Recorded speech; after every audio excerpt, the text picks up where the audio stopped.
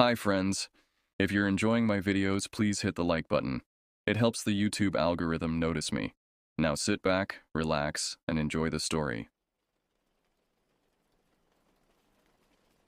I pulled out of the driveway at 10:15 p.m., already regretting my decision to leave so late. The weather forecast had been calling for heavy rain all evening, and now it was coming down in sheets across Bucks County. My windshield wipers struggled against the deluge, creating brief moments of clarity before the glass was obscured again by cascading water. The familiar roads I'd traveled countless times suddenly felt foreign and treacherous under the veil of darkness and rain. My hands gripped the steering wheel tighter than usual as I navigated the winding country road that would eventually connect to the main highway. The headlights carved a narrow cone of visibility through the storm, illuminating perhaps 50 feet ahead before everything dissolved into impenetrable blackness. Rain drummed against the roof of my car with such intensity that I had to turn up the radio just to hear it over the noise. The decision to drive tonight hadn't been entirely mine. My sister Janet had called earlier, her voice thick with tears as she explained that her husband Kevin had been admitted to the hospital after a construction accident. She needed someone to watch her two young children while she stayed by his bedside through the night. Family emergencies don't wait for perfect weather. So despite every instinct telling me to stay home, I'd thrown some clothes into a bag and headed out. As I merged onto Highway 413, the rain seemed to intensify even further. Other drivers had apparently made the wiser choice to stay home, because I found myself virtually alone on what was normally a busy stretch of road. The isolation felt unsettling. Street lamps were spaced far apart here, creating long stretches where my headlights were the only source of illumination cutting through the storm. My phone, mounted on the dashboard, showed I still had 43 minutes remaining in the drive. The GPS cheerfully announced upcoming turns in its synthetic voice, seemingly oblivious to the hazardous conditions. I found myself leaning forward, straining to see beyond the reach of my headlights, hyper-aware of every shadow that might conceal a deer or fallen branch. The radio crackled with a weather advisory, warning drivers to avoid unnecessary travel due to flooding on several local roads.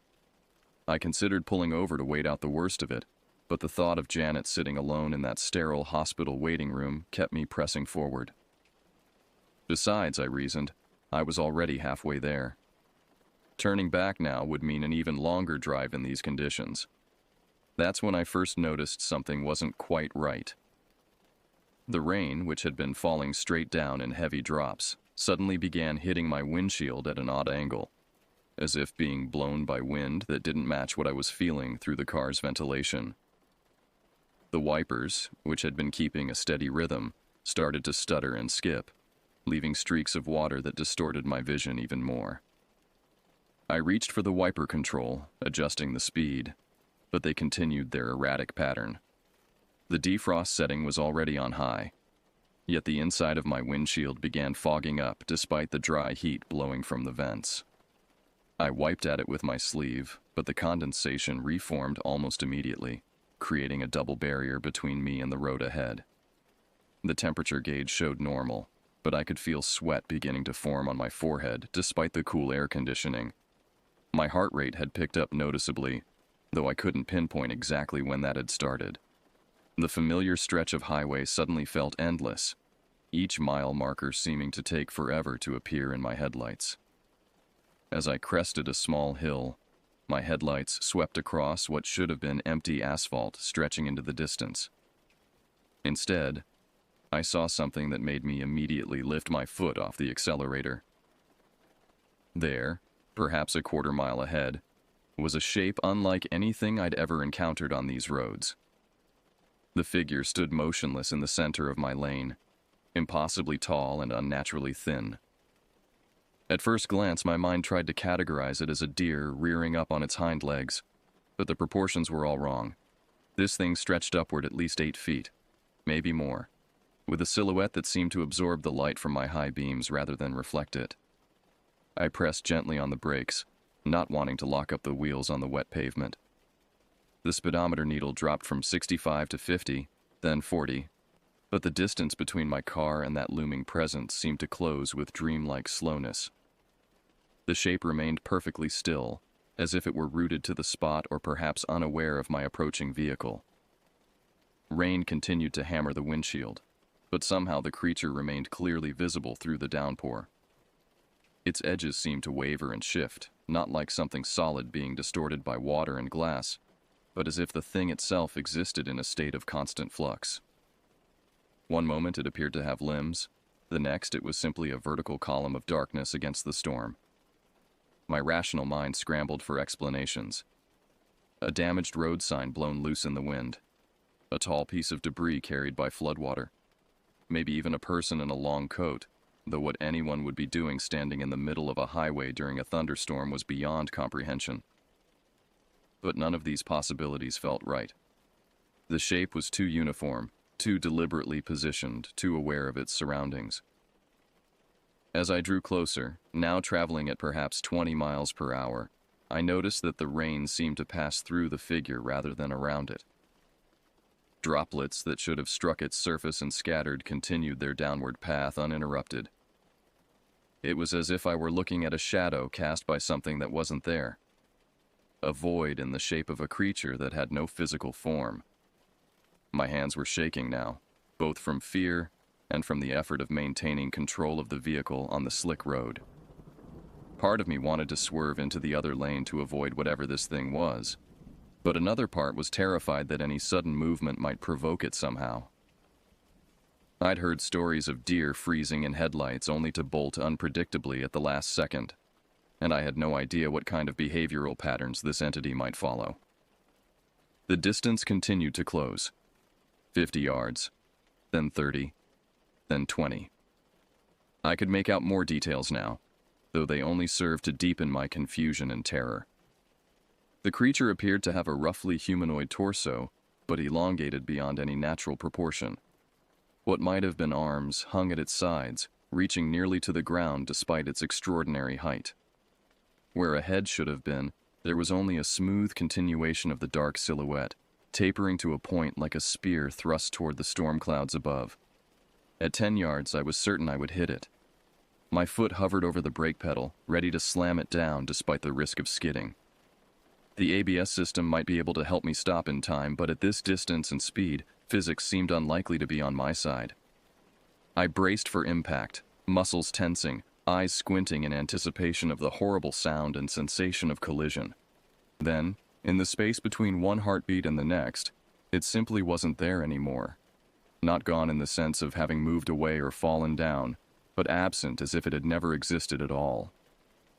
My headlights swept across empty, rain-slicked asphalt.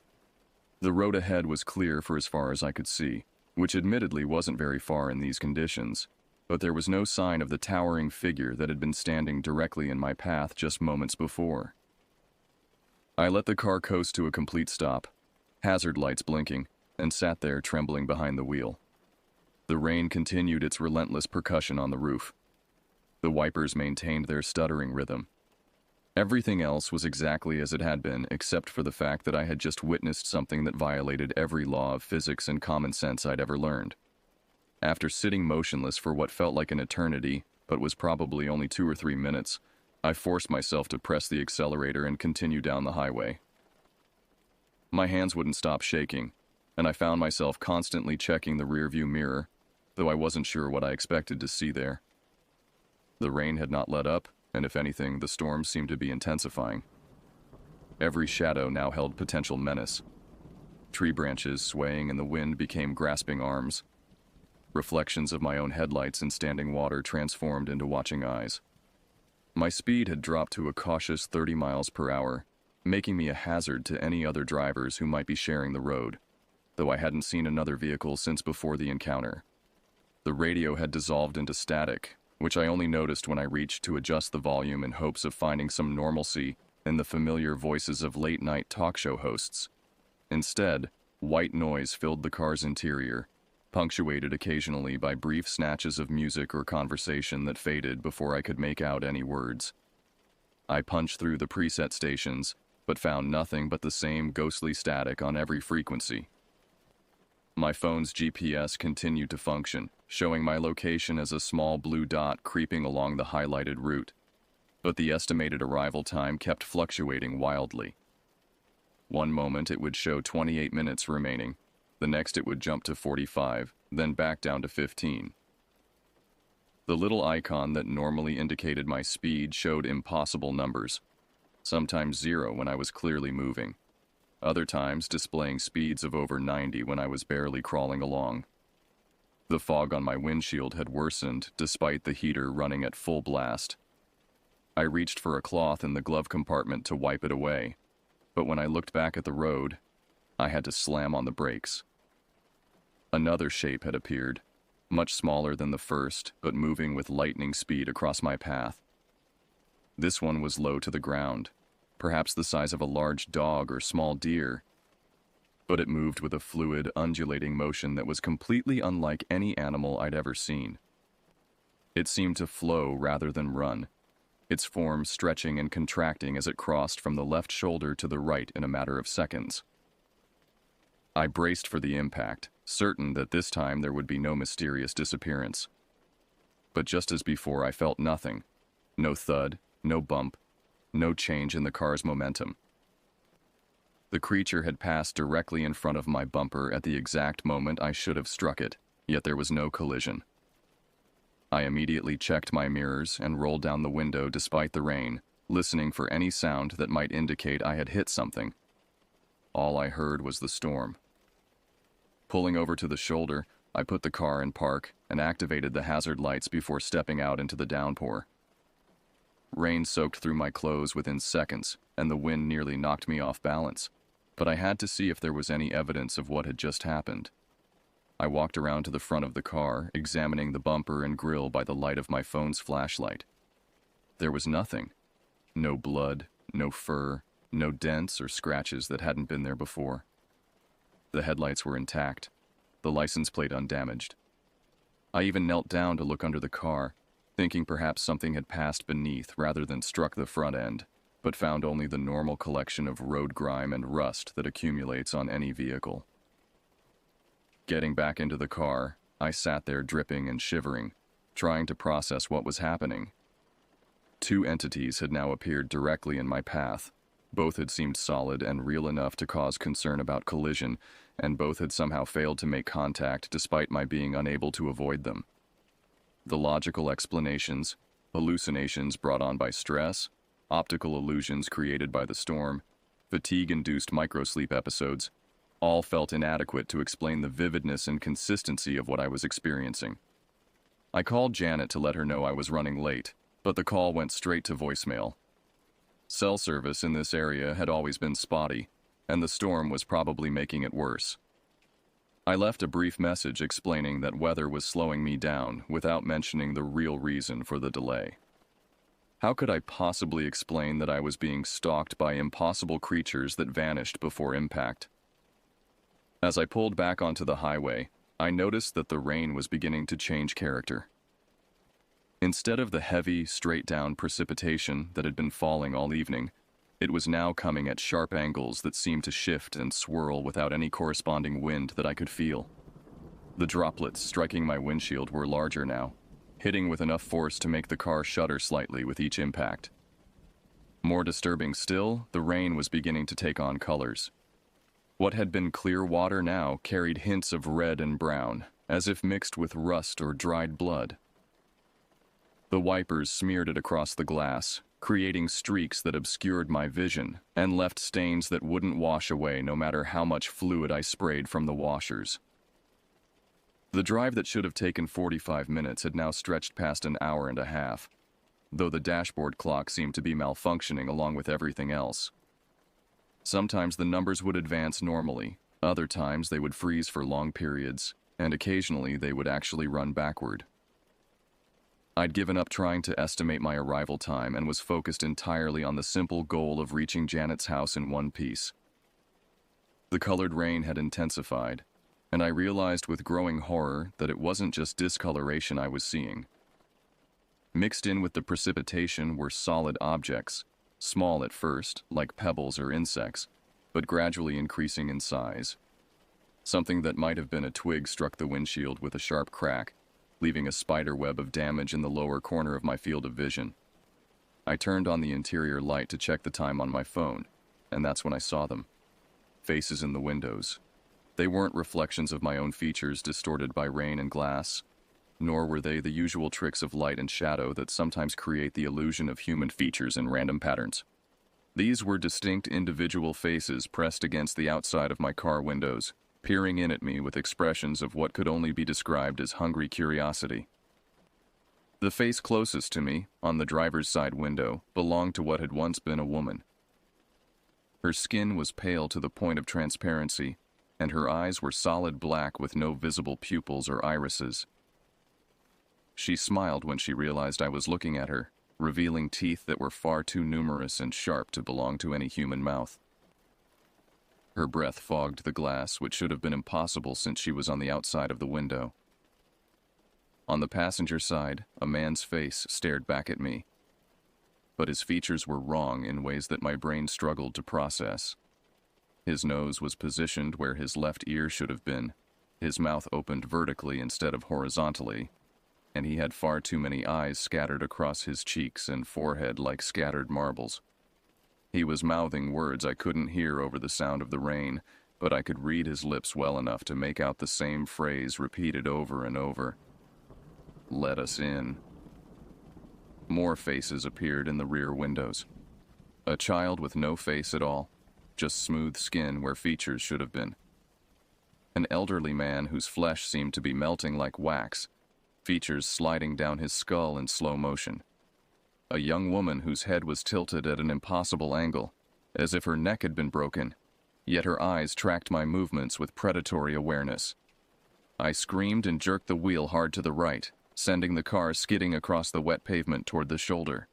The faces maintained their positions relative to the windows even as the vehicle spun, as if they were somehow anchored to the glass itself rather than approaching from outside. The car came to rest at an angle across both lanes of the highway, engine still running, headlights pointing off into the trees. For a moment, everything was silent except for the sound of my own ragged breathing and the rain drumming on the roof. The faces were gone. The windows showed only darkness and the distortion of water running down the glass. I sat there gasping, trying to convince myself that what I'd seen had been some kind of stress-induced hallucination. Then I heard the scratching. It started soft and rhythmic, like fingernails being drawn across metal. The sound seemed to come from directly above my head, as if something was walking on the roof of the car. The scratching moved from front to back, then side to side, tracing patterns that I couldn't decipher but which filled me with an inexplicable sense of dread. I turned off the interior light and tried to peer up through the sunroof, but it was too dark to see anything clearly. The scratching continued, now accompanied by what sounded like whispered voices, too faint to make out individual words but with an urgency and hunger that made my skin crawl. Whatever was up there seemed to be trying to find a way inside. The sound of tapping joined the scratching. Not the random percussion of rain, but a deliberate rhythm like someone knocking on a door.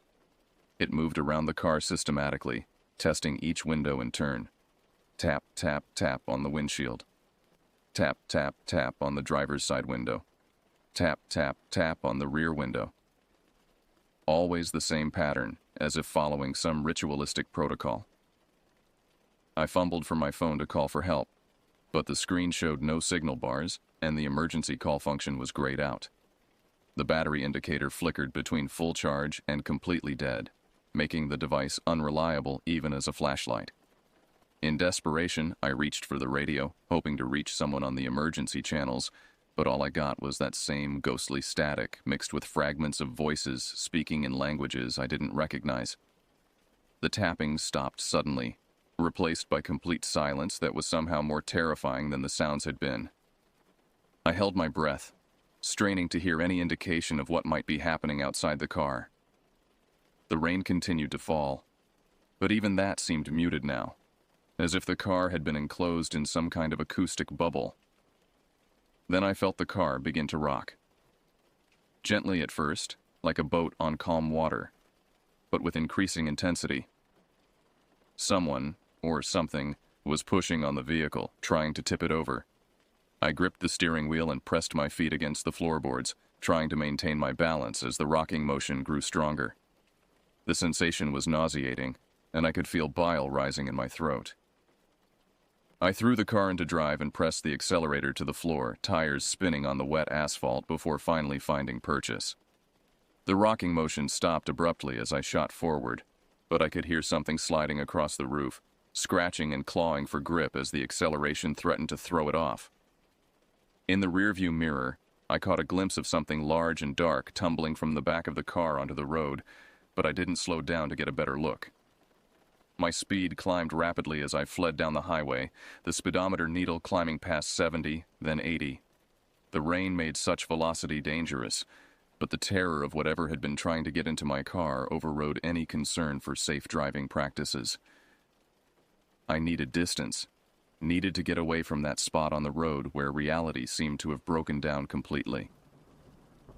But distance, I was beginning to realize, might not matter. The things I was encountering didn't seem bound by normal rules of space and movement. They appeared and disappeared at will, materialized from nowhere and vanished just as suddenly. How do you outrun something that doesn't need to follow the laws of physics? The highway curved ahead, a long, sweeping turn that normally I would have taken at 50 miles per hour at most. At my current speed, I would need to slow down or risk losing control entirely. But as I approached the curve, I saw them again. The faces, dozens of them now, lining both sides of the road like spectators at a parade. They stood perfectly still despite the driving rain, their pale features clearly visible in my headlights. Men, women, children, elderly figures, all sharing the same wrong features and hungry expressions I'd seen pressed against my windows. They watched my approach with unified attention, heads turning in unison to track my movement as I barreled toward them. I had no choice but to maintain speed through the curve. Slowing down would mean spending more time in proximity to those watchers, and something deep in my lizard brain screamed that stopping would be fatal. The car leaned heavily as I took the turn, tires protesting against the wet pavement, but somehow I managed to hold the road. As I passed through the crowd of figures, I expected them to reach out, to try to grab the car or throw themselves in front of it. Instead, they simply watched, their heads continuing to turn as I passed, maintaining eye contact until I was well beyond them. In my mirrors, I could see them still standing there, motionless sentinels that gradually faded into the darkness behind me. The straight stretch of highway ahead should have been a relief, but instead it brought a new horror. My headlights were beginning to dim, the bright white beams fading to a sickly yellow, then amber, then deep red that barely illuminated the road surface. I checked the electrical system, but all the indicators showed normal function. The problem wasn't with my car, something was actively draining the light from my headlights. Visibility dropped to perhaps 10 feet, turning the drive into a nightmare of blind faith and reaction.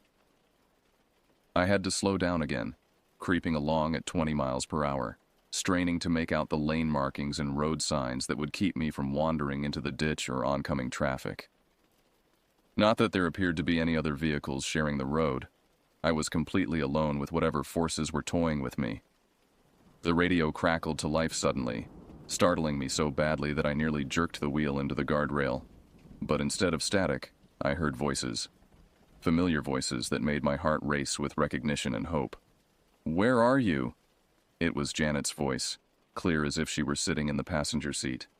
"We've been waiting for hours. The children are asking for you." I grabbed the microphone, though I wasn't sure if this was a two-way radio or just a receiver. "Janet, can you hear me? I'm trying to get there, but something's wrong. The road—" "You promised you'd be here," another voice interrupted. This one was Kevin, Janet's husband, who was supposed to be unconscious in a hospital bed. "You said family was important. You said we could count on you." "Kevin, how are you on the radio? I thought you were hurt." "We're all waiting," a child's voice chimed in, young and sweet, but with an undertone that raised goosebumps on my arms. "Come play with us. Come play forever." More voices joined in, a chorus of people I recognized from my life. My parents, who had been dead for 5 years. Old friends I'd lost touch with. Co-workers, neighbors, even my elementary school teacher, Mrs. Rodriguez, who must have been 90 years old by now if she was still alive at all. "Come to us," they chanted in unison. Come home. Come play. Come stay forever and ever and ever. I switched off the radio, but the voices continued, now seeming to come from inside the car itself. They were in the air conditioning vents, in the sound of the rain on the roof, in the hum of the engine. Everywhere and inescapable, growing louder and more insistent with each passing second. "Stop it!" I screamed, but my own voice was swallowed by the chorus. "Leave me alone!" The response was laughter, dozens of voices laughing in perfect harmony, a sound like breaking glass and screaming wind. It filled the car, vibrated through my bones, made my teeth ache and my vision blur. I pressed my hands to my ears, but it made no difference. The sound was coming from inside my own head now. Through the overwhelming chorus of voices and laughter, I heard a new sound that made my heart nearly stop. The rumble of an engine behind me, getting closer. I checked the rearview mirror and saw headlights approaching fast, brighter than mine, cutting through the darkness like searchlights. Finally, another human being sharing the road. Someone who might be able to help, or at least serve as a witness to whatever was happening to me. I slowed down and moved to the right lane, expecting the other vehicle to pass. Instead, it pulled up directly behind me and began flashing its high beams in a pattern. 3 quick flashes, pause, 3 more flashes, pause, repeat. The universal signal for distress or emergency. Whoever was driving wanted my attention. I gradually reduced speed until I was barely crawling along the highway, hazard lights blinking. The other vehicle matched my pace, maintaining its position just a few feet behind my rear bumper. Through the glare of its headlights, I could make out the general shape of a large pickup truck or SUV, but the details were lost in the brightness. When I finally came to a complete stop, the other vehicle pulled alongside me in the left lane. I rolled down my window despite the rain, hoping to communicate with what I desperately wanted to believe was a fellow traveler who might be experiencing similar phenomena. The other driver's window was already down, and I could see a figure silhouetted against the interior light. "Having trouble?" The figure called out, voice barely audible over the storm. "Engine problems?" "No, not engine problems exactly," I shouted back, relief flooding through me at this first normal human interaction of the evening. "I've been seeing things on the road, things that shouldn't be there." "Oh, I know exactly what you mean," the figure replied, and something in the tone made my relief begin to evaporate. "I've been watching you for quite some time now." The interior light of the other vehicle brightened, and I could see the driver clearly for the first time. It was me, my own face staring back from behind the wheel of the other car, wearing the same clothes I was wearing, with the same expression of growing terror that I could feel on my own features. "You can't outrun yourself," my duplicate said with a smile that was all wrong, lips stretching too wide, revealing too many teeth. "You can't hide from what you are." I floored the accelerator without rolling up the window, rain streaming into the car as I fled from this impossible confrontation. In my mirrors, I watched the other vehicle, my vehicle, keep pace effortlessly, its driver waving cheerfully as if we were old friends meeting at a social gathering. But that wasn't the worst part. The worst part was that as I watched my duplicate waving, I realized my own hand was moving in the same motion, mirroring the gesture against my will. Whatever was driving that other car wasn't just wearing my face, it was somehow controlling my actions. I tried to force my hand back to the steering wheel, but my arm wouldn't obey. Instead, it continued waving, fingers wiggling in what would have been a playful gesture under any other circumstances. The sensation was like being a passenger in my own body, watching helplessly as something else operated the controls. The loss of control extended beyond just my hand. My foot was pressing the accelerator, but not in response to my conscious decision. The car was speeding up and slowing down according to some external will, taking curves and straightaways at whatever pace my duplicate decided was appropriate. I was trapped in the driver's seat of a vehicle I could no longer control, pursuing by an identical car driven by my own stolen face. Other parts of my body began responding to this foreign influence.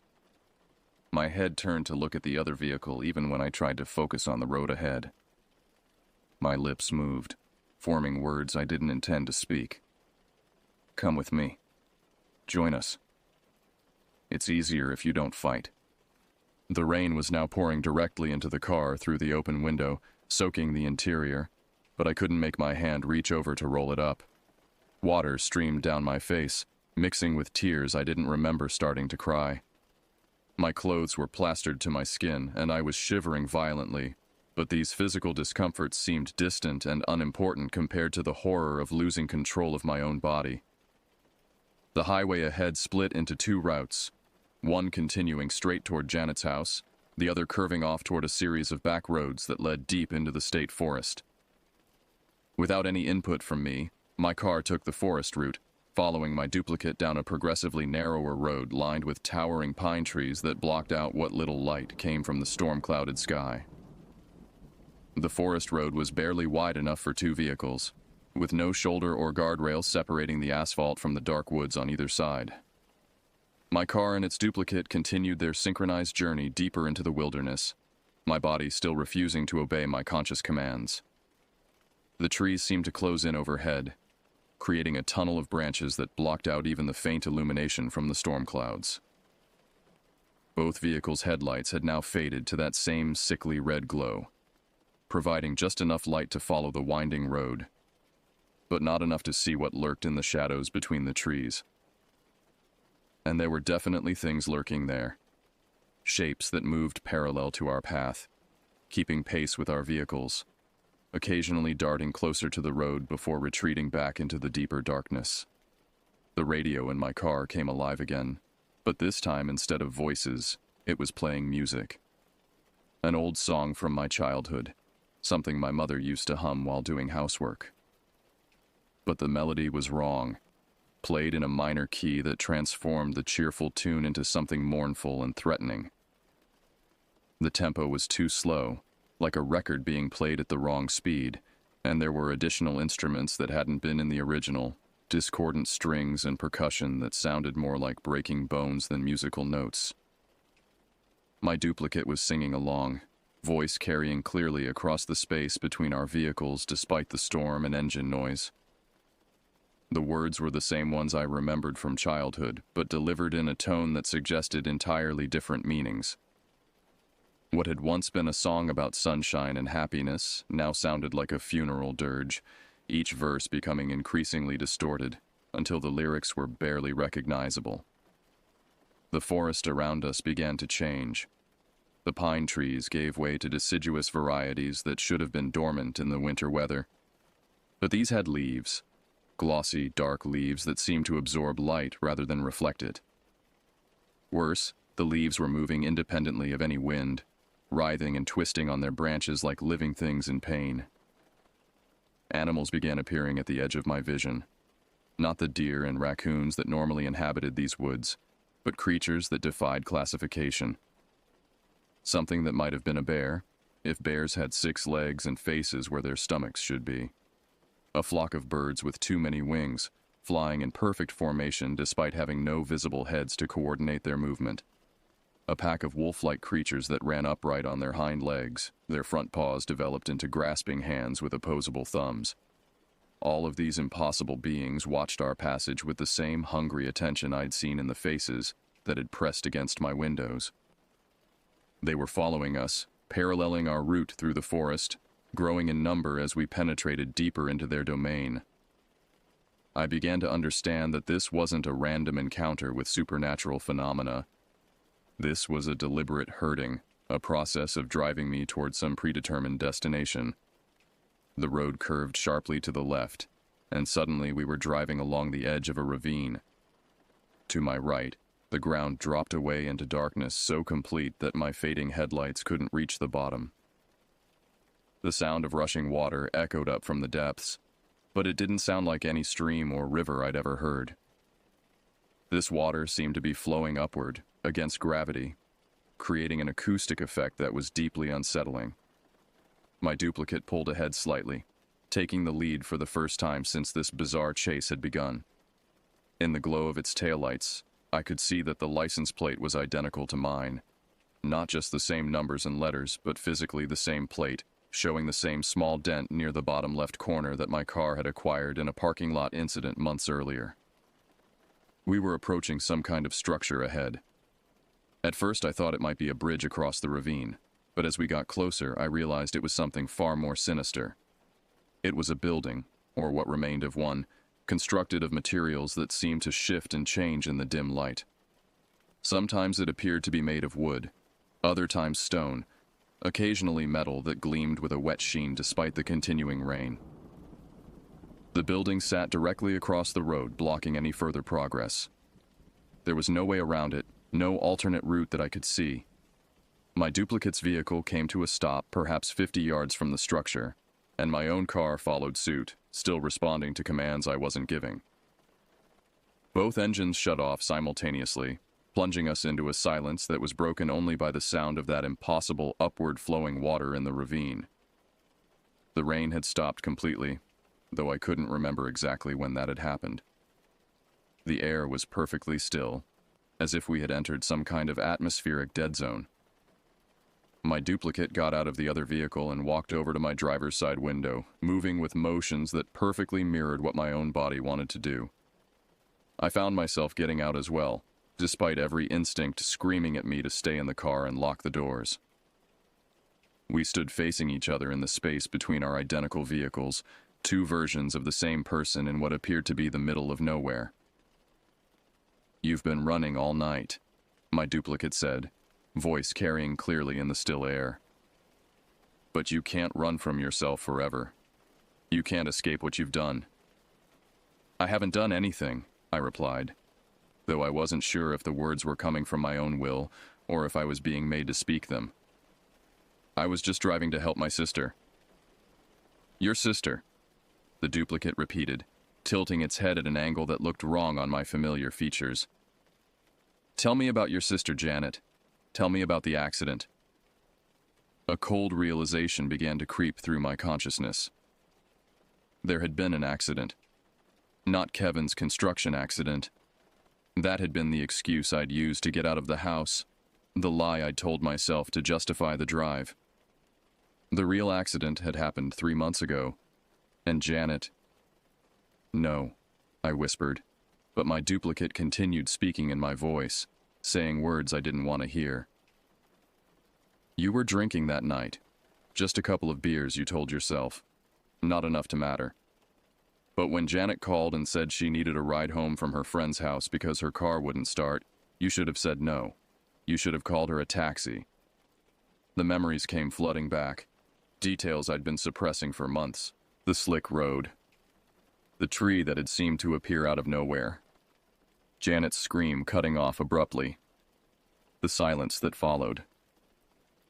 "The funeral was beautiful," my duplicate continued remorselessly.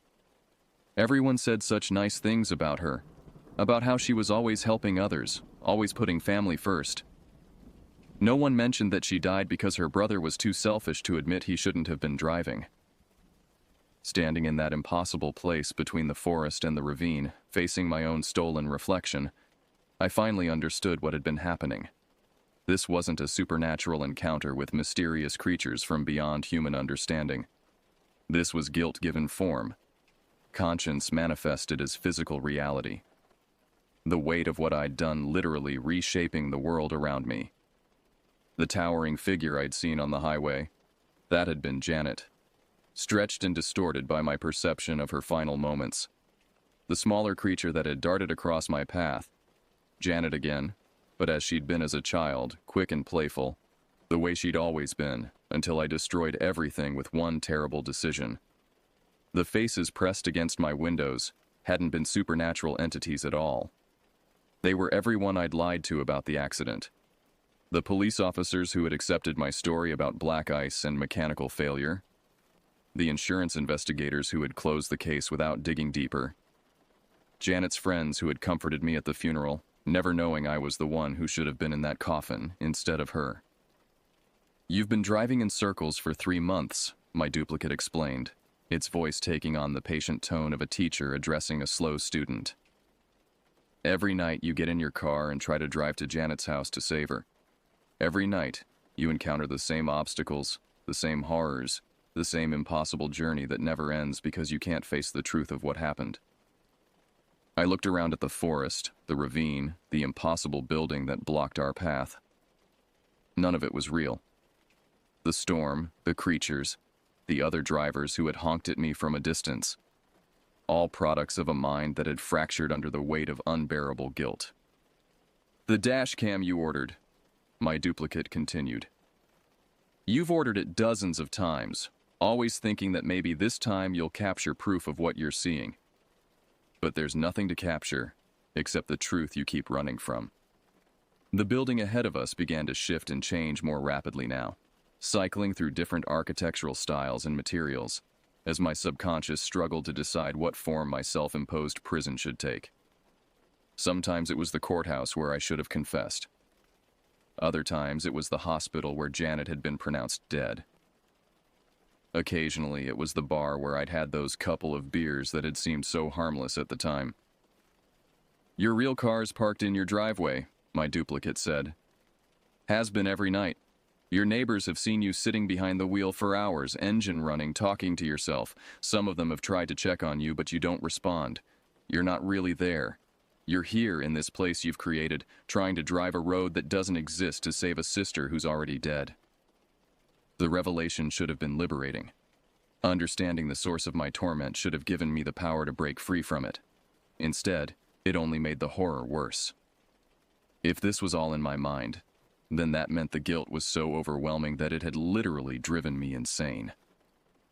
The Janet I'd been trying to reach wasn't waiting for me to watch her children. She was buried in Riverside Cemetery, victim of my selfishness and cowardice. "Every night you make the same journey," my duplicate pressed on. "Every night you encounter the same manifestations of your guilt and fear, and every night you end up here, at this moment of realization, only to forget again and start over. You're trapped in a loop of your own making, doomed to repeat this drive until you find the courage to face what you've done." The creatures that had been following us through the forest began to emerge from the trees. But I could see them clearly now for what they really were. The misshapen animals were my distorted memories of pets Janet and I had shared as children. The faces in the windows were family members and friends whose trust I'd betrayed by hiding the truth. The towering shadow on the highway was my own guilt, magnified and given shape by a mind that couldn't process the magnitude of what I'd done.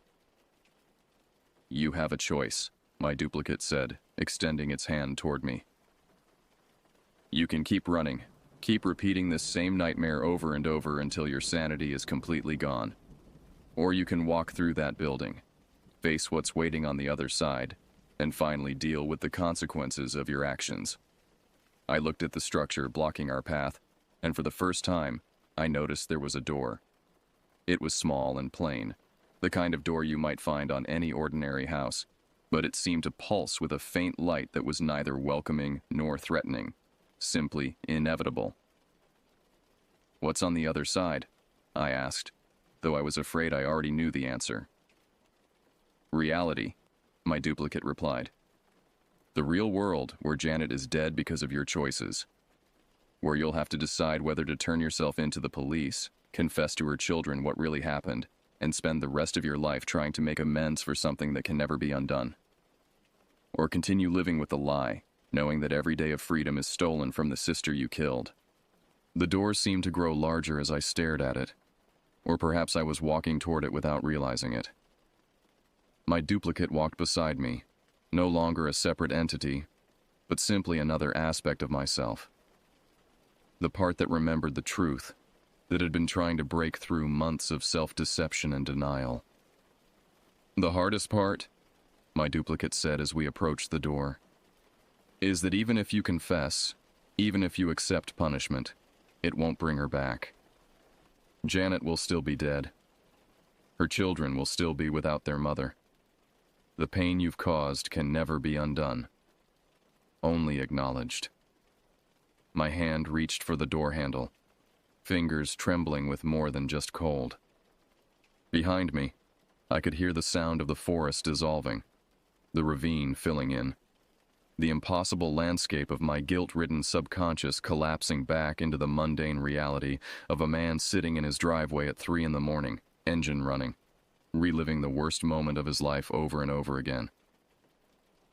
"The choice is yours," my duplicate whispered, its voice now indistinguishable from my own thoughts.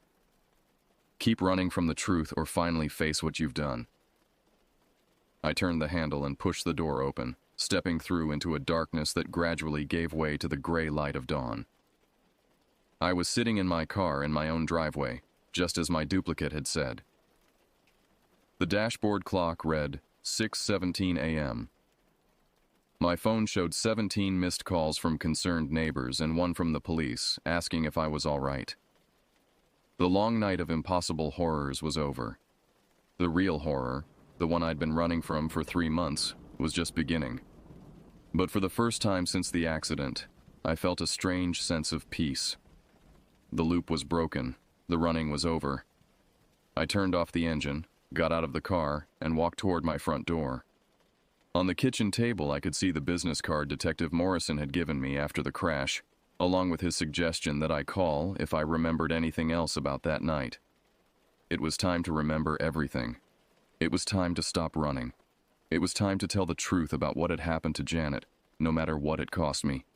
Because the alternative, spending the rest of my life trapped in that endless, impossible drive through a landscape of guilt and self-deception, was no longer acceptable.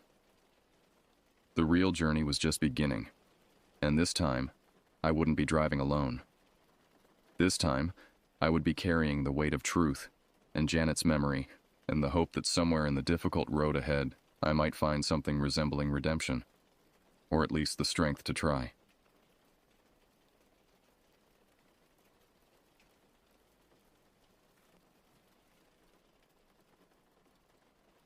I drove out to the Adirondack Wilderness in late October 2024, seeking solitude after months of grueling work at the architectural firm.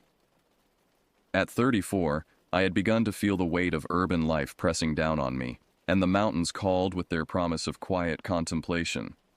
The spot I chose wasn't marked on any trail map, just a secluded clearing I'd discovered during a previous expedition.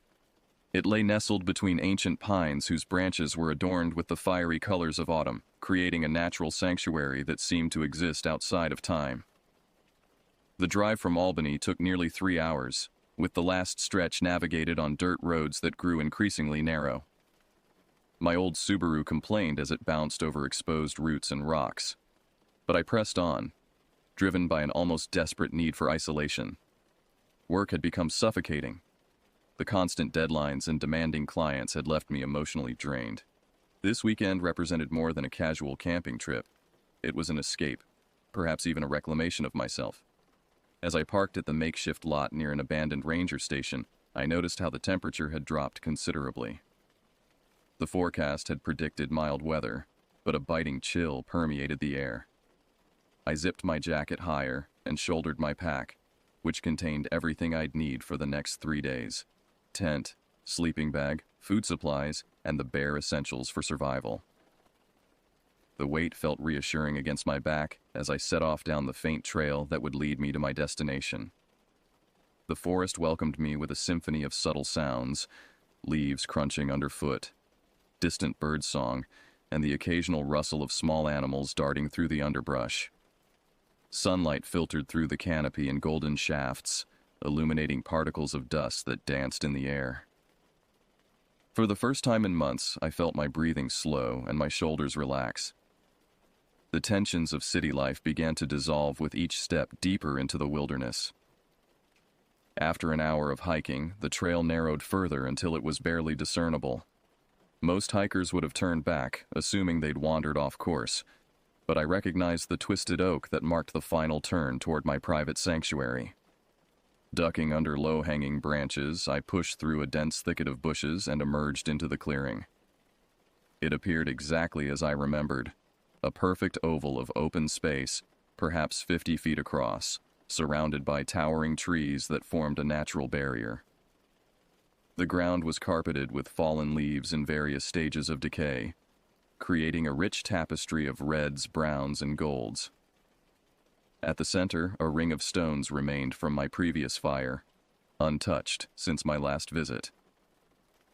Home for the weekend, I murmured to myself, dropping my pack and stretching my arms overhead. The clearing seemed to respond with a gentle rustling of leaves, almost like a whisper of acknowledgement. I attributed the sound to a passing breeze, but something about it tickled the back of my mind. The air was completely still. I dismissed the thought and set about making camp with practiced efficiency.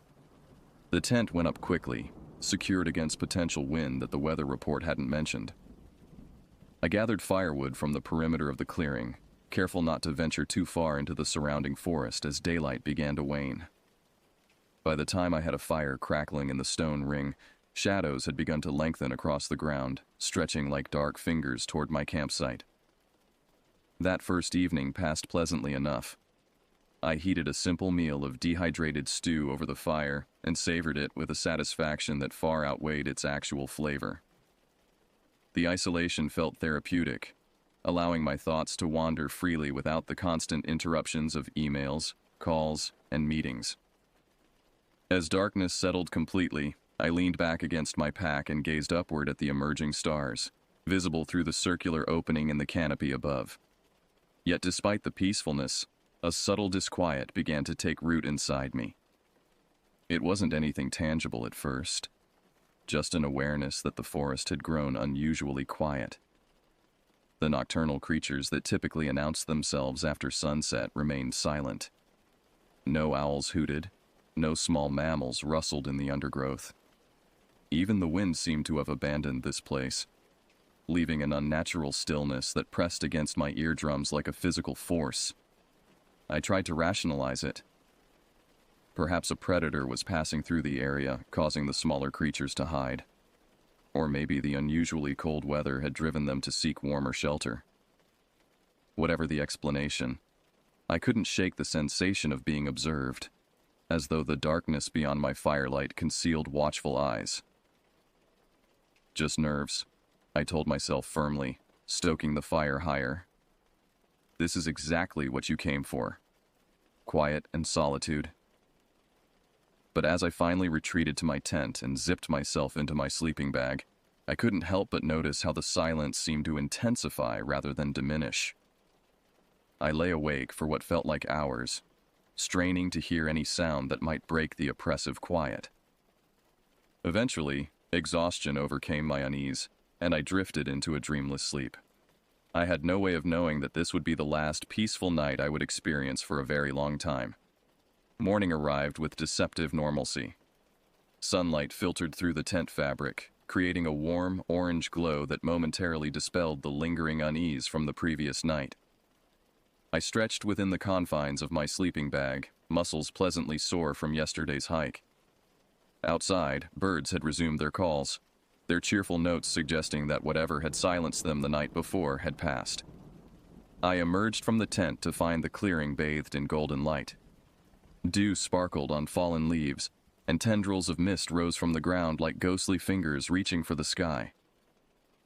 The scene was picturesque, almost too perfect, like a carefully composed photograph rather than a natural wilderness setting. I shook off the thought and set about preparing breakfast. As I kindled a small fire and set water to boil for coffee, I found my attention repeatedly drawn to the tree line. Something felt different about the forest today, though I couldn't articulate exactly what had changed. The trees seemed to stand more rigidly, their trunks darker against the morning light. Shadows pooled more deeply between them, creating pockets of blackness that the sun couldn't penetrate. "You're being ridiculous," I muttered to myself, focusing on measuring coffee grounds into my portable press. "This is the same clearing you visited last year." Yet even as I spoke the words aloud, I knew they weren't entirely true. The physical features remained identical. The arrangement of trees, the composition of the ground, the shape of the clearing itself. But something ineffable had shifted, as though the forest had somehow become more aware of my presence overnight. My coffee tasted bitter despite the careful preparation, and the granola I'd brought suddenly seemed unappetizing. I forced myself to eat anyway, knowing I'd need the energy for the day's planned hike. According to my original itinerary, I would explore some of the surrounding ridges today, perhaps find a vantage point to photograph the autumn foliage in its full glory. Instead, I found myself procrastinating. I repacked my backpack multiple times, reorganized supplies that didn't need reorganizing, and spent an inordinate amount of time adjusting the guy lines on my tent. All the while, my eyes continued to drift toward the edge of the clearing, searching for something I couldn't name. By mid-morning, the delay had become absurd. Disgusted with my inexplicable hesitation, I forced myself to shoulder my day pack and approach the tree line. The forest trail I'd planned to follow was barely visible. A slight depression in the ground, marked occasionally by broken twigs and disturbed leaves. As I reached the edge of the clearing, I paused, 1 foot poised across the threshold between open space and dense woods. A wave of dread washed over me, so intense it momentarily stole my breath. Every instinct screamed at me to retreat, to return to my tent, to pack up and leave this place immediately. The feeling was primitive and overwhelming. The ancient warning system buried deep in human DNA, designed to prevent our ancestors from wandering into predators' territories. I almost obeyed this primal urging. My foot hovered, ready to step backward rather than forward. But then a surge of anger cut through the fear. I was a rational adult, not a superstitious child. The forest was just a forest. Trees and earth and wildlife, nothing more. With deliberate defiance, I stepped across the invisible boundary and entered the woods. The change was immediate and disorienting. The temperature dropped several degrees, and the quality of light shifted from golden warmth to a diffuse grayish illumination that seemed to leach color from my surroundings. Sounds became muffled, as though the air itself had thickened. Most disturbing was the sensation of crossing a threshold that shouldn't have existed, like moving from one reality into another with just a single step. I stood motionless, fighting the urge to retreat. My heart hammered against my ribs, and sweat beaded on my forehead despite the cool air. Logic insisted that nothing had changed except my perception, affected perhaps by lack of sleep or the unfamiliar silence of the previous night. Yet every sense told me otherwise. "This is absurd," I said aloud, my voice sounding flat and lifeless in the dense air. "It's just the forest."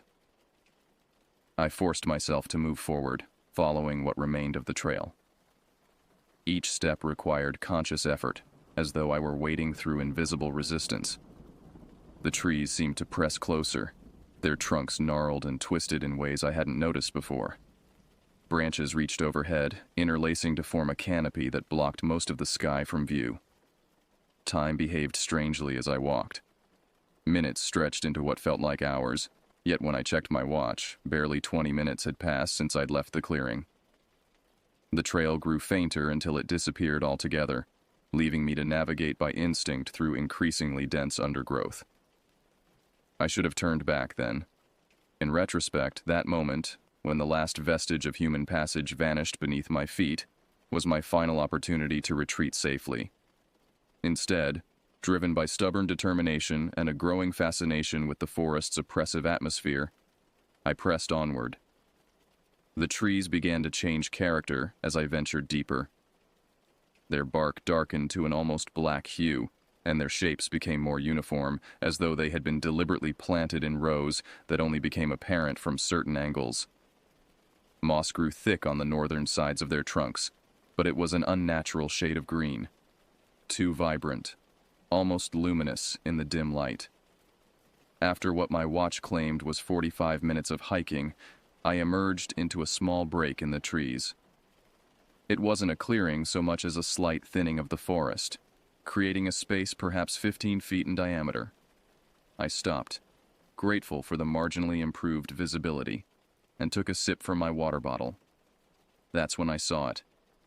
Lying on the ground, partially covered by fallen leaves, was a rectangular object approximately 4 feet long and 2 feet wide.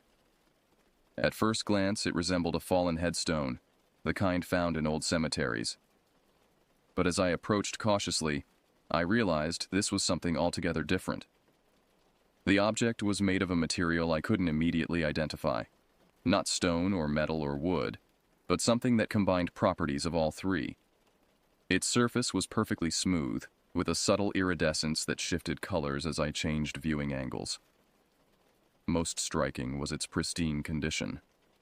Despite lying on the forest floor, not a single leaf adhered to its surface, and no dirt marred its gleaming exterior. I knelt beside it, irrationally compelled to touch this anomalous object. My fingers hovered inches above its surface when a sound stopped me, a single sharp crack that echoed through the forest like a gunshot. I jerked upright, scanning my surroundings for the source of the noise. Nothing moved. The forest remained as still and silent as a photograph. But something fundamental had changed in that instant, a shift so profound that it took me several moments to identify what was different. The light had changed. When I'd knelt beside the object, midday sunlight had filtered through the canopy. Now, long shadows stretched across the ground, and the quality of light had transformed to the golden red of late afternoon. I glanced at my watch in confusion. 4:47 p.m. That couldn't be right. It had been barely past noon when I'd discovered the object. I tapped the watch face, certain it had malfunctioned, but the digital display remained stubbornly unchanged. Somehow, nearly 5 hours had vanished while I knelt beside the rectangular anomaly. I looked down, intending to examine the object again, but it was gone. In its place was nothing but undisturbed forest floor, covered in the same pattern of leaves and twigs that surrounded it. No indentation in the soil, no sign that anything had ever rested there. Panic surged through me, sharp and electric.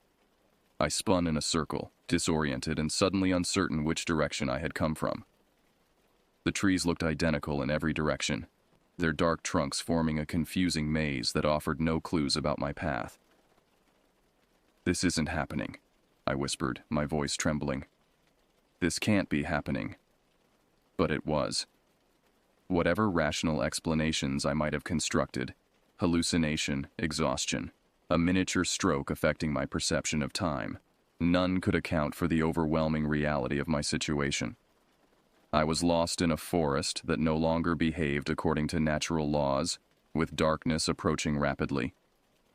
Forcing myself to remain calm, I reached for the compass in my pack.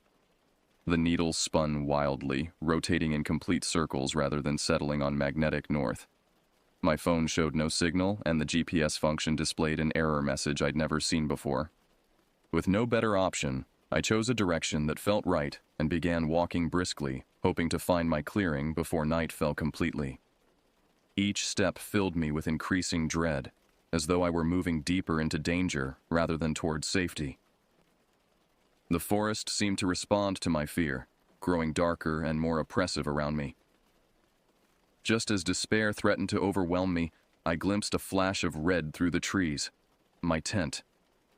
Relief flooded through me as I stumbled forward, emerging from the forest into my clearing with the desperate gratitude of a drowning person breaking the water's surface. But even this relief was short-lived. As I stood at the edge of the clearing, trying to slow my racing heart, I became aware of subtle changes to my campsite. The arrangement was exactly as I'd left it, but everything seemed slightly wrong. The color of my tent a shade darker than I remembered, the stones around my fire pit arranged in a pattern I didn't recall creating. Most disturbing was the fire itself. I had extinguished it completely before leaving for my hike, yet now flames danced merrily in the stone circle, consuming logs I hadn't placed there. Someone, or something, had been in my camp while I was gone. The realization that my campsite had been disturbed sent ice through my veins. I stood frozen at the edge of the clearing, scanning for any sign of an intruder.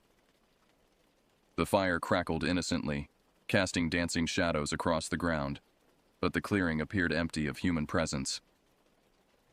"Hello?" I called out, my voice sounding thin and vulnerable in the open space. "Is anyone there?" No response came except the soft popping of burning wood. I took a tentative step forward, then another, moving cautiously toward my tent. Everything looked intact, no signs of damage or theft, but the wrongness persisted. It was as though someone had dismantled my entire campsite and reassembled it with painstaking precision, yet slightly off in ways too subtle to immediately identify. I approached the fire, studying the arrangement of logs. They were stacked in a distinctive crosshatch pattern I never used, creating a structure that burned efficiently but wasn't my style. The stones surrounding the pit had been rearranged into a perfect circle, each one equidistant from its neighbors with a precision that seemed impossible to achieve without measuring tools. My tent zipper was closed, exactly as I'd left it, but the rainfly had been adjusted, pulled tighter, and secured with knots I didn't recognize. My backpack leaned against a nearby tree, apparently untouched. Yet when I examined it closely, I found the contents reorganized. Not ransacked or stolen, but arranged with unnerving orderliness. "This doesn't make any sense," I muttered, running a hand through my hair. The most rational explanation was that another hiker had found my campsite and decided to be helpful, starting a fire for my return, tidying up a bit. But that didn't explain the missing hours in the forest, or the strange rectangular object that had vanished before my eyes. And it certainly didn't account for the profound sense of wrongness that permeated everything around me. As I stood contemplating these impossibilities, the sun slipped below the tree line, plunging the clearing into twilight. The fire's importance suddenly increased as darkness gathered beneath the surrounding trees. I added more wood to the flames, grateful for the light and warmth despite not having built the fire myself. The prospect of spending another night here filled me with dread, but I had little choice. Attempting to hike out in darkness would be foolhardy, especially given my earlier disorientation. My best option was to wait until morning, then pack up and leave this place as quickly as possible. With darkness came a deepening of the forest's silence. Not the natural quiet of wilderness at night, with its subtle symphony of insects and nocturnal creatures, but a profound absence of sound that felt deliberate and watchful. The fire's crackling seemed unnaturally loud against this backdrop, each pop and hiss startling in the stillness. I heated water for a dinner of dehydrated pasta, going through the motions mechanically while my mind raced. The food tasted like nothing, and I had to force myself to swallow each bite, knowing I needed sustenance for tomorrow's hike out. As I ate, my eyes constantly scanned the tree line, searching for movement or shapes that didn't belong. Occasionally, I thought I glimpsed something, a darker patch of shadow that shifted independently, or a momentary reflection of light where no reflective surface should exist. But each time I focused directly on these anomalies, they vanished, leaving me uncertain whether they had ever existed outside my increasingly paranoid imagination. By the time I finished eating, full darkness had fallen. The fire illuminated only a small circle of ground, beyond which lay impenetrable blackness. The stars overhead seemed dimmer than they should have been, as though viewed through a filter, and the moon, which should have been nearly full according to my mental calendar, was nowhere to be seen. I considered staying awake all night, keeping watch by the fire until dawn provided enough light to escape. But exhaustion pulled at me, a bone-deep weariness that seemed disproportionate to the day's physical exertion. My eyelids grew heavy despite my fear, and I realized that fighting sleep would only leave me too depleted to hike effectively tomorrow. With profound reluctance, I banked the fire to last as long as possible and retreated to my tent. Inside, I left my boots on and placed my packed backpack by the door, ready for a quick departure if necessary. My flashlight remained clutched in my hand as I lay down, its beam illuminating the tent's ceiling. Sleep seemed impossible in my state of heightened alertness, yet it crept up on me unexpectedly. One moment I was staring at the play of shadows on nylon fabric. The next, I was drifting into uneasy unconsciousness, the flashlight still gripped in my fingers. I awoke to complete darkness. The flashlight had died, its batteries drained despite being new. Outside, the fire had extinguished completely, leaving not even a glow of embers. I fumbled for my phone to check the time, but it too had died, despite showing a nearly full charge earlier. Then I heard it. The sound that had likely awakened me. A low, rhythmic rumbling emanated from somewhere outside the tent. It resembled snoring, but with a depth and resonance that no human throat could produce. The sound rose and fell in a regular pattern, interspersed with a wet, sliding noise that made my skin crawl. I lay perfectly still, barely breathing, as the sound moved around the perimeter of my tent. It would approach from one direction, growing louder until it seemed just inches from the thin nylon wall, then recede and circle around to approach from another angle. The movement wasn't continuous but happened in discrete jumps, as though whatever made the noise was teleporting rather than walking. My heart pounded so violently I feared it might be audible. Sweat soaked my clothes despite the cold night air, and my muscles cramped from the effort of remaining motionless. The darkness felt alive, pressing against the tent walls with palpable weight. The rumbling stopped abruptly, replaced by absolute silence. This proved even more terrifying than the noise. At least the sound had allowed me to track the thing's location. Now I had no idea where it was or what it might be doing. Minutes stretched into what felt like hours as I strained to hear any indication of the entity's presence. Just as I began to hope it had departed, a new sound broke the silence. A slow, deliberate scratching directly above my head on the roof of the tent. I bit back a scream, pressing a fist against my mouth. The scratching continued, methodical and unhurried, moving in patterns that almost suggested writing or symbols being traced. It continued for what my terror-stretched perception registered as an eternity, though it may have been only minutes. Then, without warning, a tremendous pressure descended on the tent, compressing the space around me. The walls bowed inward, as though some enormous weight had settled atop the structure. The nylon fabric strained, but remarkably didn't tear. I couldn't move, couldn't breathe, trapped in a collapsing pocket of air as the unseen presence pressed down from above. Just when I thought I would suffocate, the pressure vanished. The tent walls snapped back to their normal position with an audible whoosh of displaced air. The scratching had stopped, and the rumbling sound had resumed, but now it came from all directions simultaneously, surrounding the tent in a cylinder of noise. I lay there, paralyzed by fear, as the rumbling gradually faded over the next hour. Eventually, a faint lightening of the darkness inside the tent indicated approaching dawn. I had survived the night, though I couldn't comprehend how or why. When enough light filtered through the fabric to see by, I unzipped the tent with trembling hands and peered outside. The clearing appeared normal in the gray early morning light. No footprints around my tent, no signs of disturbance to the ground or surrounding vegetation.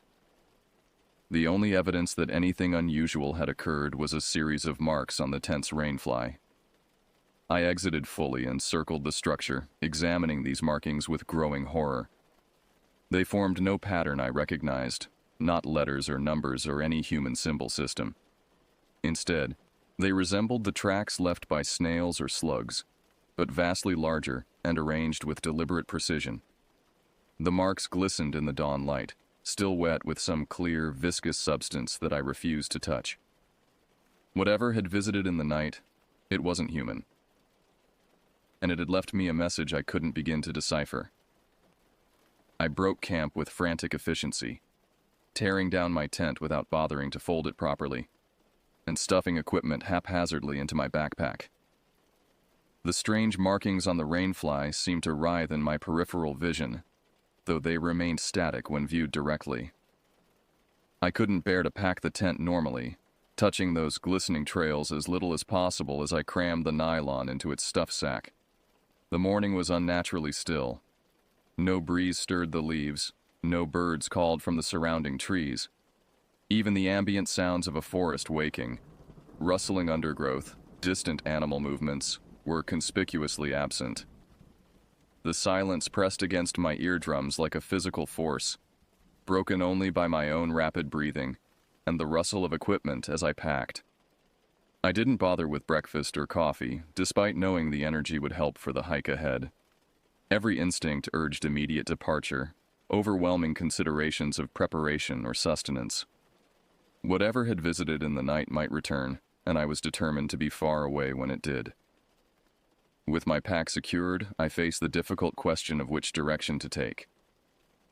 The trail I'd followed into this clearing 2 days ago now seemed impossible to locate. The forest's edge presented an unbroken wall of vegetation with no obvious path through the dense undergrowth.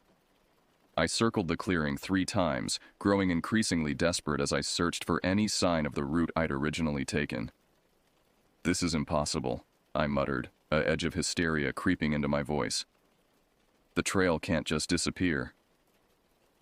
But it had. Or rather, it had been replaced by something else.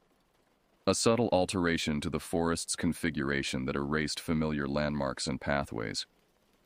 I was reminded of stories about fairy rings and people led astray by malevolent spirits, tales I'd always dismissed as superstitious nonsense. Now they seemed disturbingly plausible. With no better option, I chose the direction that seemed most likely based on the sun's position and plunged into the woods. The resistance was immediate. Branches that hadn't been there yesterday snagged my clothing, roots emerged from the soil to trip my feet, and the ground itself seemed to tilt subtly uphill regardless of which way I turned. I persevered, pushing through the increasingly hostile terrain with grim determination. My direction became a zigzagging compromise between the path of least resistance and my intended route. Thorny vines appeared with suspicious frequency, forcing detours that gradually led me away from my original heading. After an hour of exhausting progress, I stopped to catch my breath and check my bearings. The forest had changed character again, becoming darker and more primeval. Trees here were massive, their trunks wider than any I'd seen in this region before, their bark blackened as though by ancient fire. The canopy overhead had thickened to near opacity, allowing only occasional shafts of greenish light to penetrate to the forest floor. I reached for my compass, though I had little hope it would function normally. To my surprise, the needle settled in one direction, pointing steadily what I assumed was north. Hope flickered briefly. Perhaps whatever anomaly had affected this place was localized to the clearing and its immediate surroundings. Perhaps I had pushed through to normal forest again. That hope died as I studied my surroundings more carefully. The trees, while massive, were arranged with geometric precision, their trunks forming perfect rows when viewed from certain angles, creating the unsettling impression of a deliberately constructed environment rather than natural growth. The forest floor was too uniform, covered in a layer of dark, damp leaves that showed no signs of animal disturbance. Most disturbing was the quality of sound. My breathing, the rustle of my clothing, the crunch of leaves beneath my boots, all seemed muffled and distant, as though reaching my ears through water or thick glass. When I snapped a twig deliberately, the crack was delayed by several seconds, the sound arriving like an echo of an action long completed. I pressed on, using the compass as a guide, despite growing suspicion of its reliability. The terrain gradually sloped downward, leading me into a shallow valley where the trees thinned slightly. For a moment, this seemed promising. Perhaps I was approaching the edge of this aberrant section of forest. Then I saw them. Arranged in a loose semicircle about 50 yards ahead were 5 rectangular objects identical to the one I'd encountered the previous day. They stood upright rather than lying flat, embedded in the earth like monoliths. Their surfaces caught what little light filtered through the canopy, reflecting it with the same iridescent quality I remembered. I froze, instinctively ducking behind a tree trunk. Every nerve in my body screamed danger, urging retreat. Yet I remained rooted in place, unable to tear my gaze from the impossible arrangement before me. As I watched, a subtle vibration began to emanate from the objects. It wasn't sound so much as a trembling of the air itself, a disturbance that rippled outward and made my teeth ache and vision blur. The space between the rectangular monoliths seemed to warp and flex, as though the very fabric of reality was being stretched thin. A gap appeared, not an opening between trees or a clearing in the forest, but a literal tear in space, revealing something beyond that my mind couldn't properly process.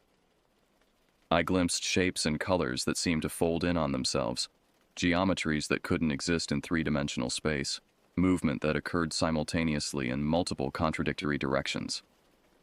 From this impossible aperture emerged a sound, the same rumbling, snoring noise that had circled my tent in the night. But now it carried harmonics and undertones that conveyed meaning, a language composed of vibrations rather than words. I couldn't understand it in any conventional sense, yet some primal part of my brain recognized it as communication. The gap widened, and something began to emerge. I didn't stay to see what it was. Pure animal terror finally broke my paralysis, sending me scrambling backward and then into a full panicked run away from the monoliths and whatever was coming through that tear in reality. I abandoned any pretense of following a path, simply crashing through undergrowth in the opposite direction, heedless of the branches that whipped my face and tore at my clothing. Behind me, the vibration intensified, resonating through the ground and trees. The rumbling vocalization changed pitch, taking on a quality that unmistakably conveyed pursuit. Whatever had begun to emerge from that impossible doorway was now following me. I ran with the desperate energy of pure fear, my pack bouncing painfully against my back, my lungs burning as I gasped for breath. The forest blurred around me, trees becoming smears of darkness against which I constantly collided. Direction no longer mattered, only distance from the horror behind me. How long I ran, I cannot say with certainty. Time had become as unreliable as everything else in this nightmare place. It might have been minutes or hours before I realized the nature of my pursuer had changed. The vibration through the ground had ceased, replaced by something more conventional. The sound of something large moving through the forest behind me, breaking branches and disturbing leaves with physical presence rather than reality-warping power. This shift from supernatural to natural pursuit should have been reassuring. Instead, it filled me with fresh terror. Whatever had emerged from that gap had fully materialized in this world now, solid enough to interact with the environment as it tracked me through the woods. My strength was failing, my initial burst of adrenaline long since exhausted. Each step became an act of will, my muscles burning with fatigue. I knew I couldn't maintain this pace much longer, yet slowing meant capture by whatever stalked me from behind. As despair threatened to overwhelm me, I glimpsed sunlight ahead, bright, normal sunlight streaming through a break in the trees. With my last reserves of energy, I pushed toward this promise of escape, bursting through a tangle of undergrowth into a small clearing. Relief washed over me as I recognized where I was, the parking area where I'd left my car 2 days ago. Somehow, my blind flight had led me back to civilization, to safety. My vehicle sat exactly where I'd left it, dusty but blessedly normal and real. I fumbled for my keys with trembling hands, unlocked the door, and threw myself inside. The engine started immediately, its familiar rumble the most beautiful sound I'd ever heard. I backed out of the space, tires spitting gravel, and accelerated down the dirt road toward the highway. In my rearview mirror, I caught a final glimpse of the forest's edge.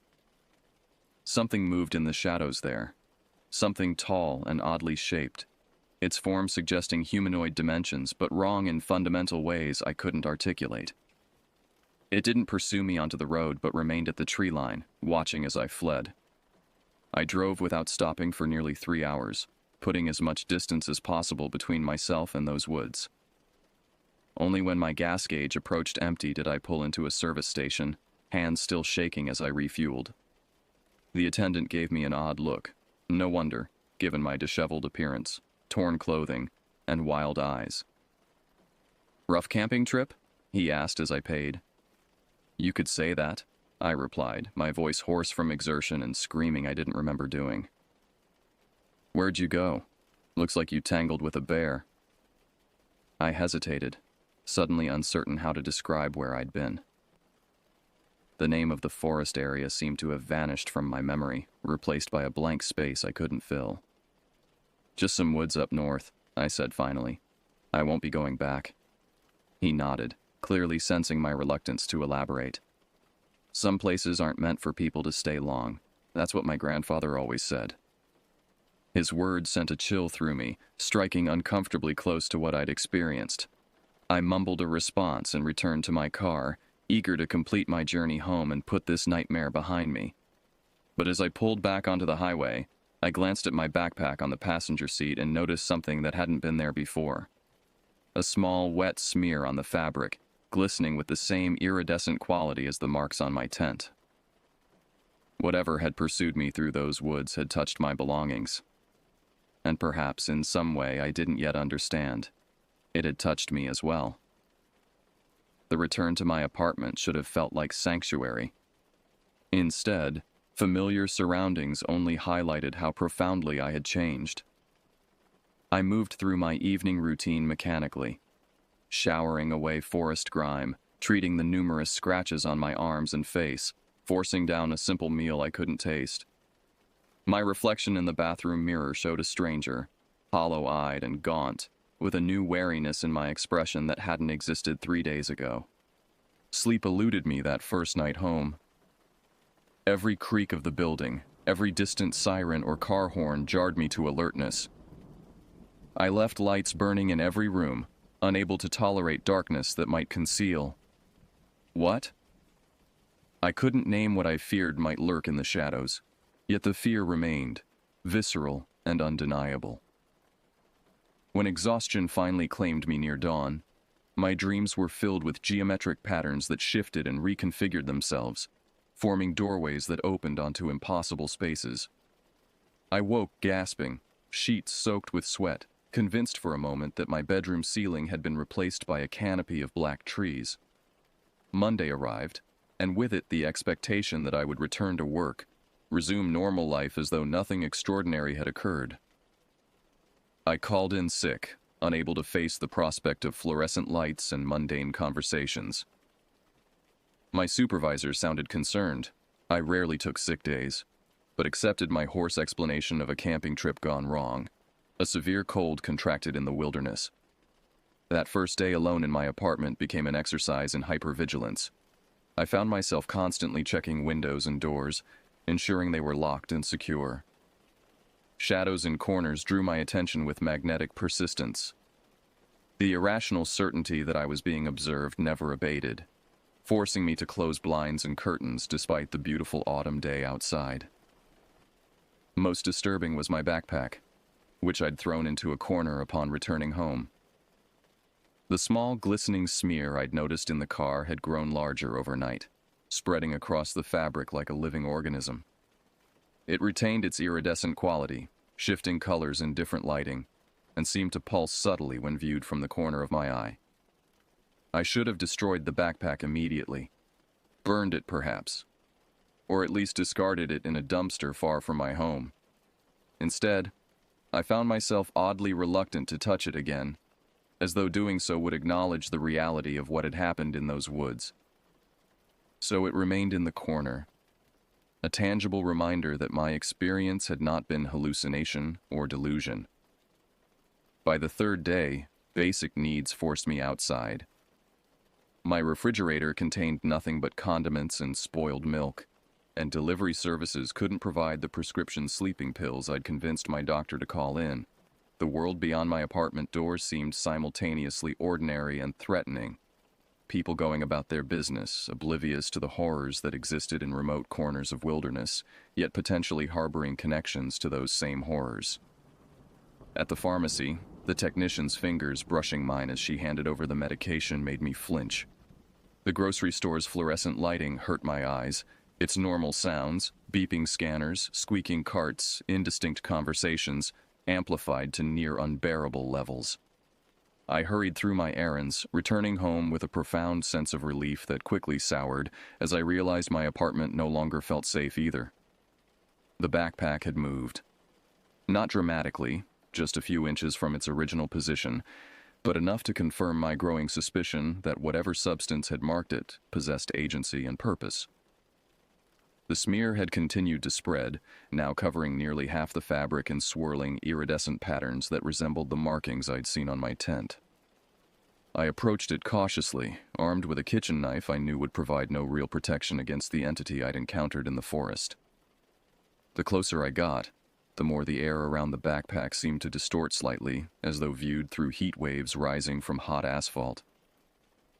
A faint vibration emanated from it, just at the threshold of hearing.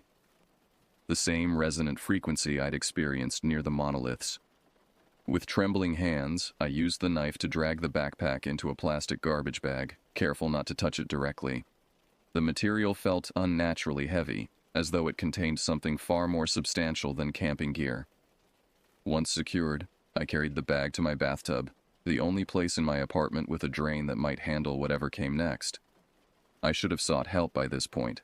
Called authorities, contacted university researchers, reached out to anyone with expertise that might explain what I'd encountered.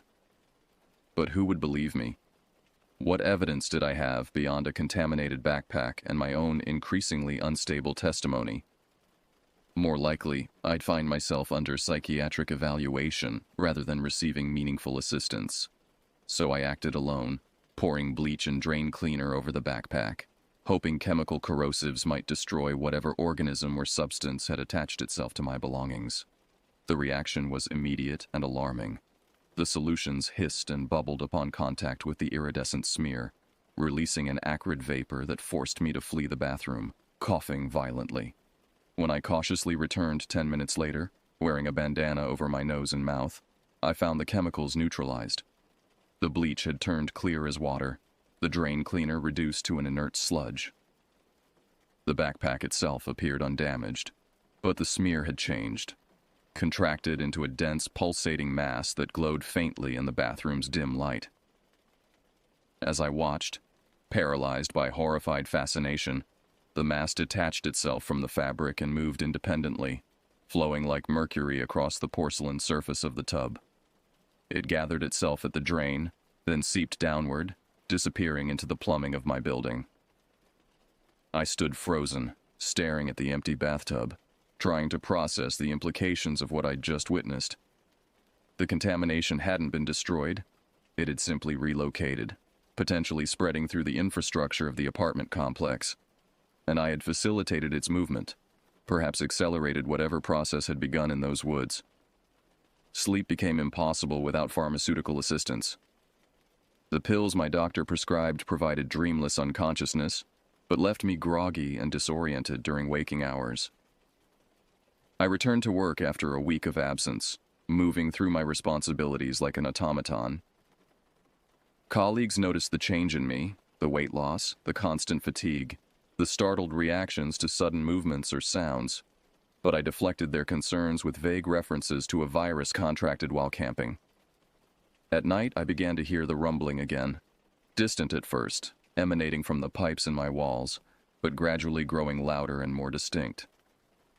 Sometimes it seemed to come from outside my building, sometimes from the apartment next door, sometimes from directly beneath my feet. I couldn't determine if my neighbors heard it too. I'd become too paranoid to ask directly, fearing their answers might confirm my worst suspicions. 2 weeks after my return from the forest, I noticed the first rectangular object in my everyday environment. It appeared on my walk to work, a perfectly smooth, slightly iridescent surface embedded in a brick wall I passed every day. No larger than a playing card, it would have been easy to overlook if I hadn't been sensitized to its particular qualities. I stopped abruptly, other pedestrians flowing around me with irritated glances. The object pulsed slightly as I stared, its surface rippling like disturbed water. When I tentatively reached toward it, my fingers encountered nothing but rough brick, the rectangle visible only from certain angles, insubstantial as a projected image. But it was there. And over the following days, I began to notice others. In the reflective surface of a puddle, integrated into the pattern of my kitchen linoleum, hovering at the edge of my vision during my morning commute. Never solid enough to touch, never present long enough to document with my phone's camera, but undeniably real. The forest had followed me home. Or perhaps it had sent an emissary, a fragment of itself that now established a foothold in my world. Either way, I understood with growing certainty that my encounter in the woods had not ended when I fled. It had merely entered a new phase. By the third week after my return, I recognized that ignoring the phenomenon would not make it disappear. Whatever had attached itself to me in that forest was not diminishing with time or distance. If anything, its manifestations were becoming more frequent and intrusive. The rectangular anomalies appeared daily now, often in locations impossible to rationalize as tricks of light or overtired imagination. The rumbling sounds had developed distinct patterns, almost like speech in a language just beyond my comprehension. Most concerning were the dreams that broke through even my medicated sleep, visions of that tier in reality widening, expanding beyond the forest to encompass urban environments. In these nightmares, I watched helplessly as the monoliths appeared in city parks, on busy streets, in the lobbies of office buildings. People walked past them, oblivious to their significance until the vibrations began and spaces between worlds thinned to transparency. I awoke from these dreams with a sense of urgent responsibility. Whatever was happening, I seemed to be the only person aware of it. Patient zero in an incursion that defied conventional understanding. If I couldn't stop it, I could at least try to understand it, to document its progression before what? I couldn't articulate what endgame I feared, but the dread remained, constant and gnawing.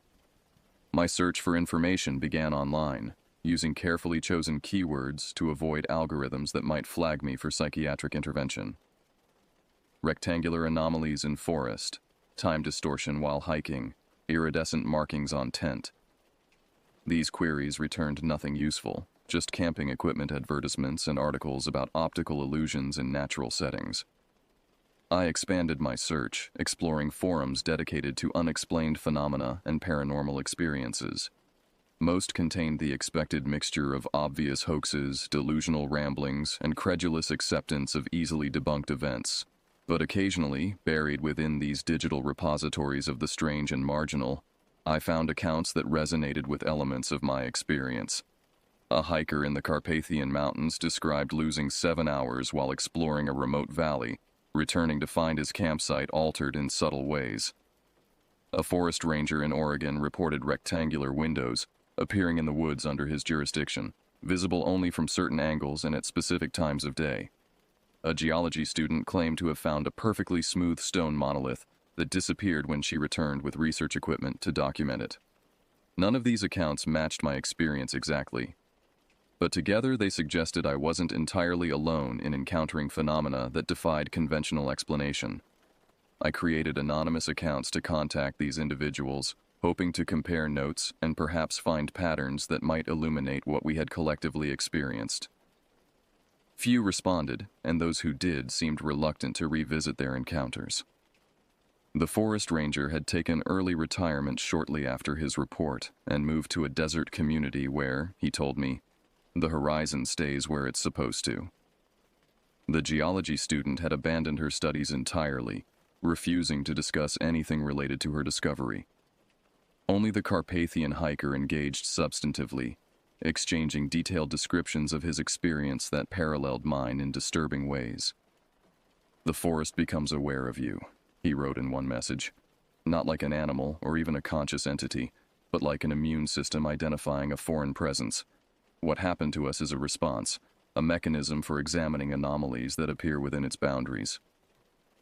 His theory, developed over years of obsessive research after his encounter, suggested that certain remote locations served as thin places where conventional reality overlapped with something else. Not a parallel dimension in the science fiction sense, but a different expression of space-time with its own physics and organizing principles. These places normally existed in stable separation, but occasionally the boundary between them weakened, allowing elements from one side to bleed into the other. "The rectangles are like viewing windows," he explained. "They appear when the separation is especially thin. What lies on the other side isn't malevolent, just fundamentally incompatible with our reality. The danger comes from prolonged interaction. Each exposure makes the boundary between worlds more permeable."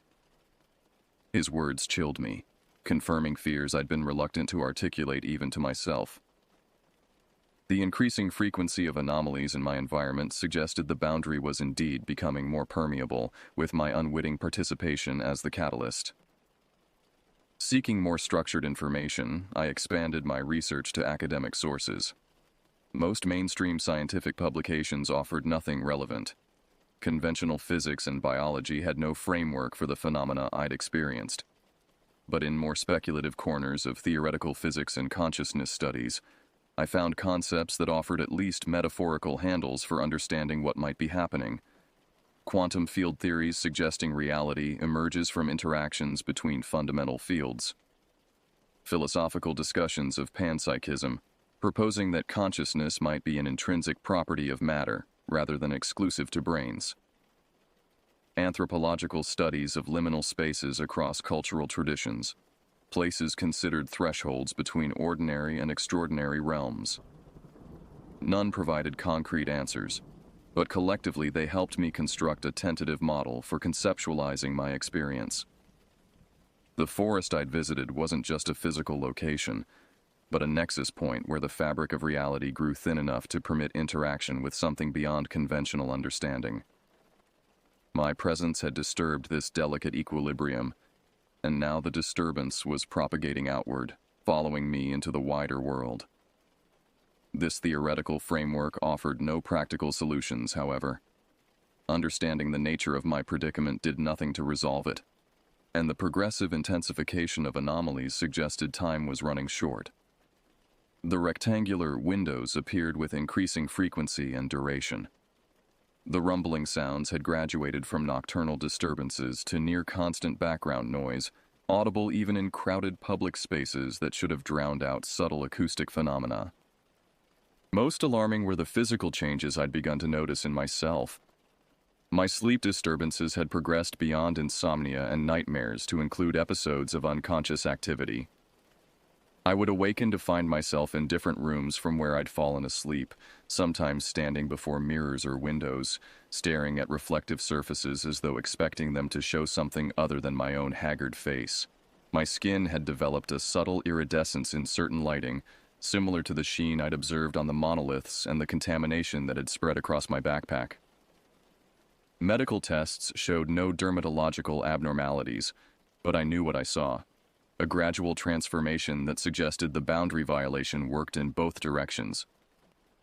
Whatever lay beyond that tear in reality wasn't just entering my world, I was partially entering its. By the 6th week after my forest encounter, I had compiled an extensive digital archive of research notes, witness accounts, theoretical models, and documentation of my own progressively stranger experiences. I arranged for this archive to be automatically emailed to several trusted contacts, colleagues and friends who, while they might not immediately believe its contents, would at least preserve the information should anything happen to me.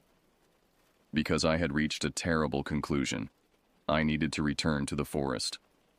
Not from curiosity or scientific interest, but from desperate self-preservation and a growing sense of responsibility for whatever incursion I had inadvertently facilitated. The boundary violation had begun there, and if any possibility of sealing it existed, I would need to return to the point of origin. The decision terrified me. Every instinct screamed against deliberately walking back into the place that had infected my reality with something alien and incomprehensible. But the alternative, watching passively as the contamination spread, potentially beyond myself to the wider world, seemed even more unthinkable. I made methodical preparations, approaching the task with the detached precision of someone planning their own funeral. I arranged an extended leave of absence from work, citing medical necessity with documentation from a psychiatrist who had diagnosed me with PTSD from an unspecified traumatic event. I paid bills in advance, set up automatic payments for recurring expenses, and drafted letters to family members to be delivered in the event of my disappearance. Most importantly, I researched protective measures, not from conventional dangers like wildlife or exposure, but from the specific phenomena I had encountered. Folklore and esoteric traditions offered suggestions: iron and salt as barriers against supernatural entities, mirrors to reflect harmful energies, symbolic patterns that allegedly reinforced reality against intrusion from other planes of existence. I had no idea if any of these would prove effective against what awaited me in the forest, but their psychological value alone justified their inclusion in my preparations. Having some form of perceived protection, however dubious, might prevent the kind of paralyzing terror that had overcome me during my first encounter. With preparations complete, I set a date for my return, exactly 7 weeks after my original flight from the forest. The symmetry felt appropriate, though I couldn't have articulated why. Perhaps some part of me recognized patterns in these events that my conscious mind couldn't yet perceive, cycles and correspondences operating according to principles outside conventional understanding. The night before my departure, I stood before the bathroom mirror, examining the changes in my appearance. The iridescence had spread, now visible across my chest and shoulders regardless of lighting conditions. My eyes had developed a strange quality, not a change in color, but in depth, as though one could look into them and keep looking beyond what human eyes should contain. "I'm going back," I told my reflection, half expecting it to respond independently. "I'm going to find those monoliths again, and what?" I had no concrete plan beyond returning to the site of the original boundary violation. No certain method for sealing the tear between worlds. No guarantee that my presence would do anything but accelerate the very process I hoped to halt. But I had to try. Whatever awaited me in that forest, resolution or dissolution, salvation or transformation, it represented my only hope of understanding what I had become and what I might yet prevent. As I turned away from the mirror, I caught a glimpse of movement from the corner of my eye, my reflection remaining in place for a fraction of a second after I had already begun to move, its expression not quite matching my own. By the time I looked back directly, everything appeared normal again. But I knew what I had seen. The boundary was thinning, not just in the forest or in the world around me, but within me. I was becoming a walking threshold between realities, a human monolith. Tomorrow I would return to where it all began, carrying this terrible liminality back to its source. What would happen then? I could not predict. But as I prepared for sleep that would surely not come, I found myself oddly calm, resigned to whatever awaited me among those ancient trees and the spaces between them. The drive back to the forest trailhead felt surreal, as though I were moving through a dream landscape rather than the familiar countryside. Colors seemed too vibrant, sounds too crisp, every sensory input amplified to near hallucinatory intensity. Whether this represented an actual change in my perception or merely the heightened awareness of someone approaching a pivotal moment, I couldn't determine. I had chosen to arrive near sunset, timing my entry into the forest to coincide with dusk. That liminal period when day transitions to night, when boundaries of all kinds grow naturally thinner. The parking area was empty when I arrived. No other vehicles present, no signs of human activity. It looked exactly as it had 7 weeks earlier, untouched by the profound strangeness that had transpired within the woods it served. As I gathered my equipment from the trunk, I noticed the first anomaly, a rectangular distortion in the air about 20 feet away, hovering at chest height with no visible means of support. Unlike previous manifestations, which had appeared fleetingly and required specific viewing angles, this one remained stable and apparent regardless of my position. Its surface rippled with iridescent patterns identical to those that now marked my skin. "I see you," I said aloud, surprising myself with the steadiness of my voice. "I'm coming to find the rest of you." The rectangle pulsed once, its colors intensifying momentarily, then vanished with a subtle popping sound that seemed to compress the air around it. Message delivered, acknowledgement received. Though I couldn't have explained how I knew this represented communication rather than random phenomena. With my pack secured, I approached the trail that led into the forest. The path appeared clearer than I remembered, almost artificially defined against the surrounding vegetation. No branches obstructed the way, no undergrowth encroached upon the dirt track.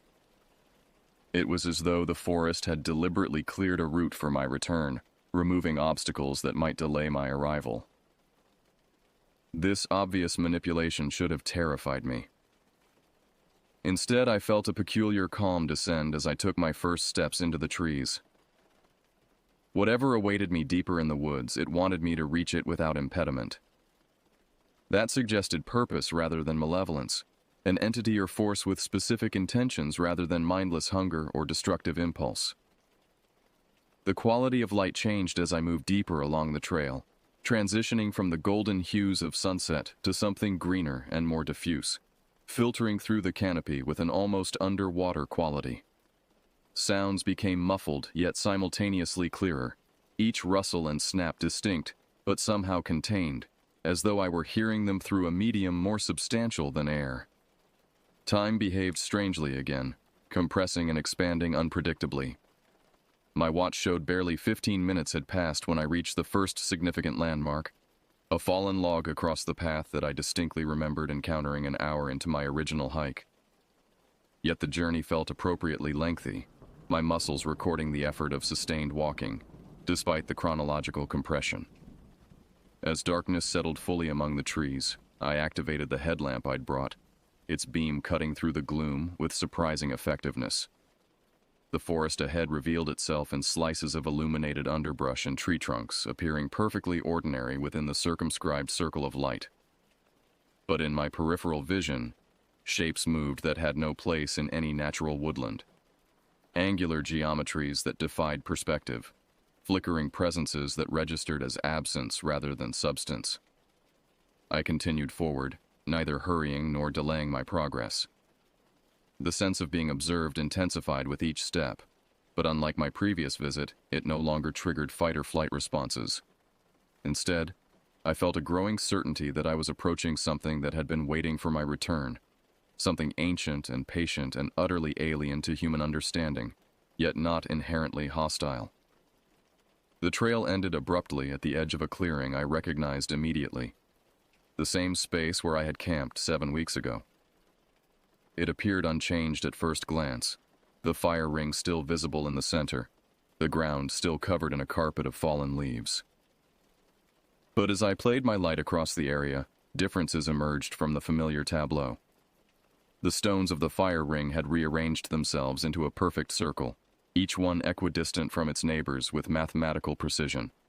The fallen leaves no longer lay in random patterns but had settled into intricate mandalas that spiraled outward from the circle's center. Most strikingly, the trees surrounding the clearing had shifted position slightly, their trunks now forming a symmetrical arrangement that could not have occurred through natural growth. The forest had reconfigured itself in my absence, imposing order upon chaos, geometry upon organic randomness. And at the center of this transformed space stood what I had come to find. Not one rectangular monolith, but 7, arranged in a circle around the fire ring, their surfaces gleaming in the beam of my headlamp. I approached cautiously, sweeping my light across each monolith in turn. They appeared identical at first, but closer inspection revealed subtle differences in the iridescent patterns flowing across their surfaces. These patterns moved with purpose. Not random shifting of colors, but deliberate progressions that suggested language or code. As I reached the edge of the fire ring, a vibration began, not emanating from any single monolith, but from the space they collectively enclosed. It resonated at a frequency that made my teeth ache and vision blur, intensifying gradually until it seemed to penetrate my body at a cellular level. The rumbling sound I had come to dread followed, rising from somewhere beneath the earth, filling the clearing with its rhythmic pulsations. I should have fled then, should have abandoned this insane quest and returned to the relative safety of the world I knew. Instead, I removed my pack and set it aside, then stepped into the circle of monoliths, placing my feet deliberately within the stone ring where I had once built a fire. The effect was immediate and overwhelming. The vibration synchronized with my heartbeat, the rumbling sound resolved into something almost comprehensible, and the air within the circle took on a visible texture, like heat waves intensified 1,000-fold. The monoliths began to glow from within, their light pulsing in unison, illuminating the clearing far more effectively than my headlamp. I switched off the artificial light, letting the monolith's radiance wash over me. The iridescent patterns on my skin responded, glowing in sympathetic resonance, creating a visual connection between my body and the alien objects surrounding me. I felt myself becoming part of whatever circuit they had established. Not a prisoner or victim, but a component, a necessary element in a system whose purpose remained beyond my comprehension. Then the tear appeared, not between the monoliths as I had expected, but directly above the fire ring, opening an empty air like a vertical incision in the fabric of reality. It widened slowly, edges peeling back to reveal the space beyond. The impossible geometries and colors I had glimpsed during my flight through the forest weeks before. But now, standing within the circle of monoliths, my perception had somehow expanded to accommodate what lay beyond the tier. I could see it not as chaotic nightmare, but as complex order. A reality operating according to principles that simply differed from those governing my familiar world. The entities moving within that space were not monsters, but inhabitants, as natural to their environment as humans to Earth, their forms dictated by the physical laws of their domain. Understanding flooded through me, carried on the vibrations that now penetrated to my core. Not complete comprehension, human consciousness simply wasn't structured to fully grasp the totality of what I witnessed, but enough to recognize the nature of what had occurred during my first visit to this clearing. The forest had always been a threshold, one of many places around the world where the boundary between realities grew naturally thin.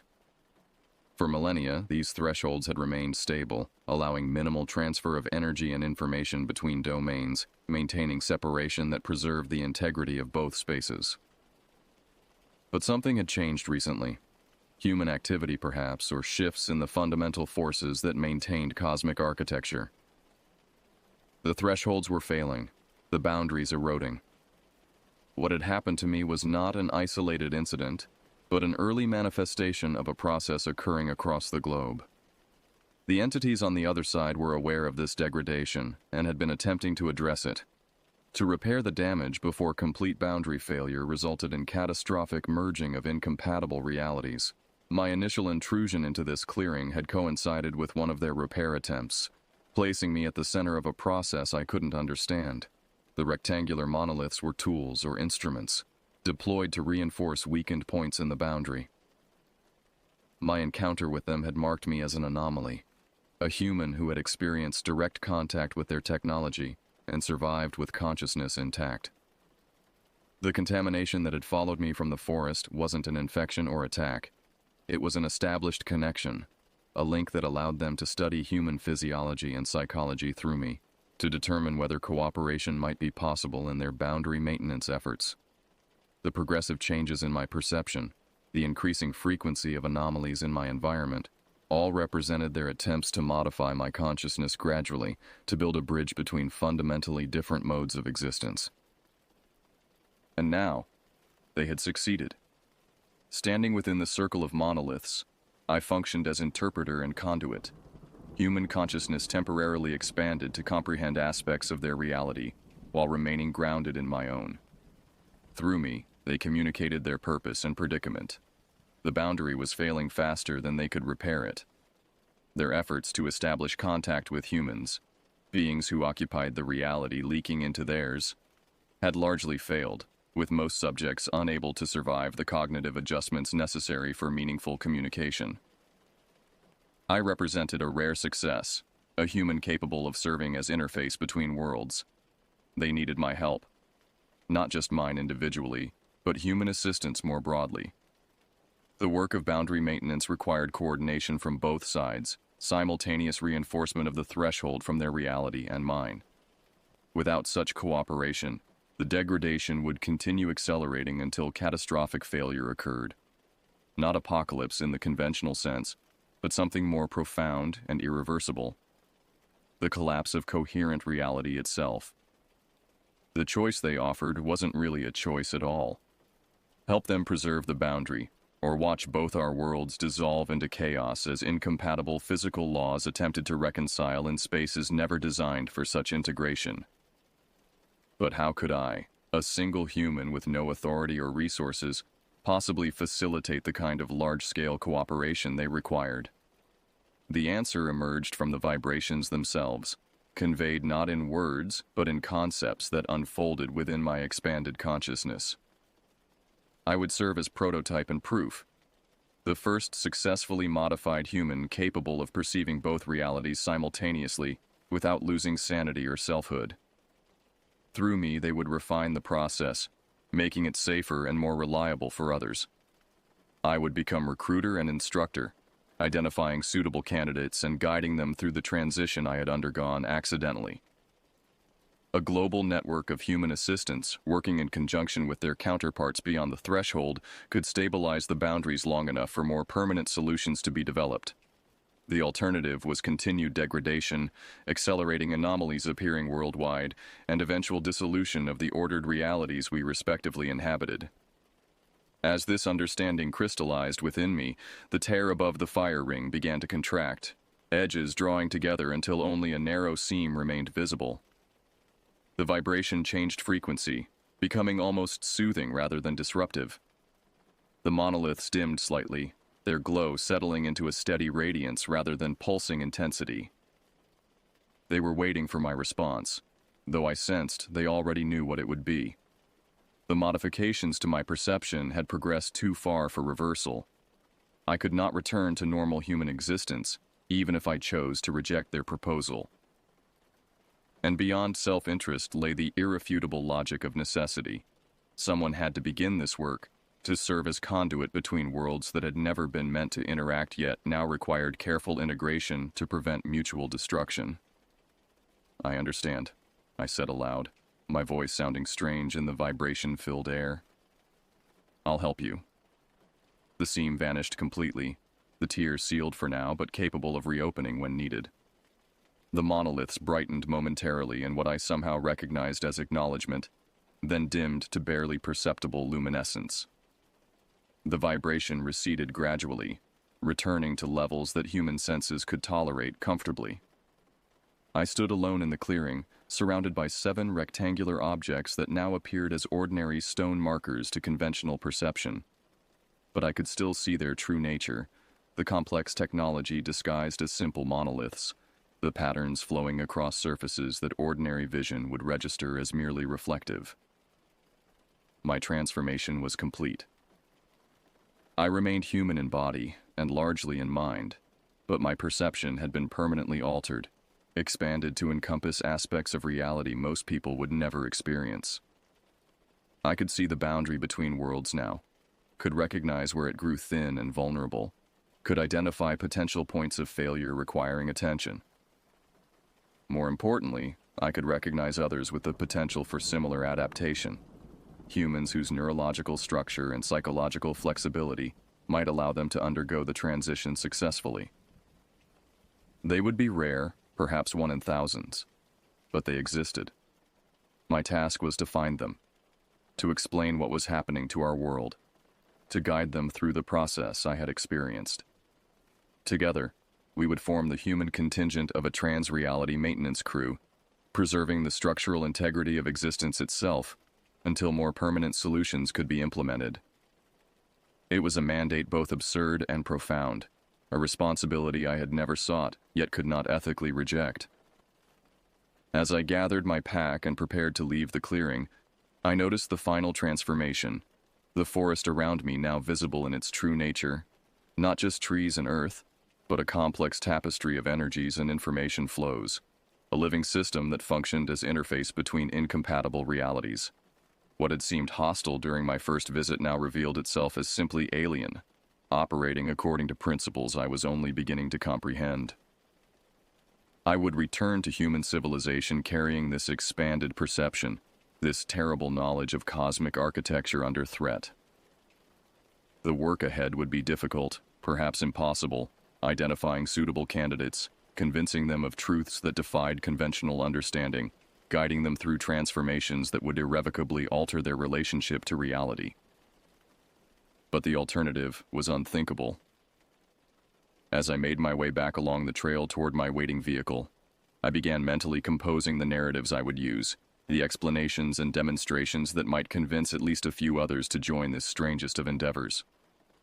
The boundary needed maintenance from both sides, and I had become its first human engineer. The forest around me seemed to approve, adjusting its patterns to facilitate my passage, guiding me back to the world I would now perceive differently forever. Not with fear or hostility, but with the clear sight of someone who had glimpsed the machinery beneath apparent reality and accepted responsibility for its continued function. 3 months have passed since my return from the forest. Winter has settled over the city, covering familiar landscapes with snow that appears ordinary to most observers, but reveals complex energy patterns to my altered perception. The transformation that began with a chance encounter in a remote clearing continues to develop, my understanding expanding as the entities beyond the threshold communicate through the connection we've established. I've learned to navigate 2 simultaneous realities: the conventional world of human society and the underlying framework of boundaries and thresholds that separates our domain from others. This dual awareness no longer overwhelms me as it did initially. I've developed techniques for filtering my perception, focusing on ordinary reality when necessary, while maintaining peripheral awareness of the boundary conditions surrounding me. The physical manifestations of my connection have stabilized. The iridescence remains visible on my skin but has stopped spreading, now covering approximately 30% of my body in patterns that shift subtly in response to boundary fluctuations in my vicinity. I've adapted my wardrobe to conceal these markings when among ordinary people, though occasionally someone with particularly acute perception notices something unusual about my appearance. I've begun the work assigned to me, identifying potential candidates for recruitment into what I've come to think of as the Boundary Maintenance Network. The entities provide guidance, highlighting individuals whose neurological structure suggests compatibility with the modifications required for transreality perception. I approach these people carefully, assessing their psychological resilience before revealing even hints of what I've experienced. Most respond with predictable skepticism or concern for my mental health. A few recognize something genuine in my account, perhaps because they've experienced minor boundary anomalies themselves. Inexplicable time slips, glimpses of geometries that shouldn't exist, encounters with places that feel wrong in ways they can't articulate. These individuals become my focus, potential allies in the work of stabilizing reality itself. The process of bringing others into awareness requires delicacy and patience. Unlike my accidental and traumatic initiation, I can offer guided exposure to boundary phenomena, controlled introductions to the vibrations and resonances that facilitate perception across domains. Of the 17 candidates I've approached so far, 3 have begun the transition successfully, their consciousness expanding gradually to encompass aspects of the reality beyond the threshold. Jordan was first, a quantum physics graduate student whose research had already led her to question conventional models of space-time. Her adaptation progressed smoothly, her scientific background providing conceptual frameworks that accommodated the seemingly impossible phenomena she encountered. Within weeks, she could perceive the rectangular anomalies without assistance, could feel the vibrations that signaled boundary thinning in urban environments. Kai followed, an artist whose abstract sculptures had unconsciously replicated patterns from beyond the threshold, suggesting innate sensitivity to transreality information. His transition was more difficult, accompanied by perceptual distortions that initially manifested as apparent psychosis. But with careful guidance and support from both myself and the entities, he stabilized into functional awareness, his artistic work now deliberately incorporating elements that strengthen boundary integrity through means I still don't fully understand. Elena came third, a retired anthropologist whose lifetime studying liminal cultural practices had prepared her consciousness for expansion beyond conventional parameters. Her adaptation continues, slower than the others but potentially more complete, her decades of disciplined observation allowing her to integrate new perceptual information without becoming overwhelmed. Together, we constitute the beginning of a human response team to boundary degradation. Each brings different skills and perspectives, Jordan's theoretical understanding of quantum fields, Kai's intuitive grasp of reinforcing patterns, Elena's contextual knowledge of how human cultures have historically interacted with threshold phenomena. I serve as coordinator and primary liaison with the entities, my longer experience with trans-reality perception providing a template for their developing awareness. Our work focuses on identifying and reinforcing vulnerable points in the boundary, places where the threshold between realities has grown dangerously thin. These locations occur more frequently than I initially realized. Abandoned industrial sites where chemical processes have somehow weakened spatial integrity. Ancient ceremonial grounds where millennia of ritualized attention have worn pathways between domains, deep subterranean spaces where the physical architecture of Earth itself creates natural resonance chambers. At each site, we perform interventions designed by the entities and translated through my expanded perception. Sometimes these involve physical modifications to the environment, arrangements of specific materials in geometric patterns that dampen harmful vibrations. Sometimes our presence alone suffices, human consciousness properly attuned serving as a stabilizing influence on fluctuating boundary conditions. Occasionally, we must facilitate controlled interactions between domains, carefully managed exchanges of energy that relieve pressure, building along stress points in the threshold. The work is exhausting and often dangerous. Boundary reinforcement requires sustained attention at frequencies human neurophysiology wasn't designed to maintain. Each intervention leaves us drained, our perception temporarily dulled, our connection to ordinary reality strained by prolonged focus on what lies beyond it. Recovery periods become necessary, days or sometimes weeks when we retreat from active threshold management and re-immerse ourselves in conventional human experience. During these recovery phases, I continue searching for additional candidates, expanding our network to address the accelerating degradation of boundary integrity worldwide. The entities provide coordinates for priority regions, geographic locations experiencing unusually rapid threshold thinning, places requiring immediate intervention to prevent localized boundary failures that could propagate into larger systemic collapse. Our most recent operation targeted an abandoned research facility in northern Finland, where experiments in particle physics conducted decades ago had created a persistent weakness in local reality. The boundary there had deteriorated to critical levels, vibrations spilling into conventional space with sufficient intensity to affect ordinary humans in the vicinity. Local reports described bizarre acoustic phenomena, unexplained equipment malfunctions, and psychological disturbances among residents of nearby communities. Jordan, Kai, and I traveled to the site, while Elena coordinated remotely, her physical condition preventing field operations in such an extreme environment. The facility itself stood in a clearing surrounded by dense pine forest, its concrete structures partially reclaimed by vegetation, but still recognizable as a scientific installation. To conventional perception, it appeared merely derelict, abandoned buildings slowly succumbing to weather and time. Through our altered senses, however, it revealed itself as a wound in reality, a place where the boundary had worn so thin that direct visual perception of the domain beyond was possible without technological assistance. Rectangular tiers hovered in open air throughout the complex, some large enough to admit human passage, others microscopic but numerous, like a sieve allowing constant transfer of energy between incompatible realities. The entities had prepared us with intervention protocols, specific movements, sounds, and mental states that would help stabilize the deteriorating threshold. For 3 days, we worked in shifts, maintaining constant attention on the boundary fluctuations, applying techniques that felt part physics, part ritual, part direct manipulation of fundamental forces through consciousness itself.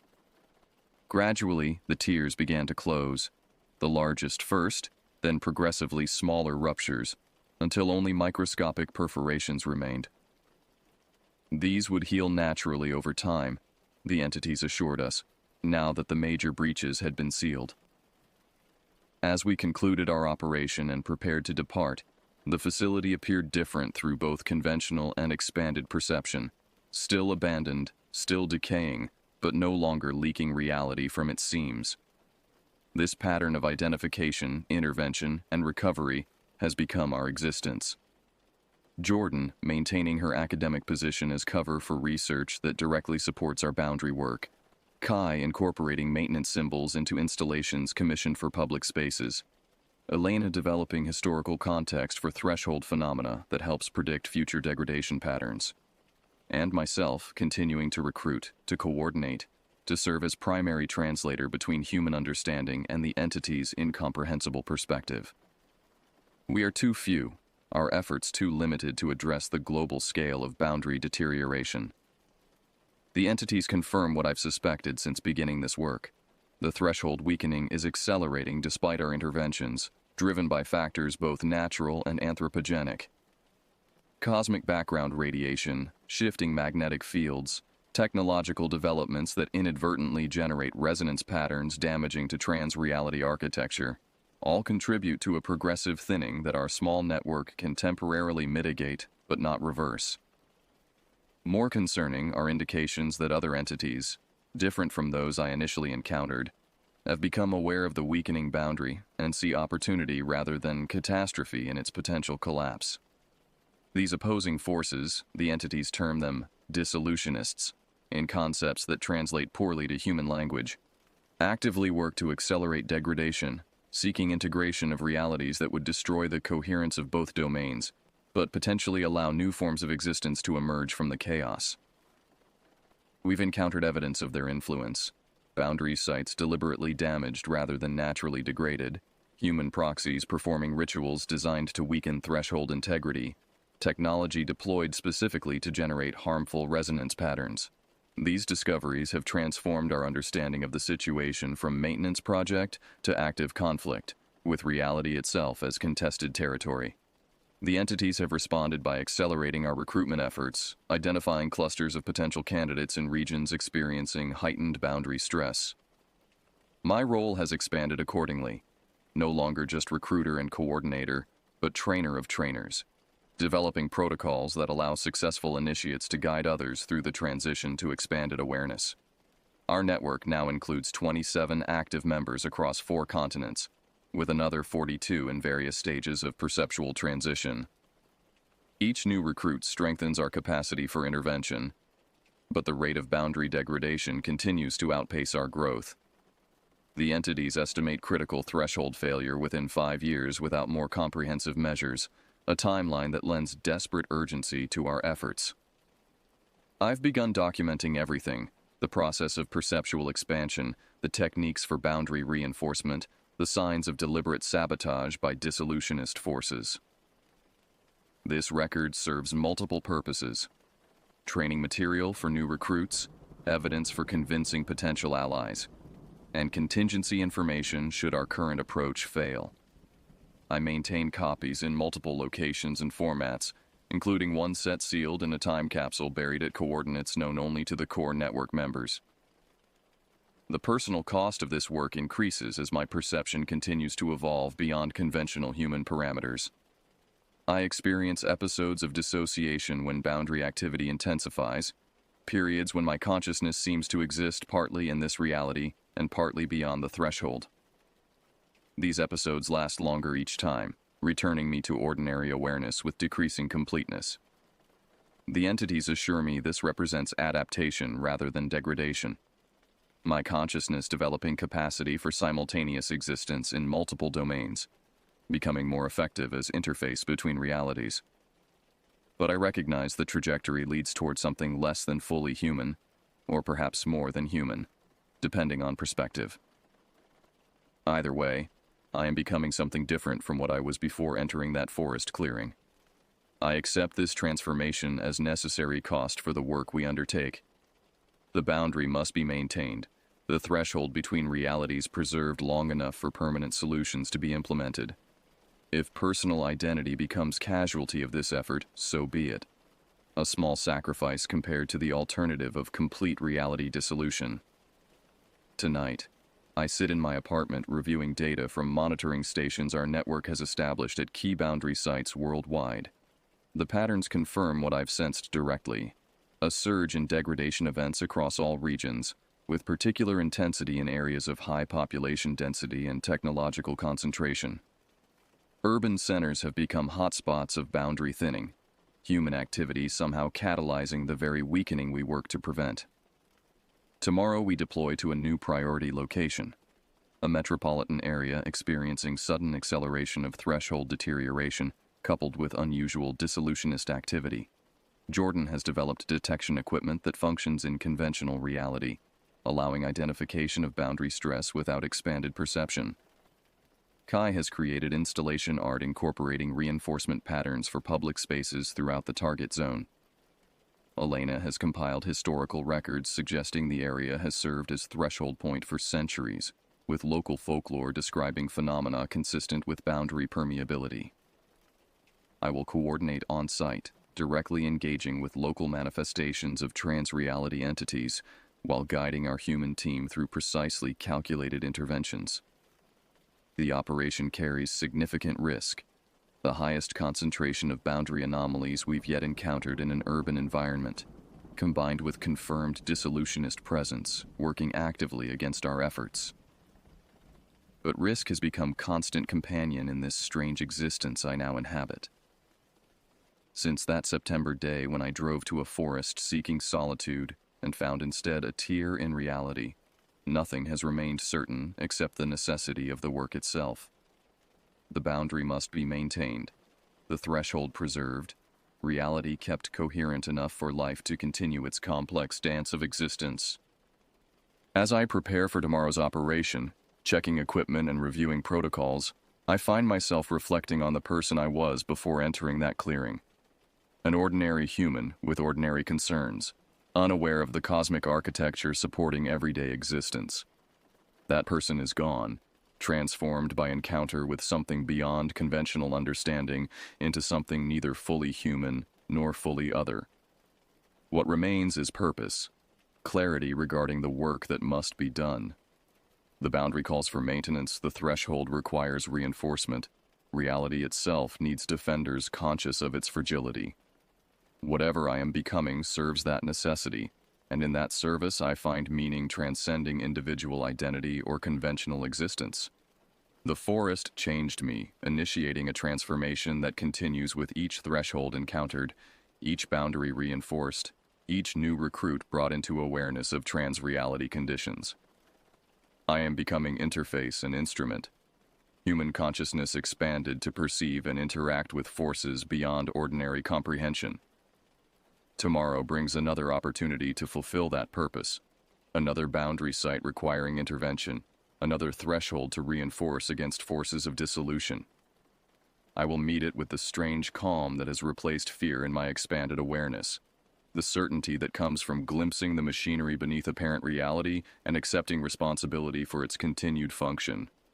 The boundary must be maintained, the work continues, and I with it, changed but resolute, transformed but determined, no longer the person who entered that forest clearing, but something necessary for the preservation of reality itself.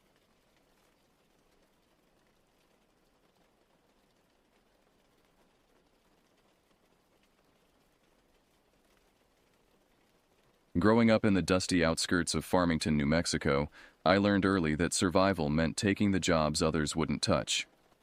My father, Roy, had built his small delivery service from nothing, specializing in the remote runs that left the big shipping companies shaking their heads.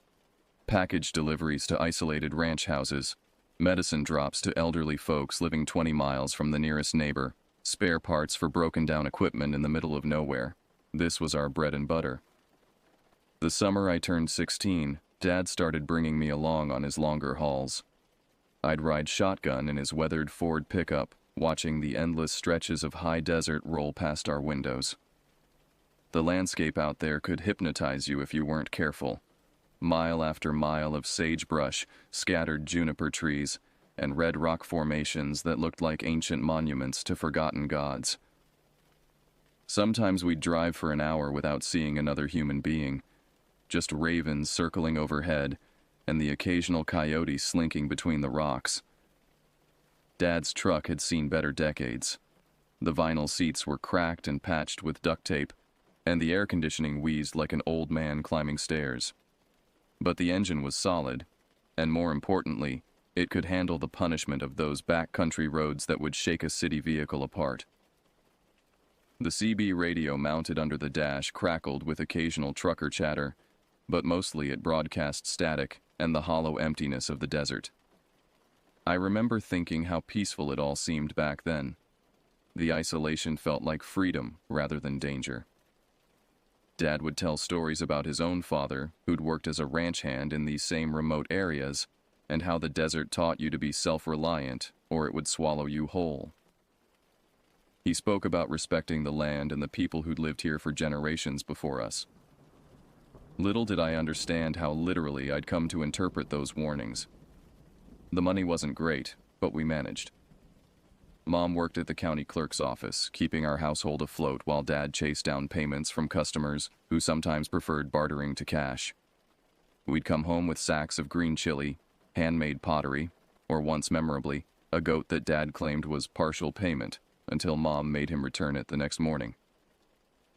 The call came on a Tuesday morning in late June, when the heat was already beginning to build toward the merciless intensity of high summer. I was sitting at our kitchen table, working my way through a bowl of cereal and listening to Dad negotiate with a potential customer over the phone. His voice had that careful, professional tone he used when he sensed good money on the line. "Window Rock, Arizona," he said, scribbling notes on the back of an envelope. "How much freight we talking about?" "Uh-huh. And the deadline?" His eyebrows raised as he listened. "Well, that's definitely doable. We can have it there by Thursday afternoon. No problem." Window Rock was about 2.5 hours southwest, right in the heart of the Navajo Nation. I'd never been there, though I'd heard Dad mention it before. It was the tribal capital, a place where important decisions got made and serious business was conducted. The job sounded straightforward enough. Medical supplies for the Indian Health Service clinic, 3 boxes that needed to reach their destination by Thursday evening.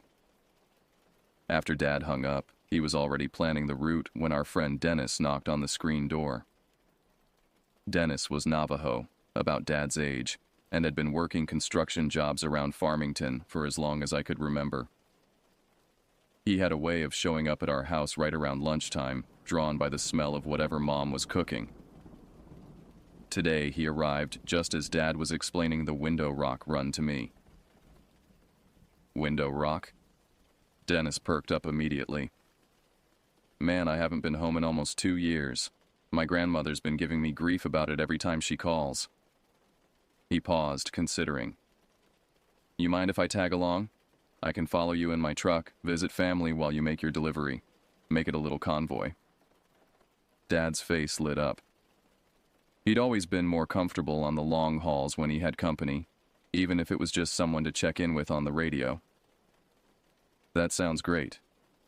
We're planning to head out Thursday morning, get there by early afternoon. You can bring Carmen if she wants to come." Carmen was Dennis's girlfriend, a quiet woman who worked at the hospital and had the kind of gentle smile that made you feel instantly at ease. The idea of turning a simple delivery run into a group trip appealed to everyone. It would break up the monotony of the drive and give Dennis a chance to reconnect with his family. We spent the rest of the week preparing. Dad made sure the truck was serviced, checking the oil, topping off fluids, and testing the radio. He packed extra water, a cooler full of sandwiches, and his emergency kit, the collection of tools, first aid supplies, and spare parts that had gotten us out of trouble more times than I could count. I was excited about the adventure, the chance to see new country and maybe learn something about Navajo culture from Dennis. The night before we left, Dennis stopped by with 2 handheld radios, the kind construction crews used to stay in contact across job sites. "Figured these might come in handy," he said, demonstrating how to change channels and adjust the volume. "Cell service gets pretty spotty out there once you leave the main highway." I spent that evening testing the radios with Dennis, marveling at how clearly we could communicate from opposite ends of our property. The technology seemed almost magical to my 16-year-old mind, like something from a spy movie. I went to bed that night practically vibrating with anticipation, imagining myself as part of some important mission into unexplored territory. Thursday morning dawned clear and bright, with that crisp desert air that promised scorching heat by midday. We loaded the medical supplies into the truck bed, securing them under a tarp to protect them from dust and potential rain. The boxes were heavier than they looked. Medical equipment, Dennis explained, probably diagnostic machines or surgical supplies for the clinic. Dad and I climbed into the Ford while Dennis and Carmen settled into his newer Chevy pickup. Both trucks fired up with satisfying rumbles, and we pulled out of our driveway in formation, Dad leading the way. I felt incredibly grown up clutching the radio, checking in with Dennis every few miles as we navigated through Farmington's outskirts and onto Highway 64. The drive started pleasantly enough. We passed through the familiar landscape of northwestern New Mexico, rolling hills covered in pinon and juniper, with the Chusca Mountains forming a purple backdrop to the west. Dennis's voice crackled through the radio periodically, pointing out landmarks or sharing stories about his childhood in these areas.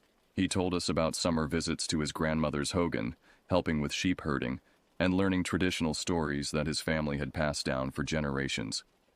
As we crossed into Arizona, the landscape began to change subtly. The rock formations grew more dramatic, carved by millions of years of wind and water into fantastic shapes that resembled sleeping giants or ancient temples. The vegetation became sparser, and the silence between radio check-ins grew longer. There was something about this country that demanded respect, a sense that we were traveling through lands where human presence was tolerated rather than welcomed. Window Rock itself appeared suddenly around a bend in the highway, and I understood immediately how the town had gotten its name. Rising from the desert floor like a natural cathedral, a massive sandstone formation dominated the skyline. Near its peak, erosion had carved a perfect circular opening, perhaps 200 feet in diameter, that framed the sky beyond like a giant's window. "There she is." Dennis's voice came through the radio, thick with emotion. "Still gives me chills every time I see it." The wind was picking up as we entered town, and I could hear it moaning softly through that ancient opening in the rock. The sound was haunting, almost musical, like the desert itself was breathing. We drove past low-slung government buildings, a few trading posts, and modest homes scattered among the trees. Everything seemed to be constructed in harmony with the landscape, as if the town had grown naturally from the red earth rather than being imposed upon it. Dad found the clinic easily enough, and we made our delivery without incident. The staff was grateful for the medical supplies, and Dad collected his payment with the satisfied air of a job well done. While he handled the paperwork, I wandered around the clinic's parking lot, studying the rock formations and watching ravens wheel overhead in the clear blue sky. Dennis and Carmen had disappeared into town to visit his relatives, leaving us to explore on our own. We grabbed lunch at a small cafe where the walls were covered with traditional Navajo rugs and black and white photographs of tribal leaders from decades past. The food was simple but delicious: mutton stew, fry bread, and strong coffee that tasted like it had been brewing since dawn. I remember feeling peaceful as we sat there, listening to the murmur of conversation in Navajo from nearby tables and watching dust devils dance across the parking lot outside. The afternoon sun slanted through the windows, warm and golden, making everything seem safe and ordinary. If someone had told me what was waiting for us on the drive home, I would have laughed. By 4 o'clock, we were ready to head home. Dennis and Carmen had finished their family visits and seemed reluctant to leave, but the afternoon was advancing and we all wanted to be back in Farmington before dark. The summer sun could be brutal, but desert nights brought their own challenges: temperature drops, reduced visibility, and the increased activity of nocturnal animals. We decided to take Highway 12 north toward Gallup instead of retracing our route on Highway 64. Dennis said it was slightly shorter and would give us different scenery for the return trip. The road was older and less maintained, but it connected with Interstate 40 near Gallup, where we could make good time back to Farmington. The first hour of the drive was uneventful. We rolled through open country, past isolated hogans and seasonal camps where Navajo families brought their livestock during certain times of year. The landscape was stark but beautiful, wide valleys between mesas, dotted with scrub oak and the occasional windmill pumping water for cattle. Our radios chattered intermittently with observations about the scenery or jokes about Dennis's grandmother's cooking. Around 5:30, clouds began building in the southwest, towering thunderheads that promised an evening storm. The air grew thick and humid, unusual for the high desert, and the wind picked up enough to rock the truck slightly as we drove. Dennis mentioned over the radio that storm season was starting early this year, and we might want to pick up our pace to avoid getting caught in heavy rain on the winding road. As if summoned by his words, the first fat raindrops splattered against our windshield just as we crested a small rise. Dad turned on the wipers and slowed slightly, mindful of how slick these desert roads could become with just a little moisture.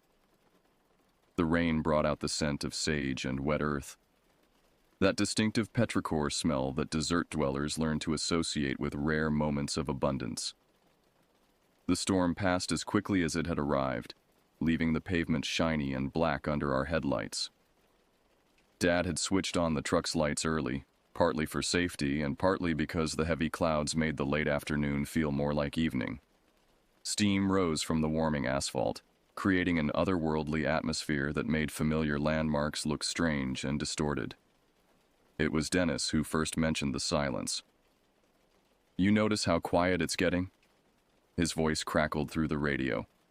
"Usually see roadrunners or rabbits this time of day, but there's nothing moving out there." Now that he'd pointed it out, I realized he was right. The desert that had seemed so alive during our morning drive now felt empty, almost sterile. No birds circled overhead, no small animals darted between the bushes. Even the wind had died to an unnatural stillness. The only sounds were our engines and the hiss of wet tires on pavement. "Probably just the storm," Dad replied, but his voice carried a note of uncertainty. "Animals tend to hunker down when the weather gets weird." We drove on through the gathering dusk, following the yellow line of our headlights as it carved through the darkness ahead. The radio fell silent except for our periodic check-ins, and I found myself staring out the side windows, searching for any sign of movement in the landscape rolling past. The emptiness was beginning to feel oppressive, as if we were traveling through a land that had been abandoned by all life except ourselves. That's when we saw the shape in the road ahead. At first, it looked like a large boulder that had rolled down from the cliffs lining the left side of the highway. Dad started to slow the truck, muttering about road hazards and wondering why there weren't any warning signs. But as our headlights swept closer, the shape resolved into something that made my stomach clench with instinctive terror. It was crouched in the center of the asphalt, facing away from us toward the rock face. The posture was wrong for any normal animal, too upright, too deliberate.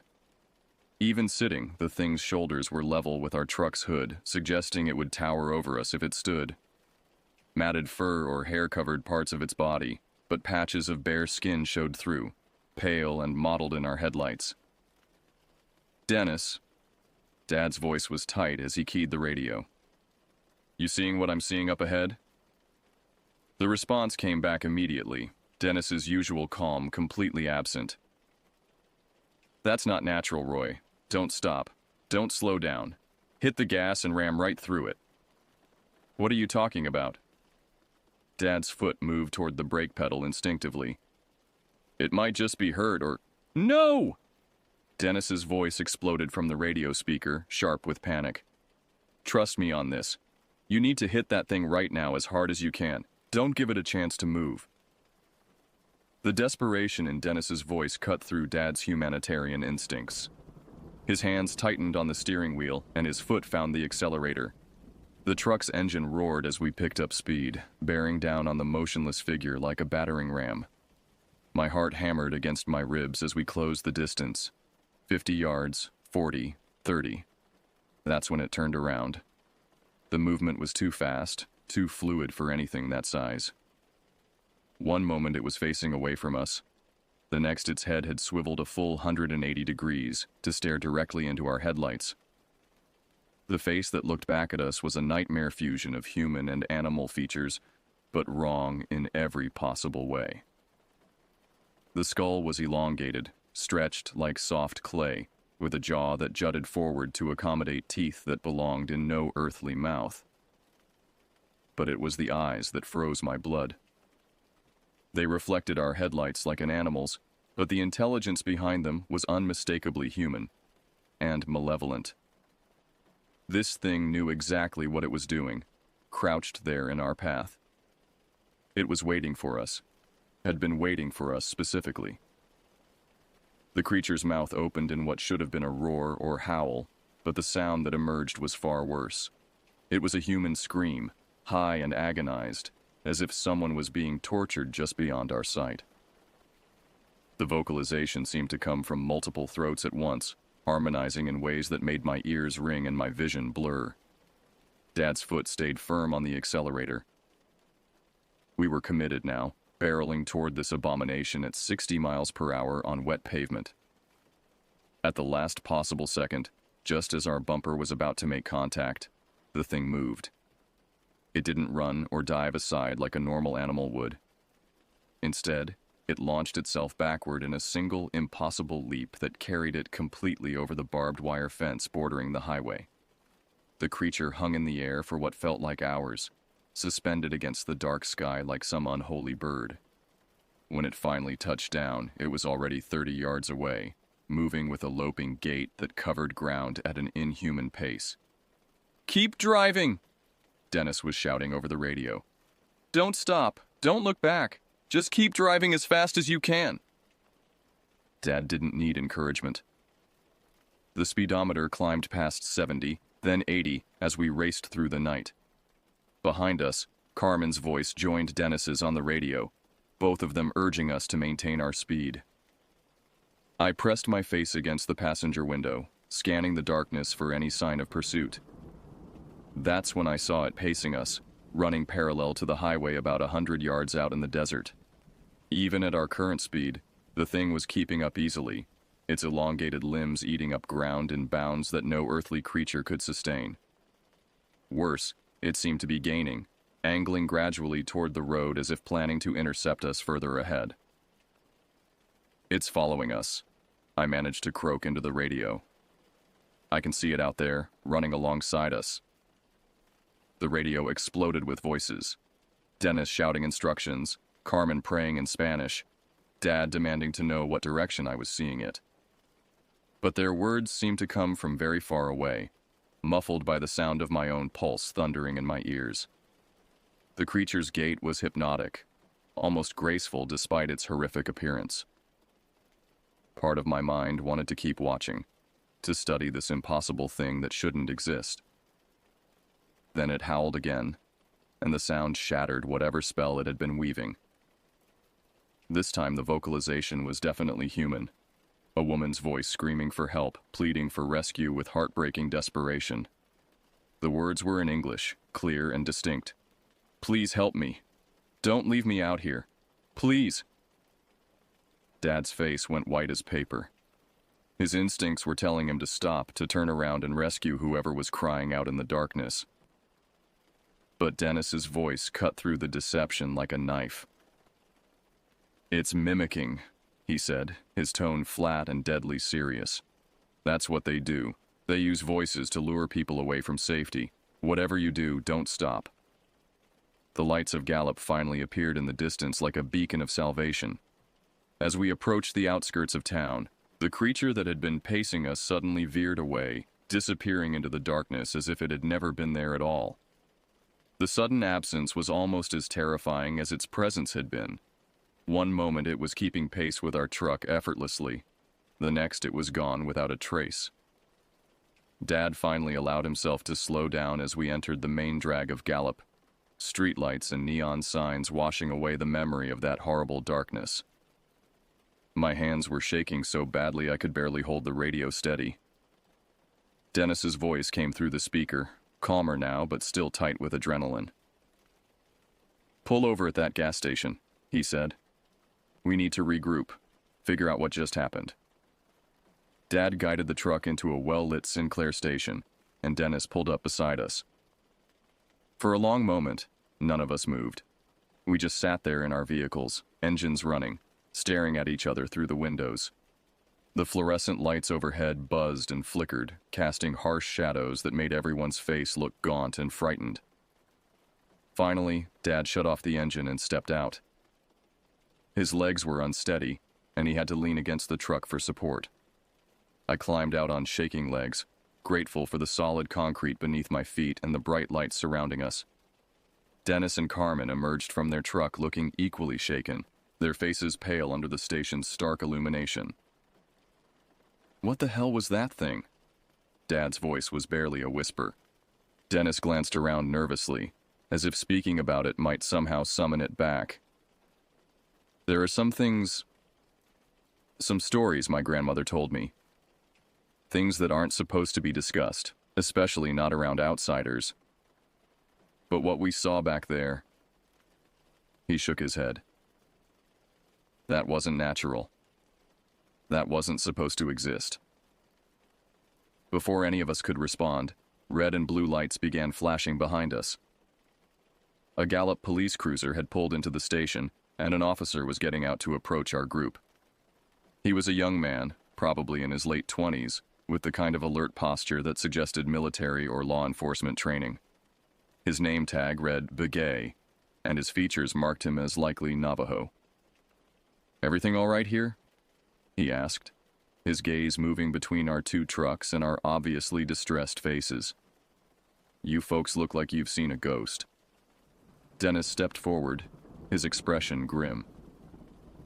"Officer, we just drove here from Window Rock on Highway 12. About 10 miles back, we encountered something on the road. Something that shouldn't have been there." The officer's professional demeanor flickered slightly. "What kind of something?" "A skinwalker," Dennis said quietly. The word hit Officer Begay like a physical blow. His face went ashen and his hand moved instinctively toward his service weapon. For several seconds, he just stared at Dennis, his mouth working silently as if he couldn't quite process what he'd heard. "You're certain?" he finally managed. "I've lived on the res my whole life," Dennis replied. "My grandmother taught me the signs, the warnings. What we saw matched every description she ever gave me. It was waiting for us in the road, and when we got close, it..."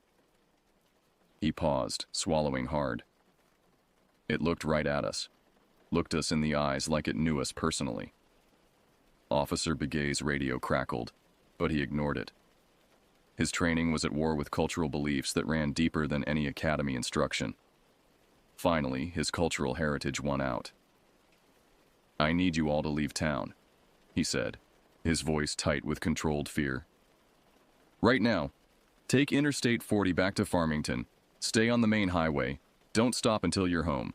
And don't talk about this to anyone who wasn't there." "What about a report?" Dad asked. "Shouldn't we file some kind of incident report?" "No," the officer said sharply. "No reports, no paperwork, no documentation. This conversation never happened. You were speeding through town, I gave you a warning, you left. That's all anyone needs to know." He was already backing away from us, his eyes darting nervously toward the darkness beyond the station's lights. "Go home," he repeated.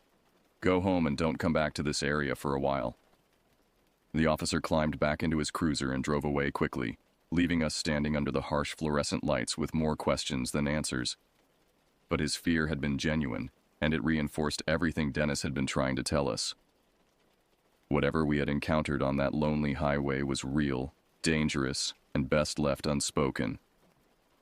We made the drive back to Farmington in record time, sticking to the interstate and its reassuring flow of truck traffic. Neither Dad nor I spoke much during the hour-long journey, but I could see his hands gripping the steering wheel with white-knuckled intensity. Every few minutes, he would check the rearview mirror, searching for any sign that we were being followed. Dennis and Carmen stayed close behind us, their headlights a comforting presence in the darkness. Occasionally, Dennis would check in over the radio, asking if we were okay or commenting on some landmark.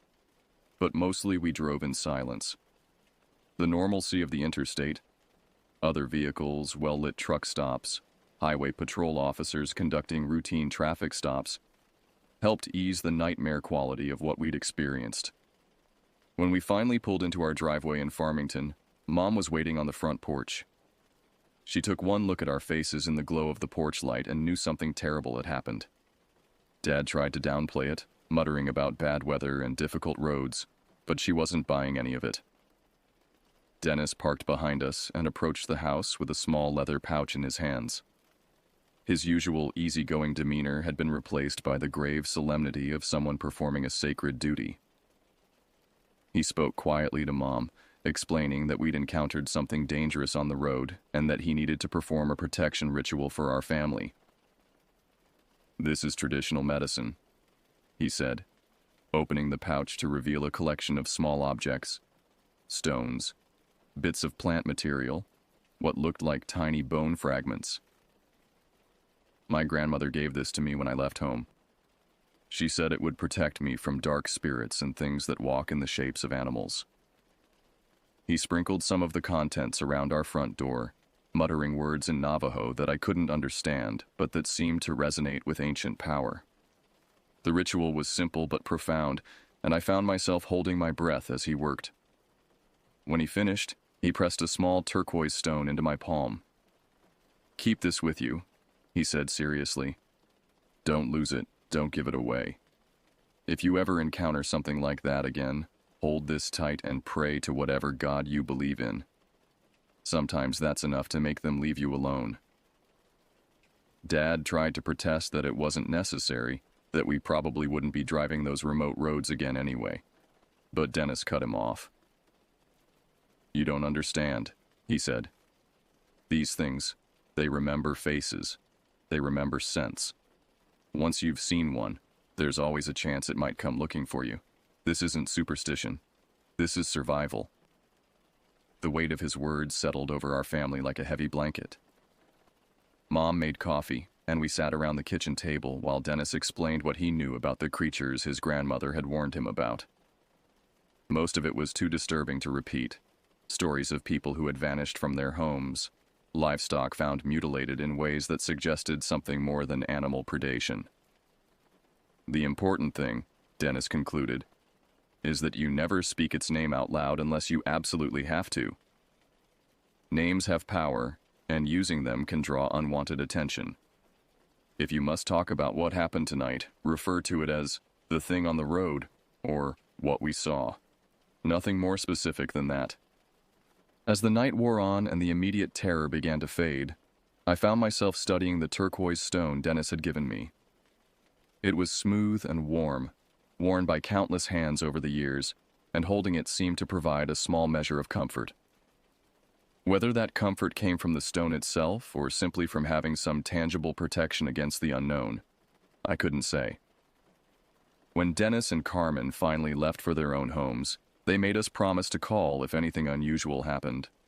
Strange sounds around the house, animals acting aggressively, dreams that felt too real.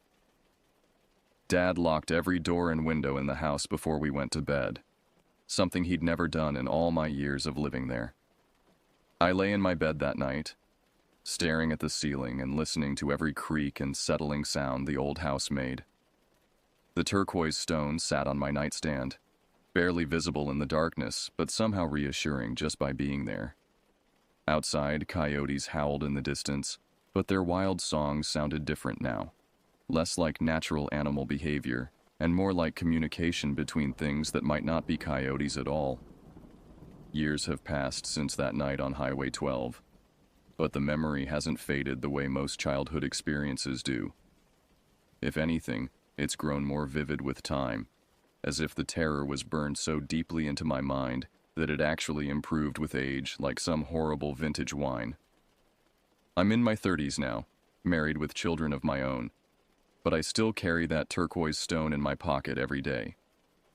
Dad's delivery business eventually expanded, and we moved to a larger house in a better part of Farmington. But he never took another contract that would require driving through remote areas of the Navajo Nation. When customers called with deliveries bound for Window Rock or other reservation towns, he would politely decline or recommend other services.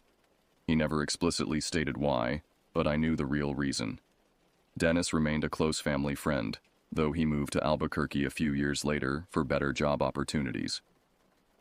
Before he left, he spent an evening teaching me more about the traditional protections his grandmother had passed down to him. He gave me additional items for a protection bundle: sage for cleansing, cornmeal for offerings, a small piece of obsidian that he claimed could cut through spiritual deceptions. The thing about encountering something like that, he told me during one of our last conversations before his move, is that it changes how you see the world. You realize there are layers of reality that most people never glimpse, and once you've seen through the veil, you can never quite forget what's lurking on the other side. I understood what he meant. Even now, decades later, I find myself scanning the landscape whenever I drive through isolated areas.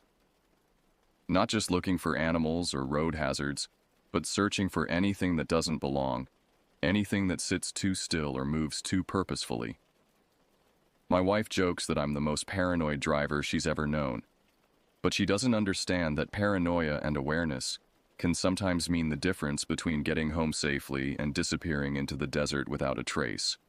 The nightmares came and went for several years after the encounter. They were always variations on the same theme: being pursued through endless darkness by something that wore familiar faces but moved within human grace. Sometimes it was the creature from the road. Other times it took the forms of friends or family members, beckoning me to follow them into places where the shadows moved independently of their sources. I've never told my own children about what happened that night, though they're now approaching the age when such knowledge might be useful. Part of me wants to protect them from the burden of knowing that such things exist, while another part recognizes that ignorance can be its own form of danger. Perhaps when they're older, when they start dating and driving on their own, I'll pass along the warnings that Dennis shared with our family. The scientific part of my mind has occasionally tried to rationalize the experience.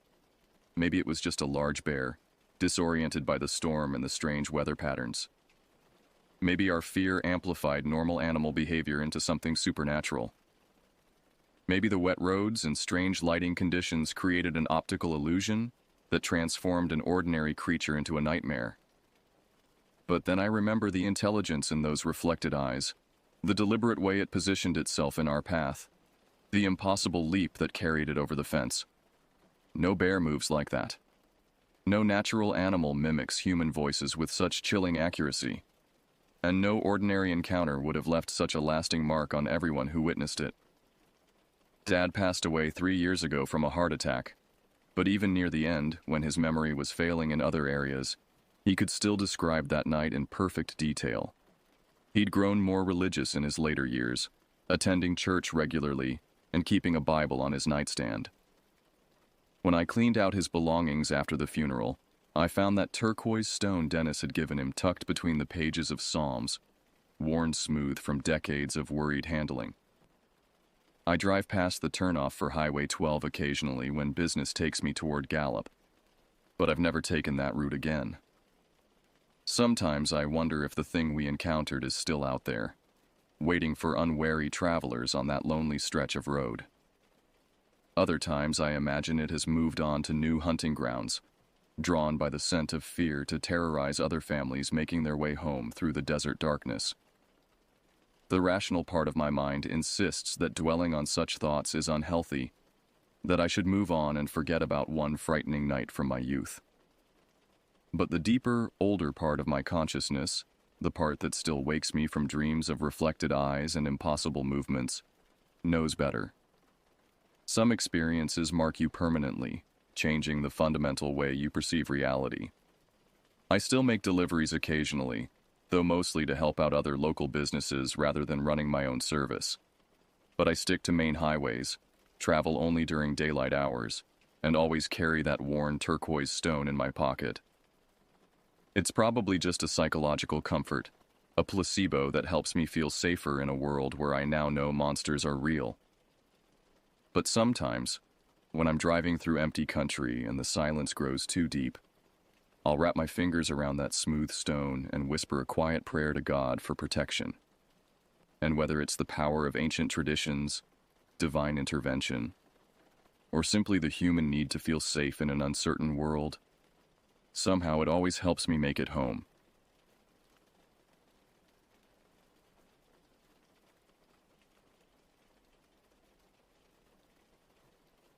I've been hiking the Ozarks for nearly a decade now. I'm a 29-year-old guy, and I'll be honest, I'm obsessed with my health and fitness in ways that probably aren't entirely normal. It all started from a place of deep insecurity back in high school. I was one of those kids who carried extra weight like a burden, feeling the stares and whispered comments that teenagers think they're being subtle about. The humiliation burned worse than any physical pain I'd ever experienced. When I turned 18 and moved out to the countryside with my father after graduation, something shifted.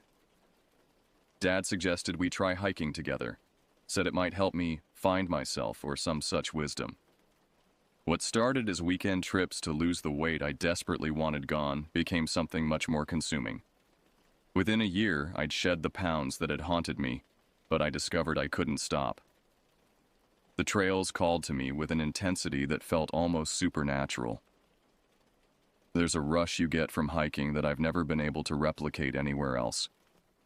Your heart pounds not from fear or anxiety, but from pure exertion and accomplishment. Every step forward is a victory. Every summit reached a conquest over your own limitations. The forest becomes your cathedral, the trails your scripture. I found God in those mountains in ways I never had in any church pew. When Dad passed from lung cancer just after my 19th birthday, hiking transformed from passion to necessity. It was our bond, our shared language when words failed us during those final months. After the funeral, when the house felt too quiet and empty, the trails became my sanctuary. They were where I could still feel his presence, where memories lived in every familiar turn and overlook. But I'm not here to pour out my life story or beg for sympathy. I'm telling you this so you understand that I know these mountains. I know the rhythms of the wildlife, the patterns of the seasons, the way morning mist rises from the hollows. What I encountered in October 2023 violated every natural law I'd learned to trust. The Ozarks have always been prime hunting territory, which means the deer population here has developed heightened survival instincts over generations. These animals can detect human presence from incredible distances. They'll bolt at the snap of a twig, vanish at the whisper of unfamiliar scent on the wind. A glimpse of movement through the trees is often all you'll get before they're gone. Lately, though, something fundamental had changed. Instead of fleeing, I'd been walking right up on them by accident. At first, I thought I'd just gotten better at moving quietly through the forest, that my years of experience had finally paid off in some meaningful way. But then the incidents became impossible to explain away with simple woodcraft. October 7th, 2023, started like any other solo camping trip. I'd broken down my campsite as the first pale light crept through the canopy, eager to get back on the trail before the day grew too warm. The morning air carried that crisp bite of autumn, and the leaves crunched satisfyingly under my boots as I made my way along the familiar path. I'd been walking for maybe 30 minutes when I rounded a bend and nearly collided with something that shouldn't have been there. Where the trail had been clear just moments before, a massive buck now stood directly in my path. This wasn't just any deer. This was a trophy animal, the kind hunters dream about their entire lives. His rack spread wide enough that he would have struggled to navigate through dense underbrush, and his body mass suggested he was well into his prime years. But something was wrong immediately. The buck was making sounds no deer should make. Deep, guttural grunting combined with huffing noises that seemed to come from deep in his chest. His hooves worked at the earth, pawing and scraping with mechanical repetition that reminded me of a broken record player stuck on the same scratch. I assumed he somehow hadn't detected my presence yet, so I tried the standard protocol for wildlife encounters. I shouted at him, making myself as loud and imposing as possible. The effect was instantaneous and unnerving. He stopped moving entirely. Not just the pawing and grunting, but everything. He became as still as a statue carved from stone. That's when I noticed his eyes. They weren't focused on me, weren't focused on anything. They stared straight ahead with the glassy, vacant expression of a corpse. When I shouted again, even louder this time, he didn't so much as twitch an ear in my direction. It was as if he'd been switched off like a machine. Curiosity has always been one of my most dangerous traits. Despite every instinct screaming at me to back away, I found myself moving closer to this impossible creature. The rational part of my mind insisted there had to be an explanation. Maybe he was sick. Maybe he was injured in some way that affected his hearing or awareness. I reached out slowly and placed my palm against his side, just below the rib cage where his abdomen began. The fur felt normal enough, coarse and thick with the winter coat coming in. His skin was warm, and I could feel his heart beating with steady mechanical rhythm. For a moment I felt almost giddy with the impossibility of it all. When would I ever get another chance to touch a wild buck like this? But then I felt something else entirely. Something that made my stomach lurch with revulsion. Beneath the skin, something was moving. Not the normal shifting of organs or the gentle expansion and contraction of breathing, but deliberate, writhing movement that felt completely foreign to any anatomy I understood. Whatever was under there felt substantial, like thick ropes or cables sliding over and around each other in complex patterns. The movement was continuous and purposeful, as if something was actively swimming through the deer's body cavity. I could trace the path of these things as they wound from his lower abdomen up toward his chest, then back down again in endless loops. My first thought was parasites, some kind of massive intestinal worms that had grown to impossible size. But even as I tried to rationalize what I was feeling, I knew it didn't fit. Parasites don't move with such coordination, such apparent intelligence. These things felt like they were exploring, mapping the interior of their host with systematic thoroughness. The reality of what I was touching hit me like a physical blow. This deer was infected with something I had no framework for understanding, and I was standing here with my bare hand pressed against it like an idiot. I jerked my hand back so violently I nearly lost my balance, immediately digging through my pack for hand sanitizer. As I poured the clear liquid over my palm and scrubbed frantically, trying to remove any trace of contact with whatever horror was living inside that deer, I looked up to find the buck's face inches from my own. His neck had twisted at an angle that should have been anatomically impossible, bending nearly 90 degrees to bring his head down to my level. His mouth hung open, revealing the source of those guttural sounds I'd been hearing. Deep in his throat, something dark and wet pulsed with its own rhythm, separate from his breathing or heartbeat. The smell that hit me was beyond description. It wasn't just death. It was corruption, decay that had been fermenting inside a living body for an unknowable amount of time. The stench was so thick I could taste it. A coating of rot that settled on my tongue and wouldn't leave. Inside his mouth, growths that could only be described as tumors covered every surface.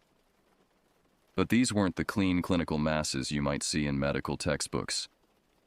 These were organic nightmares, glistening with moisture and shot through with dark veins that pulsed visibly.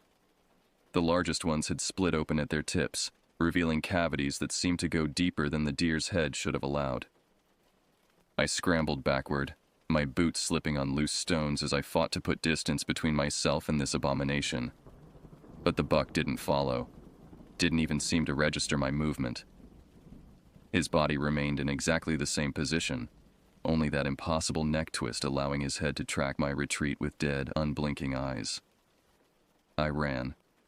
Not the controlled retreat of an experienced hiker, but the desperate flight of prey trying to escape a predator. My pack bounced against my back with every step, and branches caught at my clothes as I crashed through the underbrush. Behind me, I could still hear those wet, grinding sounds echoing through the trees, as if the forest itself had become infected with whatever lived inside that deer. When I finally stopped, my lungs burned and my legs shook with exhaustion. I'd covered maybe a mile, though it felt like 10. I turned back toward where I'd come from, half expecting to see the buck pursuing me with that same mechanical gait. But the trail behind me was empty, filled only with the normal sounds of a healthy forest going about its business. For several minutes, I stood there trying to process what had just happened. Every logical part of my mind insisted I'd imagined the worst of it, that stress and isolation had played tricks on my perception.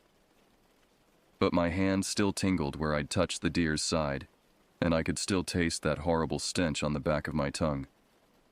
I pulled out my phone, thinking I might call someone, though I had no idea who or what I would say. The screen showed no signal, which wasn't unusual in this part of the mountains. Even if I'd had reception, what would I have reported? That I'd encountered a sick deer? That I'd seen something I couldn't explain? The smart thing would have been to turn around, hike back to my truck, and report the incident to park rangers or wildlife officials. Let someone with training and equipment handle whatever disease was affecting the local deer population.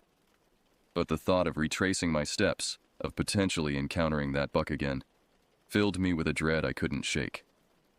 Instead, I decided to continue forward, to put as much distance as possible between myself and that abomination. I had been planning to spend another night on the trail anyway, and my second planned campsite was only a few miles ahead. I could reach it well before dark, set up camp, and deal with everything else in the morning when my head was clearer. The afternoon passed uneventfully, but I found myself jumping at every sound, every movement in my peripheral vision. A squirrel rustling through fallen leaves made me spin around in panic. The distant crack of a branch breaking underfoot, probably from some small animal, sent my heart racing. I was developing the hypervigilance of someone who no longer trusted their environment, and it was exhausting. By the time I reached my planned campsite, the sun was already beginning its descent toward the western ridges. But instead of the relief I'd expected to feel, a new anxiety gripped me. The site felt too exposed, too vulnerable. It was a standard backcountry spot with a fire ring and a relatively flat area for a tent, but now it seemed like a trap. I stood at the edge of the clearing for several minutes, scanning the tree line for any sign of movement. Everything looked normal. Too normal, perhaps. The forest felt like it was holding secrets, watching me with invisible eyes. Every shadow could hide another infected deer. Every rustling leaf could herald the approach of something worse.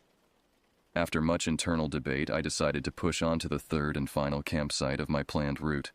It would mean several more hours of hiking, and I'd be setting up camp in near darkness. But it would also put maximum distance between myself and whatever I'd encountered that morning. The hike to the final campsite tested every ounce of endurance I'd built up over years of trail experience. My legs felt like lead weights by the time I reached the familiar marker that indicated I was close to my destination. The sun had disappeared behind the western mountains, leaving only the fading purple light of dusk to guide my steps. When I finally stumbled into the clearing that would serve as my home for the night, exhaustion hit me like a physical blow.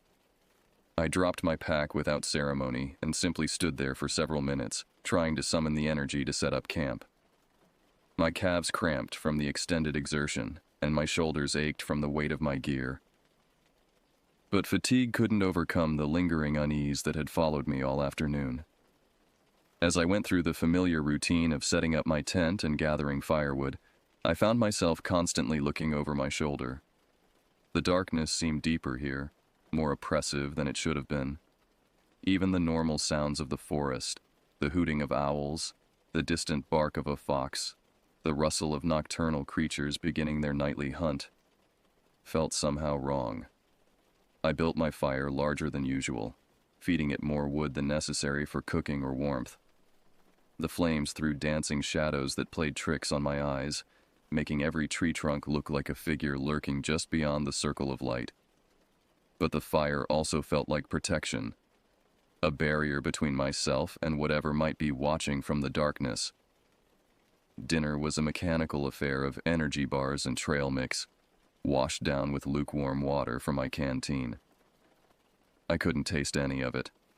My mouth still carried traces of that horrible stench from the buck's breath.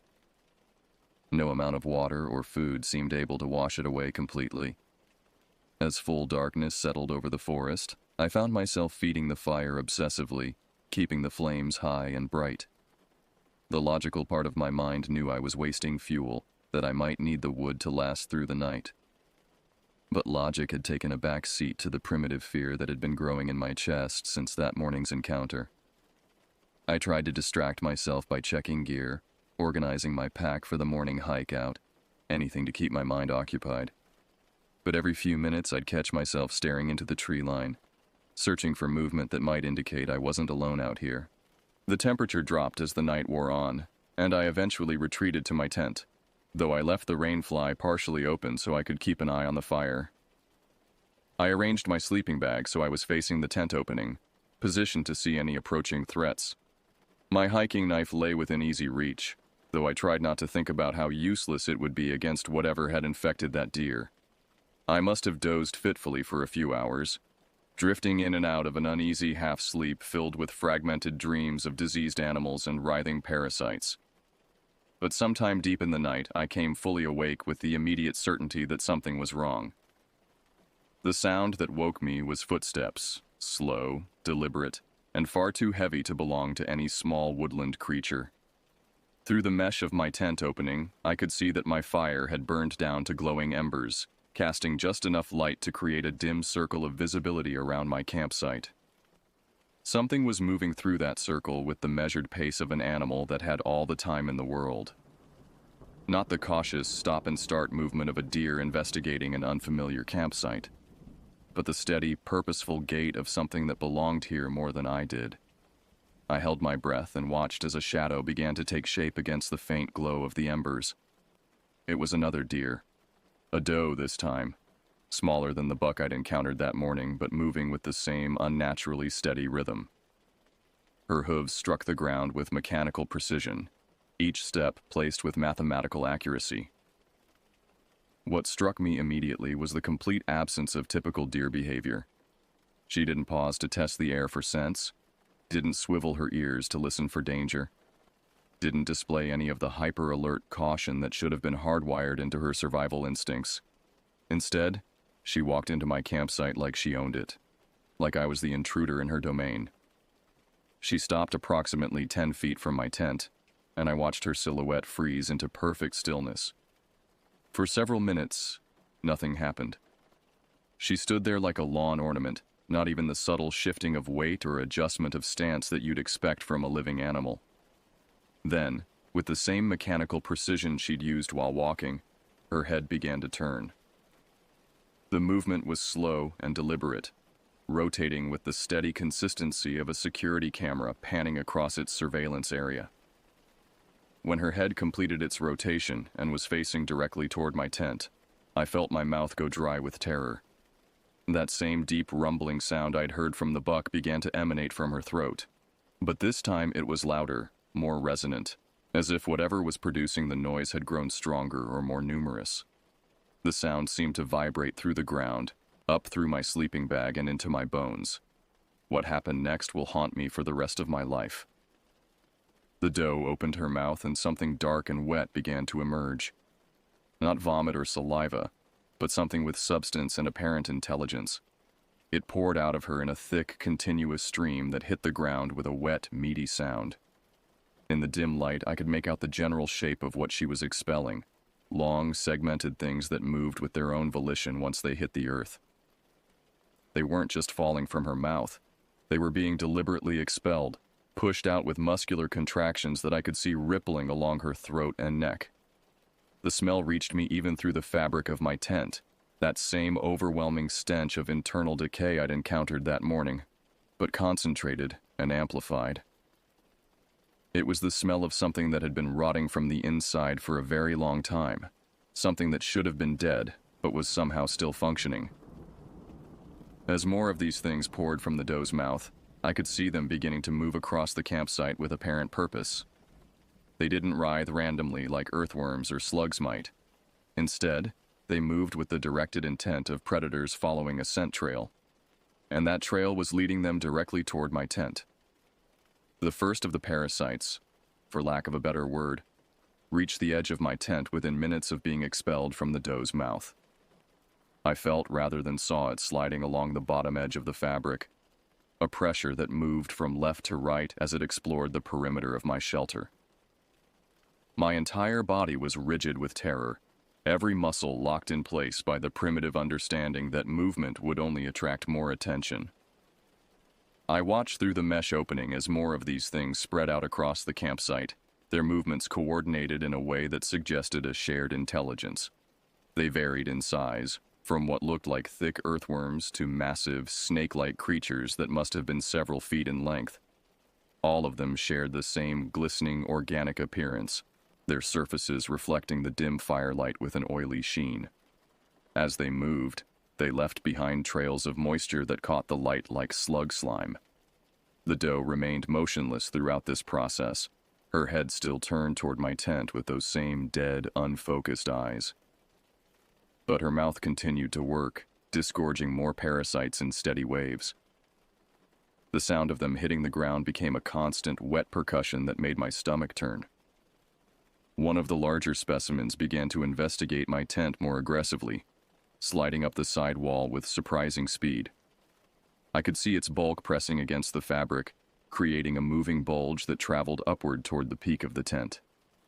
The weight of it pulled at the guy lines, causing the entire structure to shift and creak. That's when I felt something slide underneath me. The sensation was unmistakable. Something large and wet moving beneath the tent floor, following the contours of my body through the thin fabric.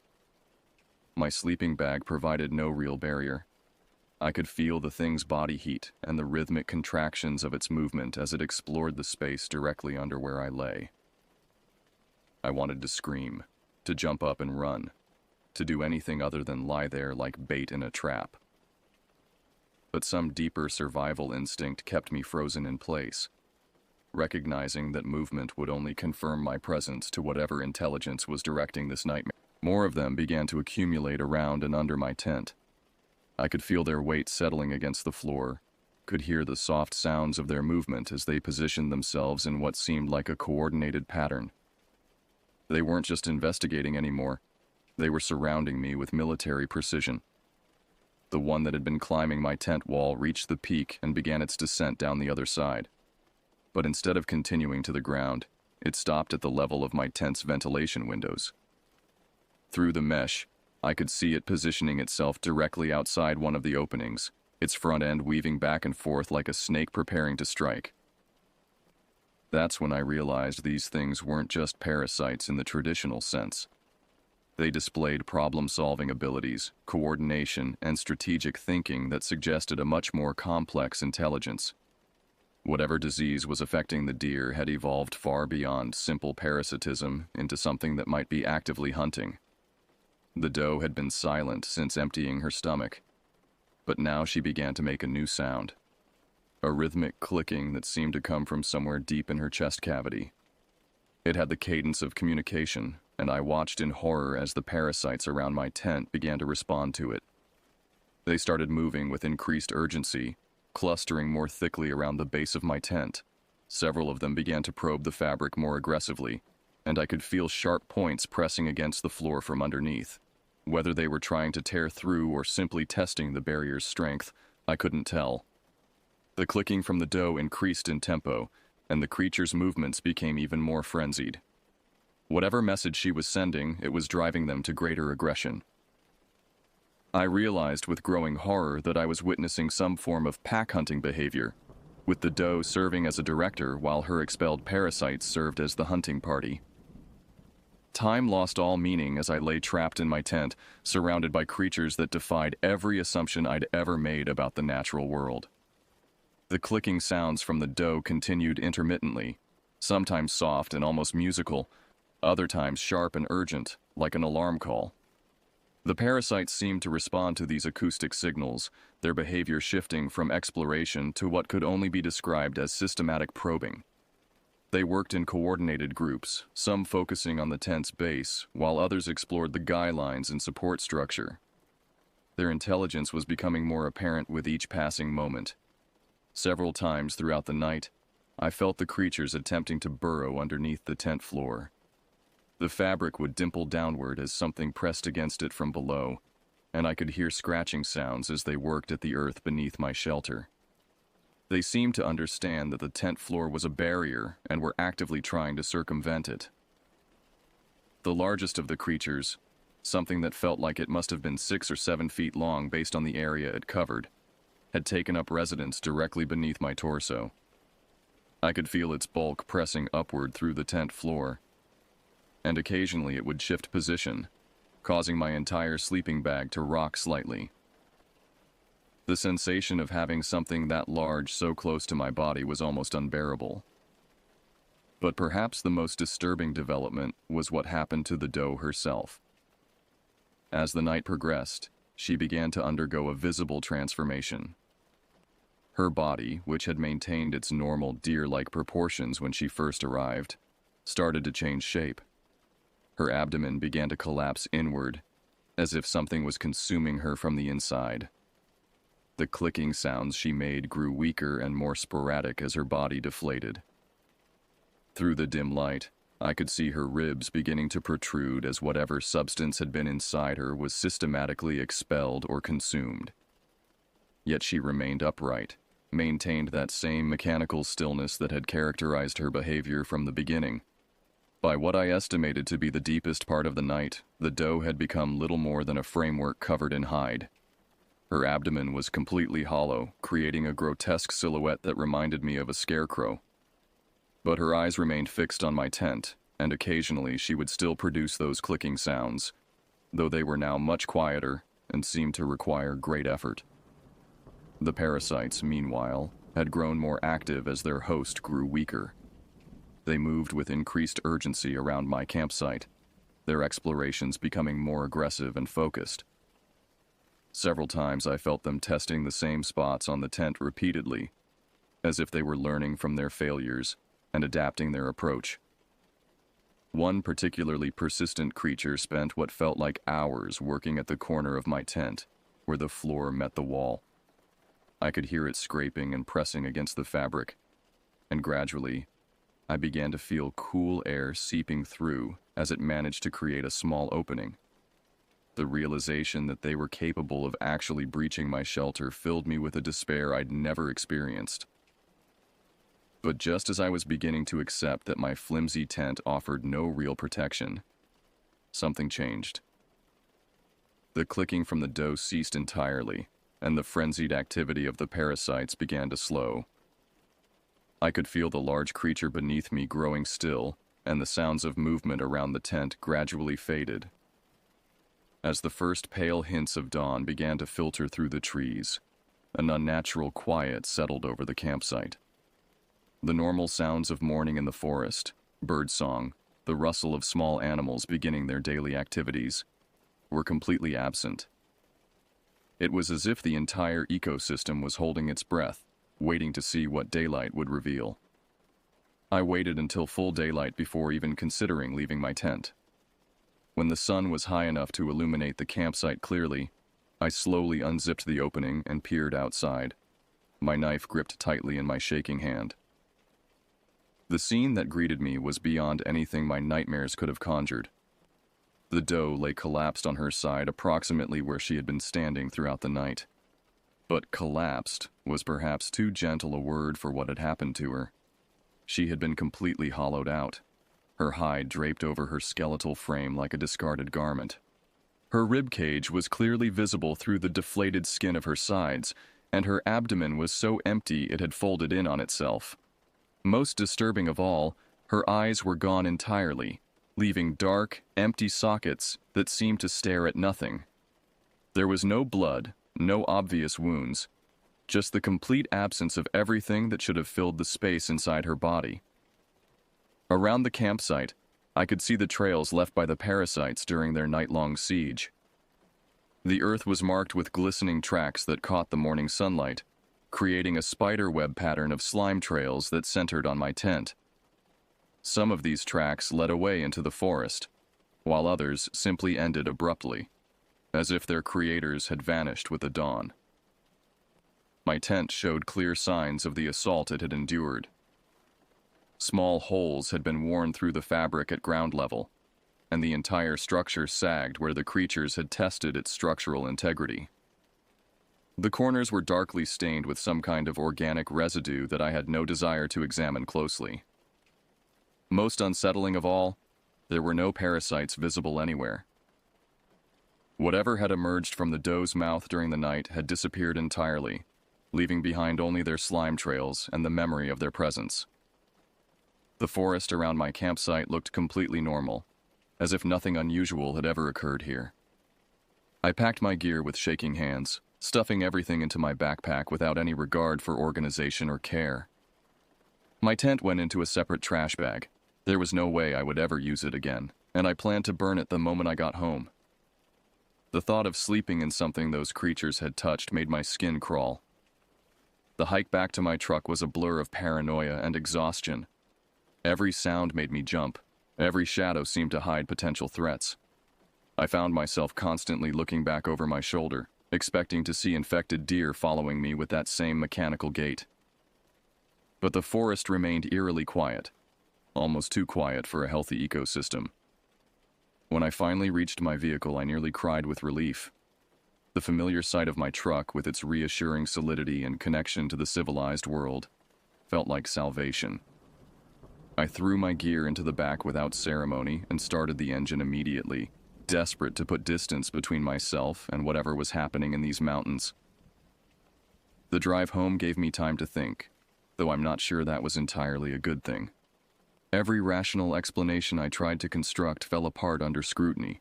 Mass parasitic infection didn't explain the coordinated behavior I'd witnessed. Rabies didn't account for the systematic way the creatures had explored my tent. Disease might explain the deer's condition, but it couldn't explain the apparent intelligence behind the assault on my campsite. When I got home, I called my mother, thinking that talking to another human being might help me process what I'd experienced. But when I tried to explain what had happened, the words sounded insane even to my own ears. How do you tell someone you've encountered something that violates the basic principles of biology and natural behavior? I managed to produce a laugh that sounded forced even to me, treating the whole incident like an amusing anecdote about wildlife encounters gone wrong. But my mother knew me well enough to hear the strain in my voice, and she asked several times if I was really okay. I assured her I was fine, that it had just been an unusually exciting camping trip. Since that night in October 2023, I haven't returned to the Ozarks. I've relocated my hiking and camping activities to mountain ranges hundreds of miles away, accepting the longer drive times as a necessary price for peace of mind. The extra hours in the car are nothing compared to the psychological safety of knowing I'm far from whatever is happening in those infected forests. I've researched every disease, parasite, and neurological condition that might affect deer behavior, but nothing I've found explains what I witnessed. Chronic wasting disease causes some behavioral changes, but not the coordinated intelligence I observed. Various parasites can affect animal behavior, but none create the systematic hunting patterns I experienced. Sometimes, late at night when I can't get away from memories of that clicking sound and the sensation of creatures moving beneath my tent, I wonder what would have happened if I'd stayed another night. Would more deer have arrived? Would the parasites have eventually found a way through my tent? Would I have ended up like that doe? A hollow shell drained of everything that made me human? I've considered reporting the incident to wildlife authorities, but what would I tell them? That I encountered super-intelligent parasites that hunt cooperatively? That deer in the Ozarks are being hollowed out by creatures that disappear with the dawn? They'd think I was suffering from stress-induced hallucinations or worse, so I keep the story to myself, mostly. I've moved my outdoor activities to ranges where the deer still behave like deer, where the forest sounds healthy and vibrant, where nothing clicks in the darkness or slides beneath my tent. I tell myself that whatever is happening in the Ozarks will burn itself out. That natural selection will eventually restore balance to that ecosystem. But deep down, I fear that what I encountered wasn't an anomaly, but an evolution.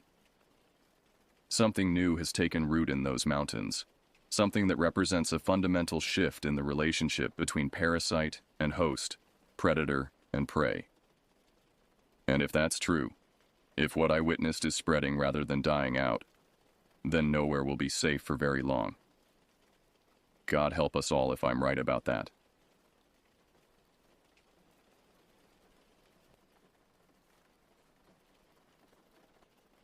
The old military jeep bounced and rattled along the overgrown logging road, jostling me in my seat. Tall pines towered on either side, their branches seeming to reach out like grasping fingers in the fading evening light. I glanced over at my partner Jake in the driver's seat, his eyes fixed on the path ahead illuminated by the headlights. We were heading deep into the remote forests of Oregon's Cascade Mountains on assignment for the agency, an off-books government group tasked with investigating the strange and unexplained. I had taken this dangerous job out of desperation more than anything else. Growing up in the small town of Escanaba in Michigan's Upper Peninsula, decent paying work was hard to come by. The paper mill that used to employ half the town had shut down years ago. With mounting bills and a daughter to support on my own, I didn't have many options. The mysterious posting for field investigators promised good pay for those willing to travel to remote locations. I had no idea what I was signing up for at the time. The Jeep hit a big pothole, nearly bouncing me out of my seat. I grabbed the handle and held on. "Careful!" I yelled at Jake over the engine noise. He just smirked and kept driving. After another teeth-rattling mile, Jake pulled the Jeep over and cut the engine. "We walk from here," he said, grabbing his gear from the back. I shouldered my own pack, checked my sidearm, and followed Jake into the dense forest. We hiked in silence for a while, picking our way between the towering trees and over fallen logs by the beams of our flashlights. The temperature dropped as full darkness fell. An owl hooted somewhere in the distance, making me jump. I forced myself to breathe and keep moving. Our mission was to locate a group of campers who had gone missing in this area a week ago. The local authorities had searched but found no sign of them. Normally, a few lost hikers wouldn't get the attention of an agency like ours, but this was the fifth party to vanish in these mountains over the past year. The disappearances had all taken place in the same 30-square-mile radius. The higher-ups suspected there was more going on than just inexperienced outdoorsmen getting turned around. Our job was to find out what that was. As we trudged on into the night, I couldn't shake the feeling that something was watching us from the impenetrable wall of trees, something old and not entirely natural. An icy tingle crept up my spine. I shook it off and quickened my pace to keep up with Jake. Little did I know that deep in the ancient forest, a malevolent intelligence older than recorded history had already marked us as its prey. We made camp in a small clearing beside a cheerfully burbling stream. I gathered wood while Jake set up our small two-man tent. Even with a fire going, the chill of the night seeped into my bones. Strange night noises echoed from the woods all around us. Scuttling, snapping twigs, distant cries that could have been animal or human. Jake pulled out the dossier on the missing campers, and we huddled over it by the firelight. There were 4 of them, 2 couples from Portland taking a week-long backpacking trip. All experienced hikers in their late 20s to early 30s. They had backcountry permits for this area, and their planned route was marked on the map. If they stayed on their itinerary, their last known campsite should be about 5 miles northeast of here, Jake said, tracing a line on the topographic map with his finger. "We'll head there at first light and see if we can pick up their trail." I studied the photos of the missing people. They were smiling, vibrant, clearly enjoying their outdoor adventure. The thought of them alone and afraid in the vast forest, or worse, made my stomach clench. I knew all too well the feeling of desperation and despair. After my divorce and losing my job at the mill, I had fallen into a deep depression. Liquor and pills became my only solace. I nearly lost everything, including custody of my little girl. It was only the shock of that near miss that made me clean up and start trying to put my life back together. This job was my final hope of catching up on child support and being a real father again. I had to see it through, even if it filled me with dread. After a meager dinner of trail mix and jerky, we turned in for the night. I lay in my sleeping bag staring at the tent ceiling, jumping at every night sound, my mind conjuring shadowy horrors in the darkness outside. I must have drifted off at some point, because the next thing I knew, Jake was shaking me awake. "Rise and shine.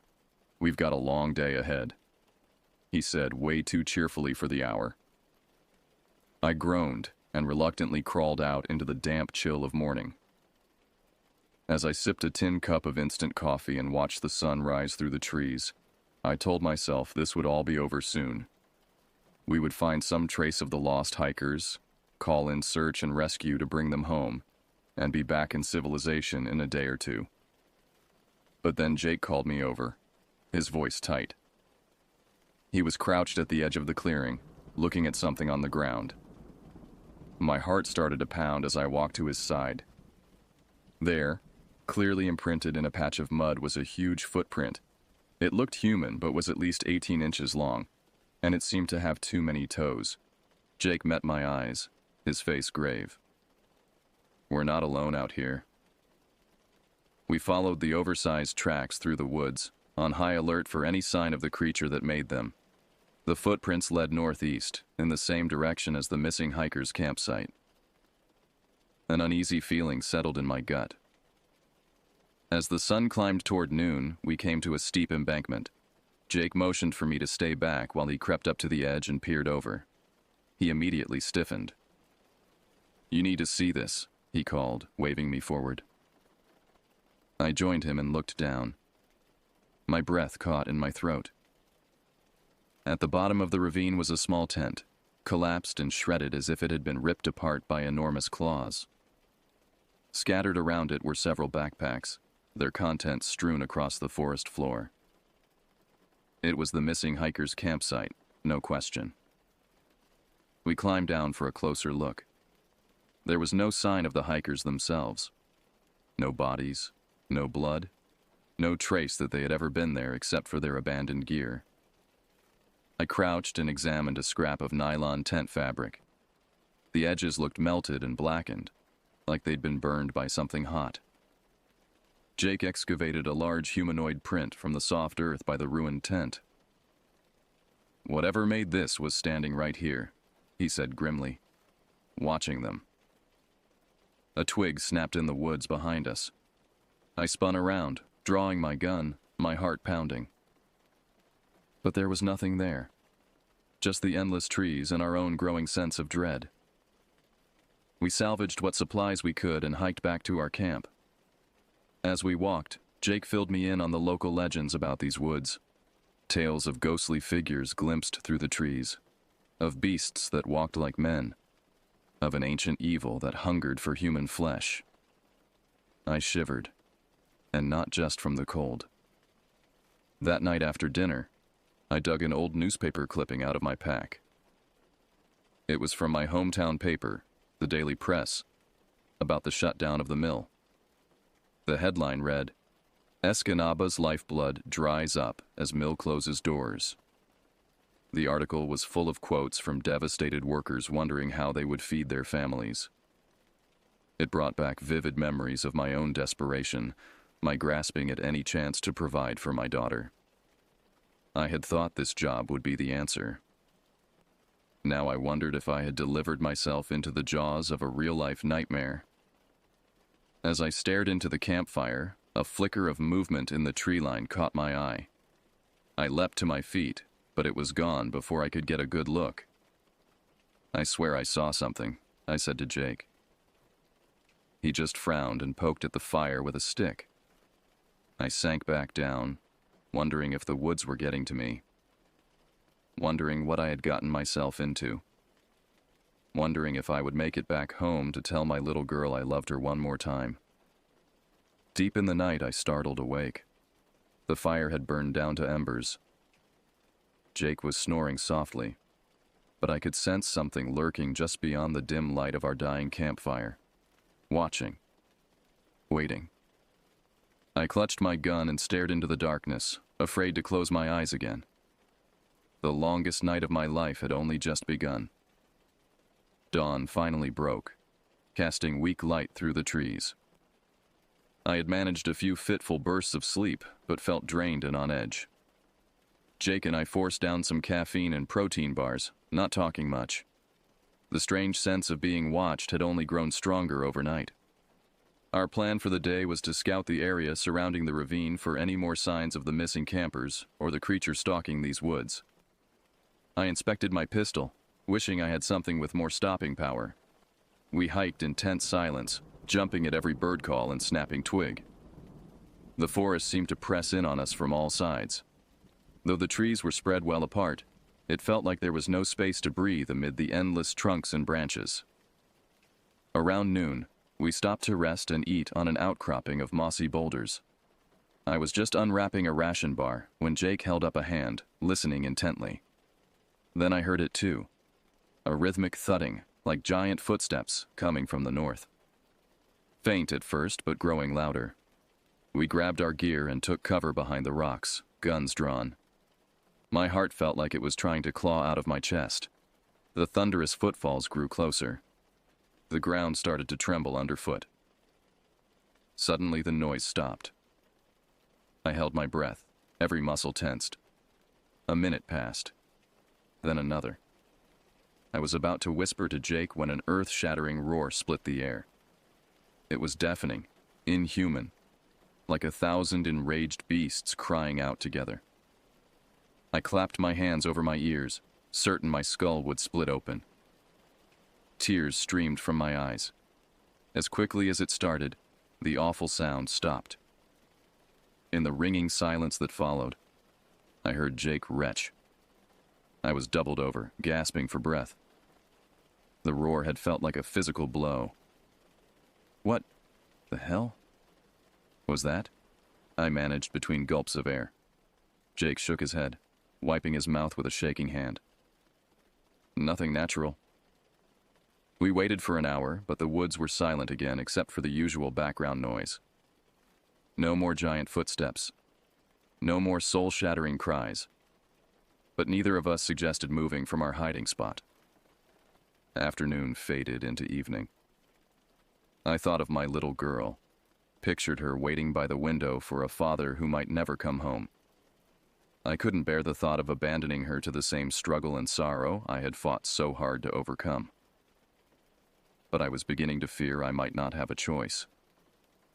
As dusk fell, Jake and I made a dash back to our campsite. We moved as quickly and quietly as possible, leapfrogging from tree to boulder to fallen log, covering each other. Every rustle of leaves made us flinch. We reached camp and saw with relief that our tent was undisturbed.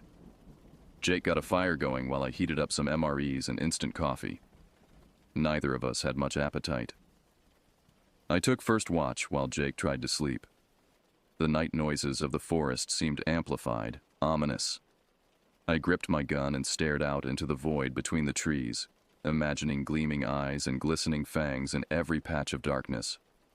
What had we stumbled into? What nightmare haunted this forest? I was terrified that we would find out soon, whether we wanted to or not. The next morning dawned cold and misty. Tendrils of fog curled between the pines, obscuring our surroundings. It was like being trapped in a dream where the edges of reality blurred and shifted. I felt a gnawing pit of dread in my stomach as I sipped bitter instant coffee and watched the trees fade in and out of the swirling mist.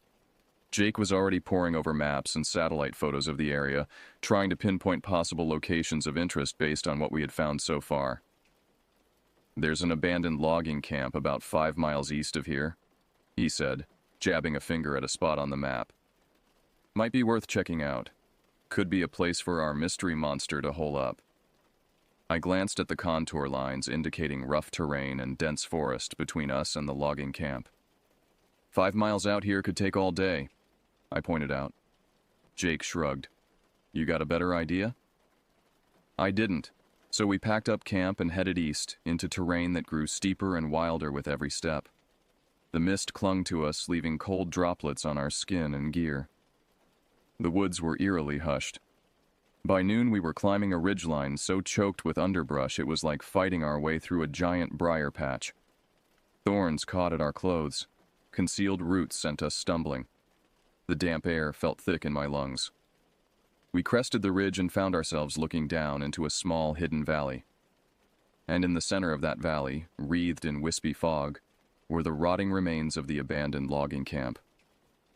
A chill that had nothing to do with the mist ran through me at the sight of the decrepit buildings emerging from the forest floor like the excavated bones of some long-dead beast. Jake caught my eye, and I saw my own unease reflected back at me. We picked our way down the hillside and into the camp. A half-dozen buildings huddled in the clearing. An old office, a few bunkhouses, a mess hall, an equipment shed. Their wood siding was dark with rot, roofs sagging, windows long gone. Saplings sprouted through buckled floorboards.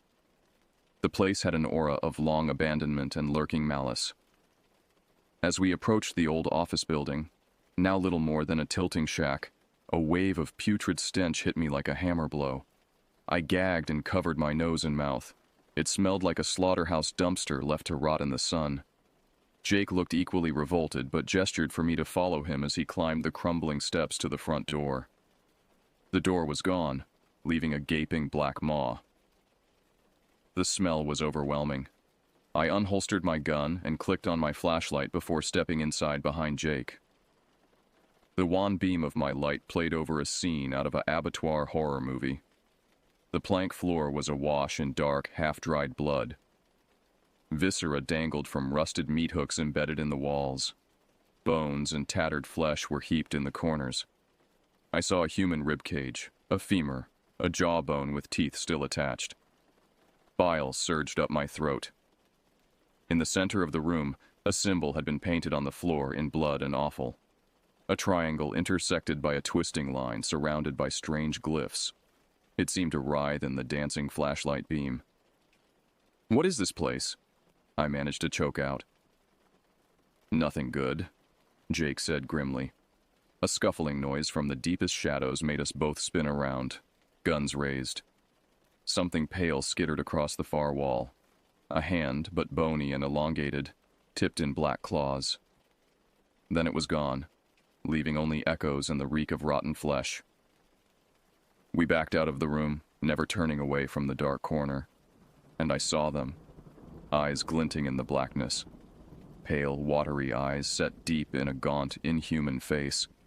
Eyes that held an ancient, ravenous hunger. I opened my mouth to scream, but no sound came out. The flashlight fell from my numb fingers. Then I was running, crashing through the brush, heedless of direction, knowing only that I had to get away from that nightmare face, those hideous, yearning eyes. I ran until my legs gave out and I collapsed in a bed of ferns, sobbing for breath. I had no idea where I was or how to get back to camp. I was utterly lost in this forest that had become a waking nightmare. And I knew it was only a matter of time before the thing in the logging camp came for me. Before I joined the other lost and the damned amid the endless, silent trees. I huddled in the ferns, shaking, as the shadows lengthened across the forest floor. Insects buzzed and chirped in the undergrowth. My stomach cramped with hunger, but I was too afraid to move. I had no food, no water, no supplies except my sidearm. Even my flashlight was gone, dropped somewhere in my mad dash from the logging camp. The gruesome scene inside the abandoned office building replayed itself over and over in my mind. The rotting flesh, the bones, the awful sigils scrawled in blood and awful. And those pale, dead eyes, staring out from the darkness. I couldn't shake the feeling that they had looked into the deepest reaches of my soul, seen all my fears and failings laid bare. As full night fell, I forced myself to my feet, knowing I couldn't stay in one place. I had to find Jake, had to get back to civilization and put as many miles as possible between myself and that accursed logging camp. I picked a direction and started walking, trying to move quietly, despite my growing panic. The night woods came alive around me with rustling and skittering, every noise making me flinch. Shadows took on monstrous forms in the corner of my eye. But when I turned to look, there was only darkness and trees. My mouth was parched, my legs shaking with fatigue. But I pushed myself onward. After stumbling through the undergrowth for what felt like hours, I spotted a flicker of orange light through the trees ahead. My spirits lifted for a moment, thinking I had somehow circled back to our campsite. But as I approached, I saw that the fire was too large, the voices around it unfamiliar. I dropped to a crouch, my heart pounding. I crept closer, using the trees as cover, until I could make out a circle of rough-looking men in military surplus gear sitting around a roaring campfire. They were passing a bottle back and forth, talking in low, angry tones. I strained to hear what they were saying. "Don't care what the boss says, I signed up to hunt monsters, not babysit a bunch of bead-wearing tree huggers," one man growled before taking a swig of liquor. "You saw the photos. There's something out here, something big. Could be a windfall if we bag it," another replied. "Yeah, and how many more hikers gotta disappear before someone connects the dots back to us? I'm telling you, this whole thing stinks." I held my breath, hardly daring to believe what I was hearing. Were these men somehow responsible for the missing campers? My racing thoughts were interrupted by the snap of a twig behind me. I spun around to see the muzzle of an assault rifle inches from my face. "Well, well, what do we have here?" a rough voice said. "Looks like we got ourselves a little lost lamb." I looked up past the gun to see a grizzled, heavily muscled man in camo fatigues glaring down at me. His eyes were cold and hard. "I don't want any trouble," I managed to croak. "I'll just be on my way." The man laughed harshly. "Oh, I'm afraid you found a whole heap of trouble, boy. You're coming with me. The boss is going to want to have a word with you." He grabbed my arm and hauled me to my feet, dragging me into the clearing. The other men stood up, hands going to weapons. "Found this one sneaking around spying on us," my captor announced, shoving me forward. I stumbled and fell to my knees in front of the largest man, a hulking figure with a shaved head and a scar down his cheek. He looked me over with a predatory smile. "Tie him up, boys. Looks like we're gonna have us a little chat about minding one's own business." As the men descended on me, binding my wrists and ankles with rough rope, I caught a glimpse of something watching from the tree line.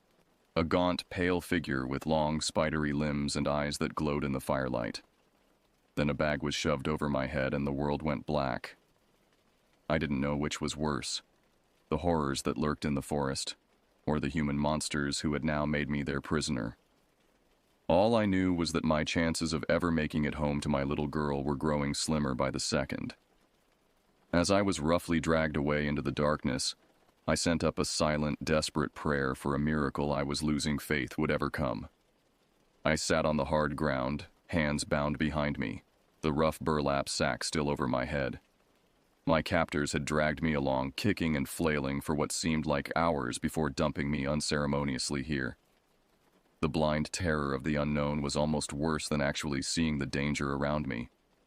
My heart raced and my breathing came fast and shallow. I flinched at every sound, a distant animal cry, the crunch of a boot on gravel nearby, the crackle and pop of a campfire. Finally, the bag was ripped away. I blinked in the sudden flare of firelight, eyes watering. I was in the center of a ring of tents, a large bonfire blazing in the middle of the camp.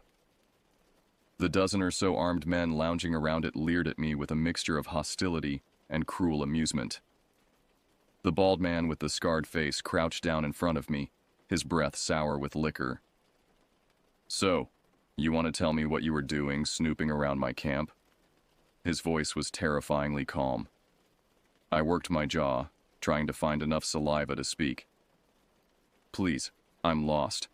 I don't know anything about you or why you're here. I just want to go home to my daughter." The man's eyes narrowed. "See, I don't believe in coincidence.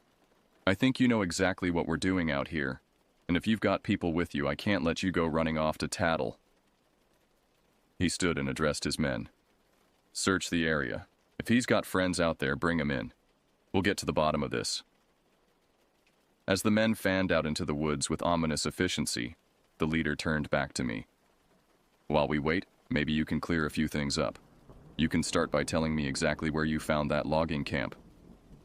The blood drained from my face. He knew. Of course he knew. And something told me the truth would only dig my grave deeper. But one look in his dead eyes, and I knew lies would dig it faster. I swallowed hard and started talking. I told him everything. About the missing hikers, the giant footprints, the ravine with the shredded tent. When I got to the scene at the logging camp, I started shaking so badly I could barely form the words to describe the gory runes painted in blood and viscera. Through it all, he listened with a stony expression. But I thought I saw a flicker of unease, even fear, when I described the pale figure glimpsed in the shadows. When I finished, he was silent for a long moment. Then he grabbed me by the shirt front, hauling me up to eye level. His breath was hot on my face. "You listen to me very carefully," he growled. "You forget you ever saw that camp. You understand? In fact, forget you ever set foot in these woods. Because I promise you, what's out there is far worse than anything I could do to you." He shoved me back to the ground. "But that don't mean I won't try my damnedest if you interfere with my operation." Just then, shouts rang out from the woods. 2 of his men emerged from the trees, dragging a limp figure between them. My heart nearly stopped. It was Jake. And he wasn't moving. They dropped him beside me. In the firelight, I could see he was breathing shallowly. A matted patch of blood covered his temple. The bald man knelt beside him, checking his pulse. He frowned. Then in one swift motion, he drew his sidearm and pointed it at Jake's head. "No!" I screamed, struggling against my bonds. The man glanced at me, then slowly lowered his weapon. He stood and addressed his men. "Patch him up best you can and put him with the others. Looks like we got ourselves a little leveraged negotiation now." He turned to me with a mirthless smile. "Congratulations. You just became a very valuable bargaining chip." As they dragged Jake away, I slumped in my bonds, despair washing over me. I had escaped one nightmare only to land in another, and the only hope I had of surviving rested in the hands of the very monsters I had come to stop. I thought of the pale thing stalking the woods and shuddered. Part of me almost wished it would put an end to this, to drag me and these men screaming into darkness and put us all out of our misery. But most of me thought of my little girl growing up wondering why her daddy never came home, consigned to the same poverty and hopelessness I had fought so hard to escape. I couldn't leave her like that. I wouldn't. So I would endure this. I would survive this, for her. No matter how deep into hell I had to go, I would find a way out, or die trying. Even if it meant facing my darkest fears and staring down the unspeakable horrors lurking in the ancient forest. I sent up a prayer into the night, though I didn't know if anyone was listening. "Please give me strength. Give me a chance. Let me make it home to my baby girl. And if I can't, let it be quick." I must have passed out from sheer exhaustion at some point. I woke to weak pre-dawn light filtering through the pine boughs and the crackle of the dying campfire. My shoulders screamed from being bound behind me all night. My head felt like it was stuffed with cotton. I was almost grateful for the discomfort. It meant I was still alive. The camp was stirring around me. I could hear low voices and the clank of gear as the men went about their morning routines. I struggled to a sitting position, trying to spot Jake among the figures moving through the trees. No luck.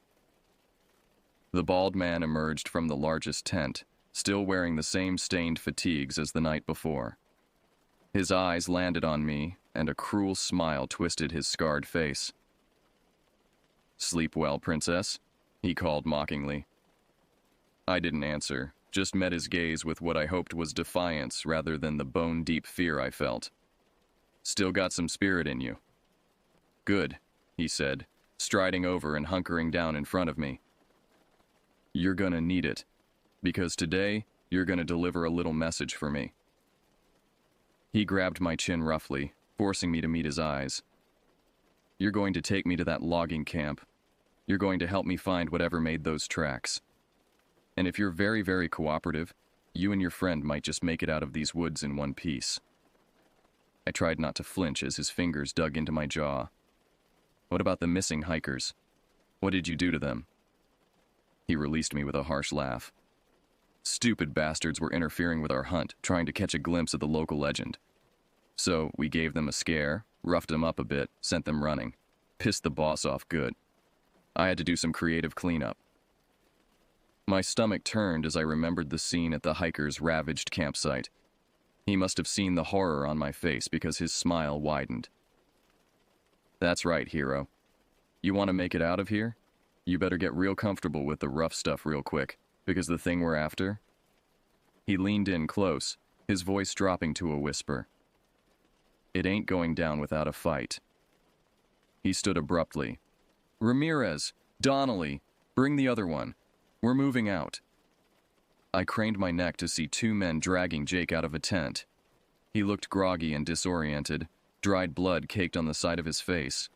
But he was alive. They hauled him over and dropped him next to me. Jake, I whispered urgently. Jake, you okay? He turned unfocused eyes on me. What? Where are we? What's happening? No talking. One of the men delivered a vicious kick to Jake's ribs. He doubled over, wheezing. I bit back my protest, knowing it would only make things worse. The men cut the bonds on our ankles and dragged us to our feet. With guns trained on us, we were marched out of camp and back into the woods, the bald man leading the way. 4 other men followed, spread out in a loose diamond formation around us. We trudged through the underbrush for hours, following no path that I could discern, but the bald man seemed to know exactly where he was going. Jake and I were forced to stumble along as best we could with our hands still bound. My mind raced, trying to come up with some way out of this. But unarmed, outnumbered, lost in an endless wilderness with God knows what stalking us, I was coming up short on options. If the pale monster didn't get us, these human ones surely would. And yet, I couldn't let despair win. I had to stay alert, wait for any opportunity. I wouldn't go quietly. I would fight for every chance to see my little girl again. The sun was directly overhead when we stepped into the clearing holding the crumbling logging camp. An oppressive silence hung over the place, broken only by the eerie creak of rusted metal in the wind. The bald man turned to me with a grim smile. Welcome back. He gestured with his rifle towards the decrepit office building. After you. I stumbled forward, my heart pounding. I knew what horrors lay inside. I didn't know if I had the strength to face them again. At the rotting steps, I hesitated. The bald man jabbed me in the back with his gun. Move. I climbed the steps on leaden legs. The smell hit me like a wave as I reached the doorway, just as putrid and overwhelming as before. I stepped into the blood-drenched room. The unholy sigil leered up from the floor, even more obscene in the stark light of day. And crouched over it, tracing one long clawed finger through the gore, was the pale figure. It turned slowly, hideously, to face us. In the light, I could see its flesh was the color of a corpse, shot through with black veins. Its limbs were too long, its body emaciated, and its face, dear God, its face. Wide, milky eyes without pupil or iris. A lipless mouth set in a permanent rictus grin, far too wide, filled with needle teeth. The men behind me shouted in alarm, bringing their weapons up. The thing unfolded to its full height with a fluid grace that was somehow more terrifying than any aggressive movement. It cocked its head impossibly far to one side, considering us. Then it spoke in a rasping whisper that echoed in my head long after the words faded. More morsels for my larder. The bald man opened fire. The others followed suit, the confined space erupting in deafening gunfire and strobing muzzle flashes. The creature seemed to blur and flow around the hail of bullets, moving with a liquid swiftness my eyes could barely follow. It was among the men in an instant, pale claws flashing, jaws snapping. Screams cut through the gunfire, abruptly silenced. Blood sprayed the walls. I stood frozen, unable to process the slaughter unfolding in front of me. Then a hand grabbed my arm, and I was being pulled, stumbling over corpses and scattered weapons, out into the burning daylight. It was Jake, eyes wide with terror and determination. "Run!" was all he said, and we ran. As we crashed through the trees, an inhuman shriek of rage and hunger rose behind us, freezing my blood. Heavy footfalls shook the earth, gaining fast. We ran like the damned, ran for our lives, knowing the pale death was right behind us. Ran for all the lost souls consigned to this hell of moss and shadow. The forest blurred around me, my pulse pounding in my ears. My bound hands threw me off balance, but I barely felt the branches whipping my face, the burning in my lungs. All I knew was forward momentum and the all-consuming need to escape. Jake was pulling ahead of me, his breathing ragged. The footsteps were so close now, I imagined I could feel the thing's fetid breath on my neck. "Jake!" I screamed. But he was disappearing between the trees ahead, the distance between us growing. I was falling behind. The creature would have me in seconds. As my strength failed and I began to stumble, I looked desperately ahead for any sign of my friend. But there was only the endless forest, and the gray fog rolling in, and my own ragged breath sawing in and out of my burning lungs. Too late, I realized the crashing pursuit behind me had ceased. I spun around, expecting a final terrifying lunge. But there was nothing. Just mist and silence, my own panting hideously loud in my ears. "Jake?" I called weakly. My voice fell flat, muffled, swallowed by the trees and the fog. There was no answer. A terrible realization crept over me, more awful than any monster. I was completely and utterly alone. I had no idea which way to go, no idea if Jake had made it or where he might be. The men who knew these woods were dead. I sank to my knees on the forest floor, body shaking, mind reeling. The only thing I could think was that I might never find my way out of these woods, that I might die here, alone, just another meal for the pale thing that haunted this place. Despair crashed over me in a suffocating wave. I thought of my little girl, my sweet Lily, waiting for a father who would never come home. Tears coursed down my cheeks. What was the point in fighting? I was lost, exhausted, at the end of my strength and will. Maybe it would be better, easier, to just let go, to stop running and let the forest have me. I closed my eyes, preparing to surrender to the inevitable. That's when I heard it. A sound cutting through the fog and the hopelessness. Distant at first, then growing louder. A voice. "Mike! Mike!" My eyes snapped open. It couldn't be, but it was. Jake's voice calling my name. "Mike, where are you?" "Here!" I tried to shout, but it came out as a croak. I struggled to my feet. "I'm here, Jake." Crashing footsteps, a figure emerging from the mist. Jake, wild-eyed and breathless, but wonderfully, impossibly alive. He saw me, and his face broke into a relieved grin. He ran to me, pulling me into a crushing embrace. "Thank God," he mumbled. "Thought I lost you." I clung to him, hardly daring to believe he was real. I was sure." He pulled back, gripping my shoulders. "Takes more than an overgrown cannibal smurf to bring us down." A shaky laugh bubbled out of me. "I don't know, he seemed pretty motivated." "Well, so am I. I'm getting us out of here." I stared at him. "How? We're lost. We have no idea where we are." "While you were playing hide and seek, I found something." He reached into his pocket and pulled out a crumpled piece of paper. "Our bald friend had a map, and I think I found his extraction point." I took the map with trembling hands. There was a red X marked deep in the woods, labeled LZ. Landing zone. Hope flared in my chest for the first time in days. "A helicopter! Jake, this could be our ticket home." He nodded. "We need to hustle, though. It's at least 5 miles from here, and I don't think Slim Shady back there is going to give us much of a head start." As if on cue, a distant roar echoed through the trees, full of fury and hunger. A chill ran down my spine. Jake cut my bonds with a knife he must have grabbed in our flight from the logging camp. Time to move. We set off at a jog through the trees, following the creased and blood-stained map. I felt a renewed surge of energy, not just from the promise of escape, but from Jake's steadfast presence at my side. knowing I wasn't alone, that we were in this together to whatever end. We ran for what felt like hours, stopping only for brief moments to catch our breath and check the map.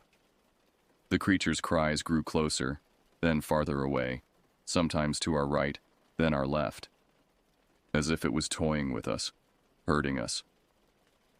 Finally, as the sun dipped low on the horizon, we broke into a clearing, and there, like a miracle, was a helicopter. Sleek and black, it crouched in the center of the field like a great bird of prey. Oh my God, I breathed. We made it. We actually made it. Jake was grinning ear to ear. We started across the clearing, exhausted but elated. 50 yards to go, 40, 30. From the trees to our right came a deafening crash. We spun to see the pale thing burst from the tree line, moving at a terrifying speed straight for us. Go! Jake roared, shoving me forward. I stumbled, then ran like I had never run before. The chopper was so close. I could see a pilot in the cockpit, doing pre-flight checks. 20 yards. The thing was on us in seconds. I heard Jake cry out behind me, but I didn't dare look back. 10 yards. I was screaming, trying to get the pilot's attention. 5 yards. The downdraft from the rotors blasted me, whipping my hair. I leapt for the open doors. White claws swiped inches from my back. I felt the rush of fetid breath. Then I was in, tumbling onto the floor of the cabin. Go, go, go! I screamed at the pilot. The creature slammed into the side of the chopper with a jarring impact. The machine rocked violently. For a heart-stopping moment, I thought it would tip over. But then the rotors roared to full speed and we were lifting off, the thing's claws scrabbling at the metal. We rose into the air, the monster shrinking below us, still swiping at the landing skids. Then we were above the trees, banking hard to the east and accelerating. The thing's furious screech dopplered away beneath the rotor's thunder. I lay on the floor, chest heaving, adrenaline still coursing through me. We had made it. Against all odds, we had escaped that nightmare. Then a thought pierced my relief like an icy dagger. I sat up, frantically scanning the cabin. Jake? Jake? But he wasn't there. In the chaos, in my blind, desperate scramble, I hadn't made sure he was with me. I lunged for the cockpit. We have to go back, I screamed at the pilot over the noise. My friend is still down there. The pilot, a grizzled man in a flight suit, glanced back at me. Sorry, kid, he said, not sounding very sorry at all. I've got strict orders. Exfil the VIP, no one else. I stared at him, uncomprehending. VIP? What are you talking about? A horrible realization was dawning. You knew we were out there, this whole time? He shrugged. Above my pay grade. I just fly where they tell me. Rage and disbelief warred in my gut, but I pushed them down. There would be time for answers later. Please, I begged. He's my friend. I can't leave him. The pilot hesitated, clearly torn. But after a long moment, he shook his head. Orders are orders. Brass says no unnecessary risks. He turned back to the controls. I am sorry. I slumped back, shock and grief crashing over me. I looked out the window at the forest receding below, imagining Jake still down there. Alone. Being hunted by that thing. He had saved my life, time and again. Kept me going when I would have long given up. And I had left him behind to die. Tears flowed down my face as I pressed my forehead to the cold glass. As the chopper carried me away to safety, to home and Lily and the world I knew. But part of me would forever remain in those haunted woods, running beside the friend I failed, chased by pale shadows of guilt and loss. My name is Mike Walters. I am a survivor. But there are some horrors you never escape. They follow you no matter how far you run. Pale and hungry, waiting in the darkest corners of your mind. I stared out at the shrinking trees until they vanished into the twilight, swallowed by shadow. Just like everything else the forest takes,